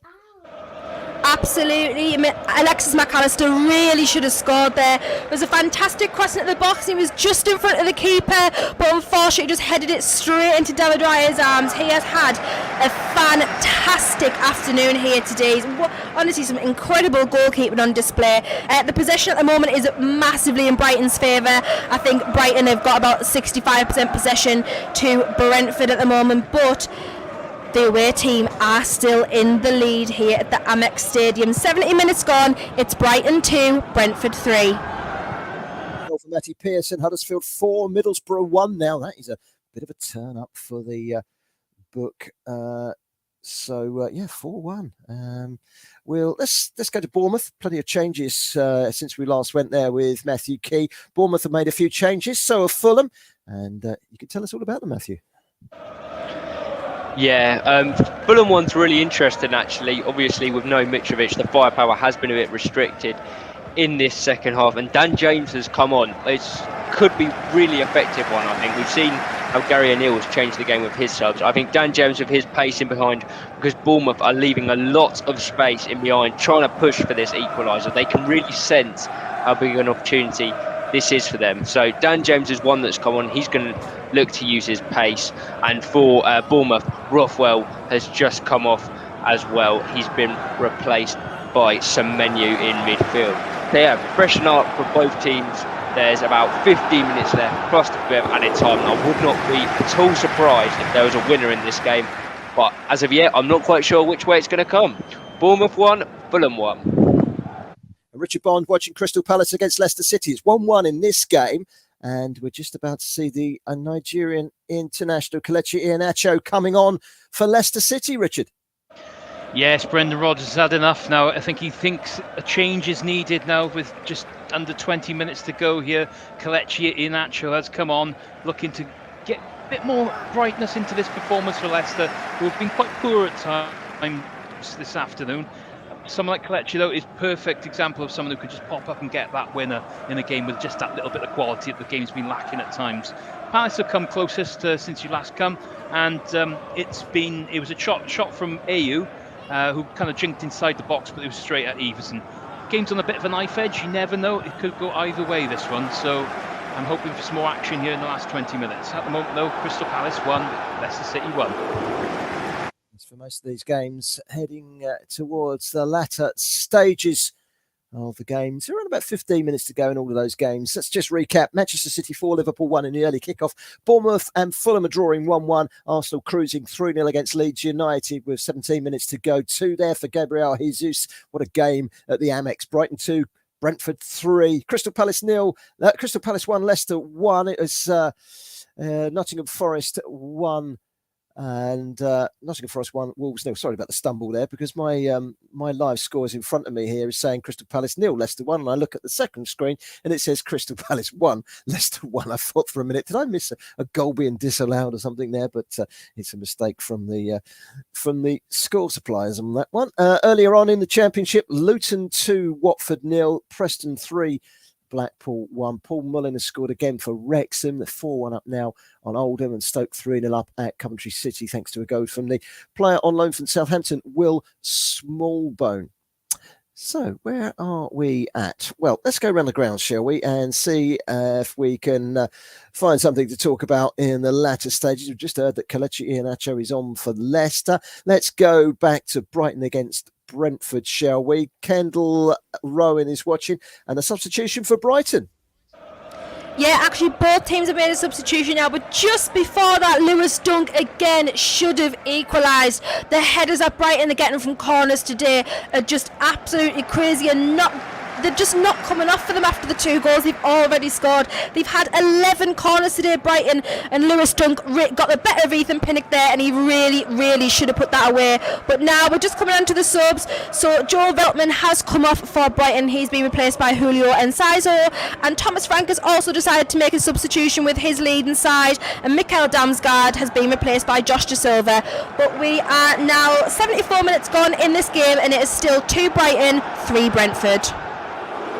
Thank you very much for that, Kendall Rowan.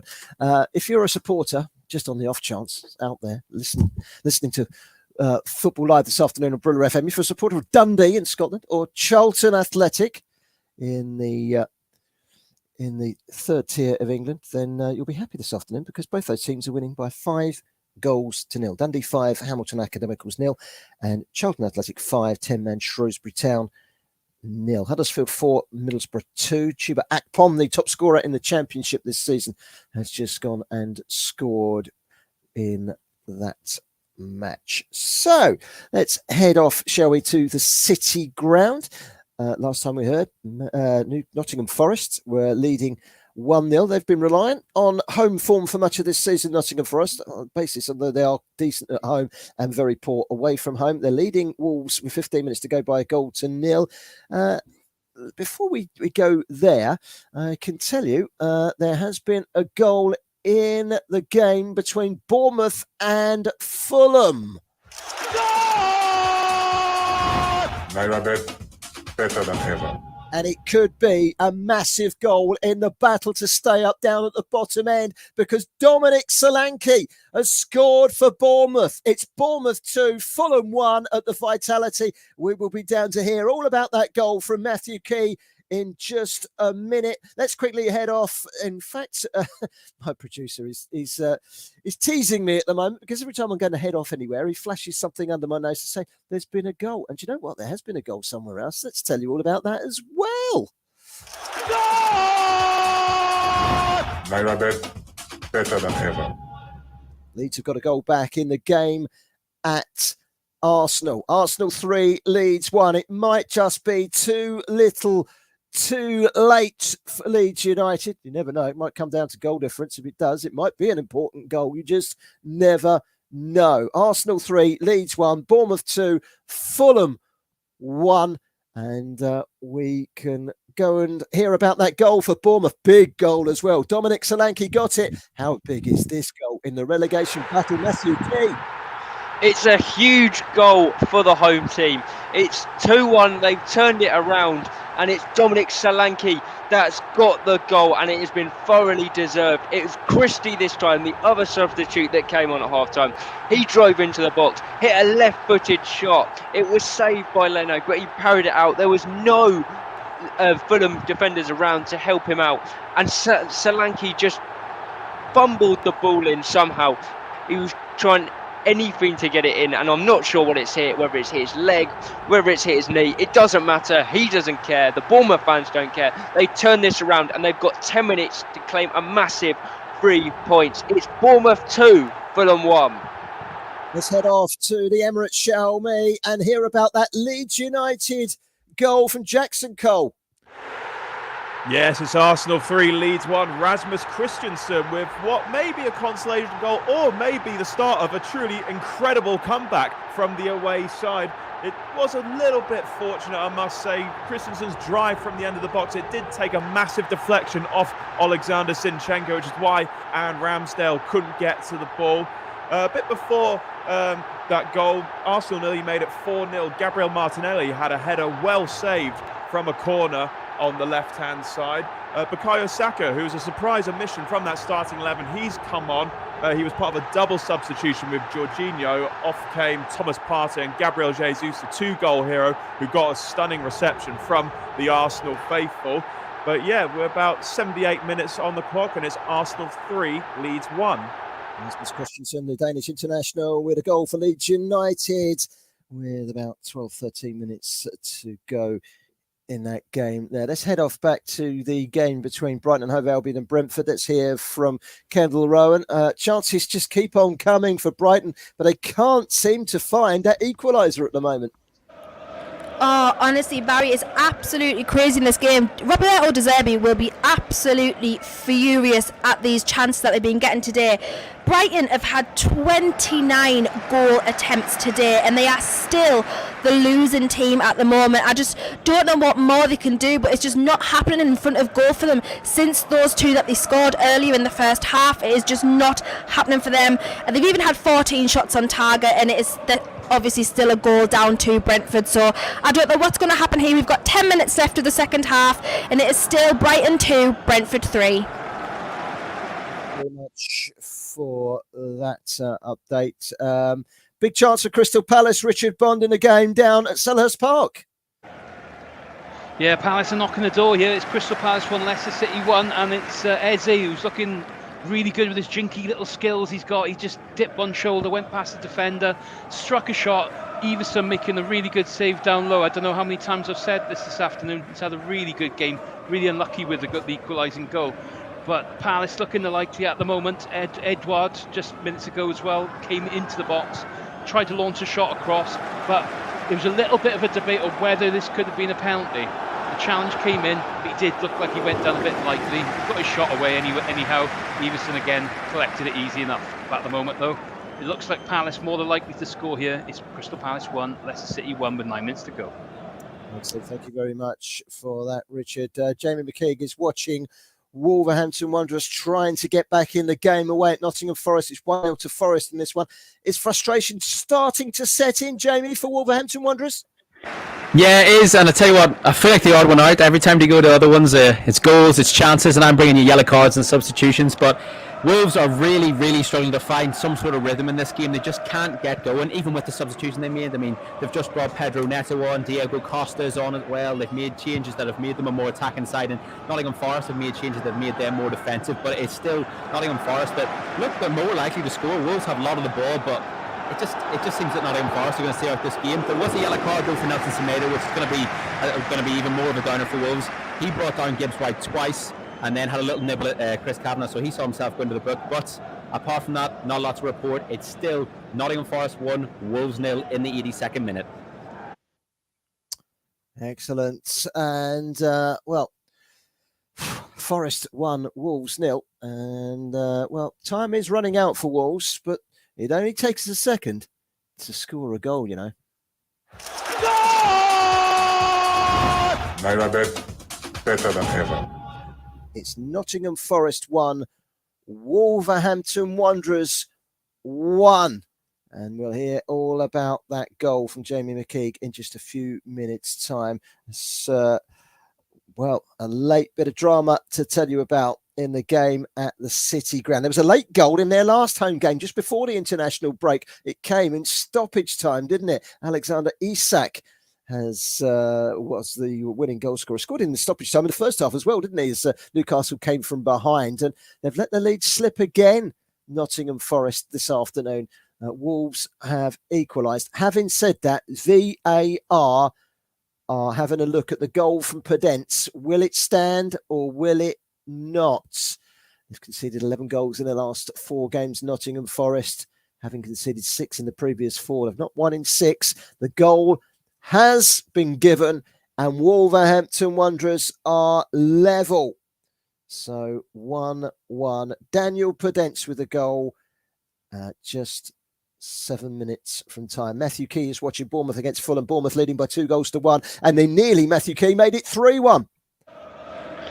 Yeah, so close to being game over here and all wrapped up. They've been struggling, Bournemouth, knowing what to do since they've gone ahead, whether they should stick or twist, and they've been inviting Fulham onto them. They've just won a free kick, and the ball was brilliantly whipped in by Billing, met the head of Lerma. His header went across the keeper, but only hit the outside of the post and went wide. That would have been game over. Lerma had his head in his hands after that, but still 5 minutes to go of normal time here. Bournemouth 2, Fulham 1. Let's head off to the City Ground. Nottingham Forest 1, Wolverhampton Wanderers 1. This could be a massive goal for Wolverhampton Wanderers. Jamie McKeag. It was the commentator's curse. As soon as they said Wolves didn't look like scoring, they go up the other end and score. And it's actually Wolves' first shot on target in the game. So how about that for Clinical? It's Daniel Podence. It's a really good ball from Kilman. He's up in the attacking post. He puts it in. He's looking for Costa. His shot is blocked. It comes out to Podence. He puts it in the back of the net. He curls it inside net. And it's a really good goal. I think it was brought back for offside, but it is being given. It is now 85 minutes gone here at the City Ground. Wolves have got one back. What a massive result that is for their season. It is Nottingham Forest 1, Wolves 1. In the Championship, the local derby in Wales, it's now Cardiff City 2, Swansea City 2. An equaliser in that game with 7 minutes to go from the Guinea international. Sori Kaba has made it 2-2. He will be the toast of Cardiff if they can take a point from a game in which they were trailing 2-0 very early on in the first half. And that one back to 2-2. There's been some derbies with no love lost between some of these sides today. Luton, Watford, Preston against Blackpool. And of course, that one is Swansea away at Cardiff City. Naira better than ever. Another goal at the Emirates. Arsenal fans, if you're getting slightly twitchy with that Leeds United goal to make it 3-1 just a few minutes ago, rest easy, because Granit Xhaka has come to your rescue and added a 4th goal for Arsenal. Arsenal 4, Leeds United 1, and Arsenal are matching Manchester City in another stride towards the end of the season. Let's go to Jackson Cole and hear all about that all-important 4th goal from Granit Xhaka and Arsenal. Yeah, no chance of a Leeds fight back. What now? It's Arsenal 4, Leeds 1. It's Granit Xhaka with the header. A collector's item, that. But full marks to Martin Odegaard with a lovely clipped-in ball to the Switzerland international, and it was an easy finish for him. Beyond Ilhan Meslier, Arsenal are turning on the style as they go 8 points clear at the top of the Premier League. It's Arsenal 4, Leeds 1. And the 7, Hamilton Academical 0. Hamilton won the Challenge Cup last week. They're bottom of the table and are 7-0 down this week. Gateshead were 3-0 up in the semi-final of the FA Trophy against Barnet, but Barnet have got back to 3-2 with 10 minutes to go in that game. So Gateshead not quite at Wembley just yet. So, well, take a deep breath. Those final whistles aren't that far away, you know. Let's head back to the game at Nottingham Forest against Wolverhampton Wanderers. Some substitutions and a yellow card for Jamie McKeag to tell us about. Yeah, it's yet another yellow card for Wolverhampton Wanderers. It's Pablo Sarabia, who came on in the second half. He's just putting a little bit of pressure on Danilo, trying not to let him get out of the corner. Danilo is eventually brought down and booked, and then Sarabia is booked for his challenge. But Steve Cooper has made a double substitution. It's Awani has come on for Danilo, who's involved in the yellow card, and Cheikhou Tiote has gone for Oriel Humangala, who's had a fine game. So it looks like maybe Steve Cooper is trying to get all 3 points here, going with an attacking substitution towards the end of the half. But it is 88 minutes gone here at the City Ground. It is Nottingham Forest 1, Wolves 1.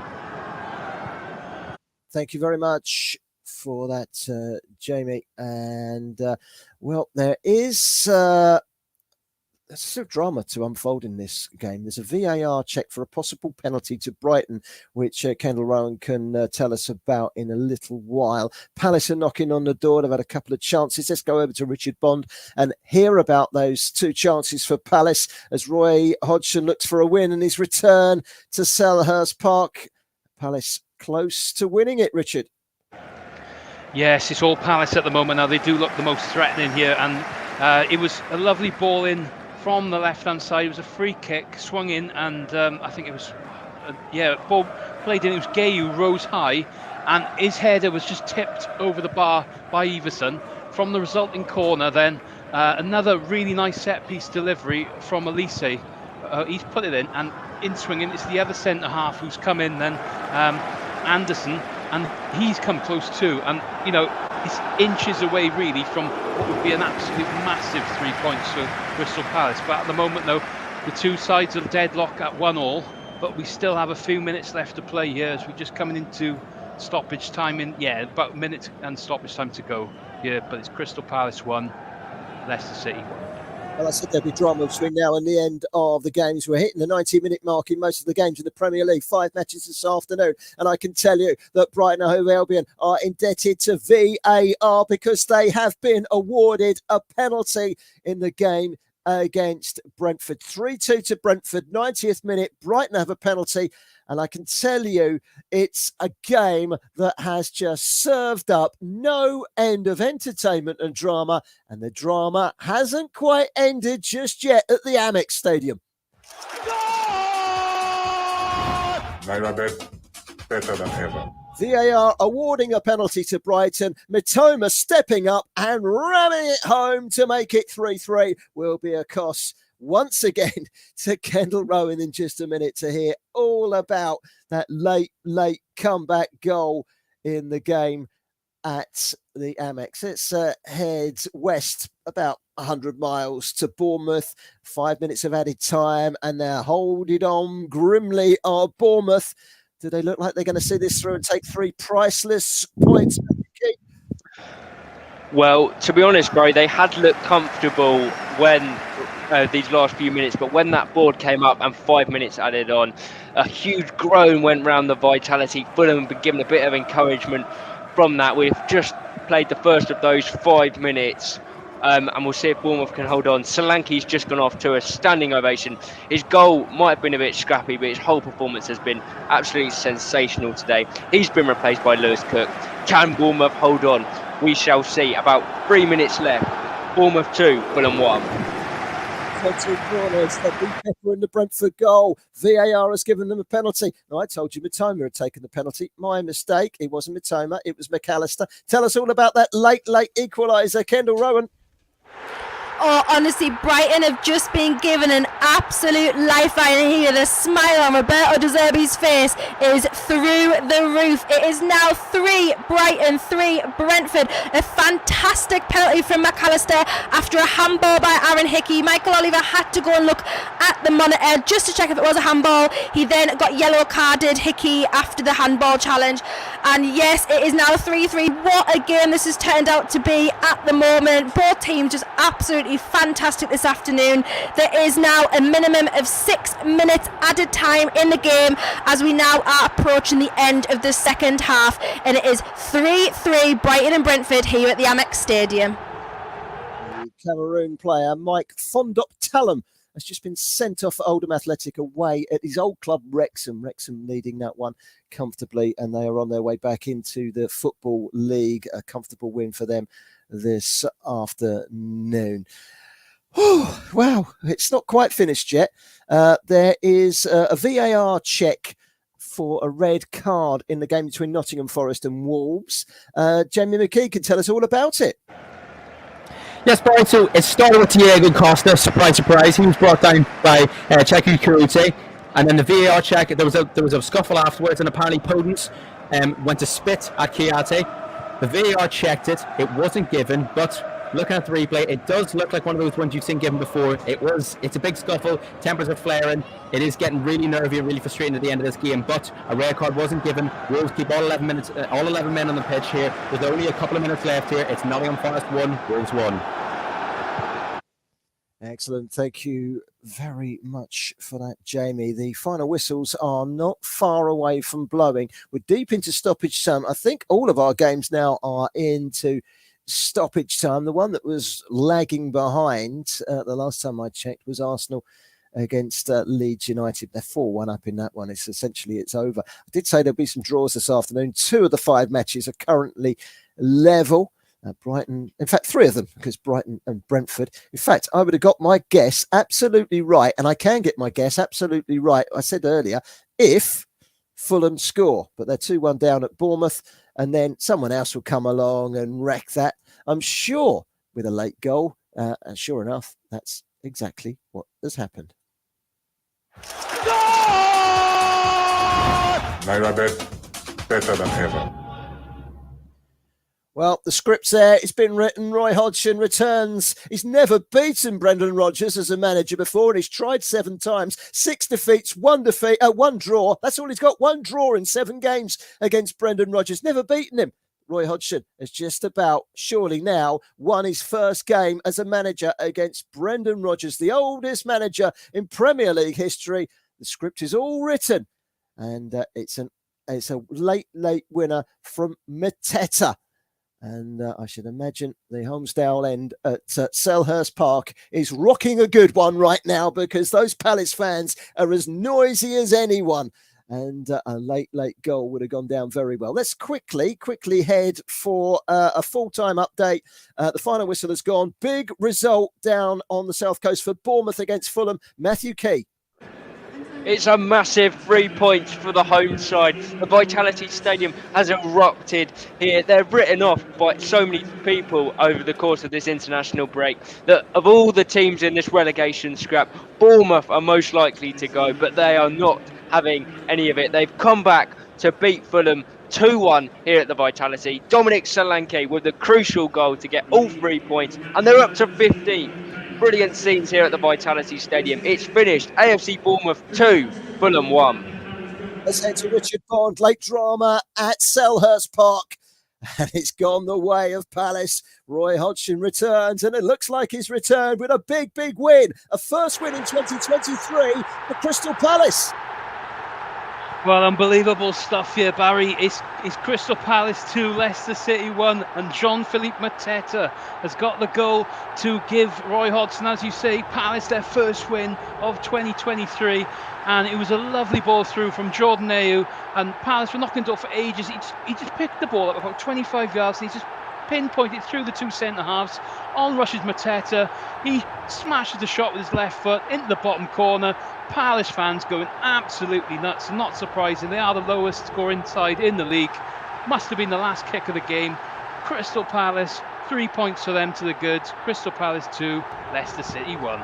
It's finished all square at the City Ground. Nottingham Forest 1, Wolverhampton Wanderers 1. Jamie McKeag has been watching this one. Yes, full time here, Barry, at the City Ground. It is Nottingham Forest 1, Wolves 1. And I tell you what, a draw maybe in the grand scheme of things is the fair result. And Wolves held on to 73% of the possession, but scored with their only shot on target. So Steve Cooper will be frustrated to concede with the only shot on target. But it is a result that probably is the best. It keeps them out of the relegation zone for now. It's all Stevens here at the City Ground. Nottingham Forest 1, Wolves 1. Thank you, Barry. Thank you very much this afternoon for that on his debut on Football Live. Jamie McKeag, good game that 1-1. Let's go to Kendall Rowan. She's been watching an absolutely brilliant game between Brighton and Hove Albion and Brentford. 6 goals in this game shared between 2 of the overachievers in the Premier League this season to tell us all about a fantastic game at the Amex. Kendall Rowan. Oh, what a fantastic game. I have thoroughly enjoyed watching this game at the Amex today. What a game it's been. It ends Brighton 3, Brentford 3. Both teams go above Liverpool in the Premier League table after Liverpool's loss to Manchester City earlier today. A couple of yellow cards given out at the end there for Brighton. Both McAllister and also Pascal Gross for Brighton got yellow cards towards the end of the game there, but Michael Oliver's let a lot go today, and I think he's actually had a really good job. So fantastic game. It's now full time here at the Amex, and it is Brighton and Hove Albion 3, Brentford 3. Thank you very much, Kendall. No shortage of entertainment, no shortage of goals. Great game, that one. I did say at the beginning it was probably going to be the game I would have chosen if I wanted to watch a game this afternoon. It would have been the right choice as well, because an excellent result there. 3-3 in that game. Let's go to the Emirates, shall we, quickly. A comfortable win in the end for Arsenal. 8 points clear still at the top. Jackson Cole can tell us all about it. Yeah, Arsenal 4, Leeds 1. It's finished. The Gunners are sending an emphatic message to title rivals Manchester City with their thumping of Leeds. Mikel Arteta's men did make a subdued start to the match, but nerves were settled on 35 minutes, where Gabriel Jesus won a penalty and showed great composure to dispatch the resulting spot kick himself. Leeds did ask questions of the home side in the first half, but Arsenal started the second electrically as Ben White doubled their lead with a finish from close range as he got on the end of a Gabriel Martinelli cross. Jesus then got his second and Arsenal's third after some great work by Leandro Trossard. Rasmus Christensen pulled one back for the visitors before Granit Xhaka restored Arsenal's 3-goal lead. The result means Leeds are just 2 points above the relegation zone, and there are a couple of teams who have games in hand on them, in and around them, while Arsenal restore their 8-point lead at the top of the table. It's Arsenal 4, Leeds 1. Yes, indeed. That win for Bournemouth carries them out of the bottom 3 and dumps Leicester City down into the relegation zone, would you believe? West Ham and Southampton play tomorrow. They are now the bottom 2 in the Premier League table. Wow, what an afternoon. Manchester City 4, Liverpool 1. Manchester City laid down the gauntlet. Arsenal followed it up with a 4-1 win of their own against Leeds United. Brighton 3, Brentford fevers the game to watch. Forest and Wolves done the derby draw in a 1-1. Crystal Palace late winners against Leicester 2-1. First winner 2023 for them. And Bournemouth 2, Fulham 1. Thank you very much to all of our reporters this afternoon. It's been a 4.5-hour marathon. I've enjoyed every minute of it. Don't forget, we're back tomorrow at 2:30 for more entertainment. And it comes in the shape of 2 great games in the Premier League. And, West Ham against Southampton leads the way, followed by a rerun of the Carabao Cup and Newcastle against Manchester United. Have a good evening, everybody. Today's show was produced by John Kane and powered by Hollandia Civita and our official betting partner, NairaBet.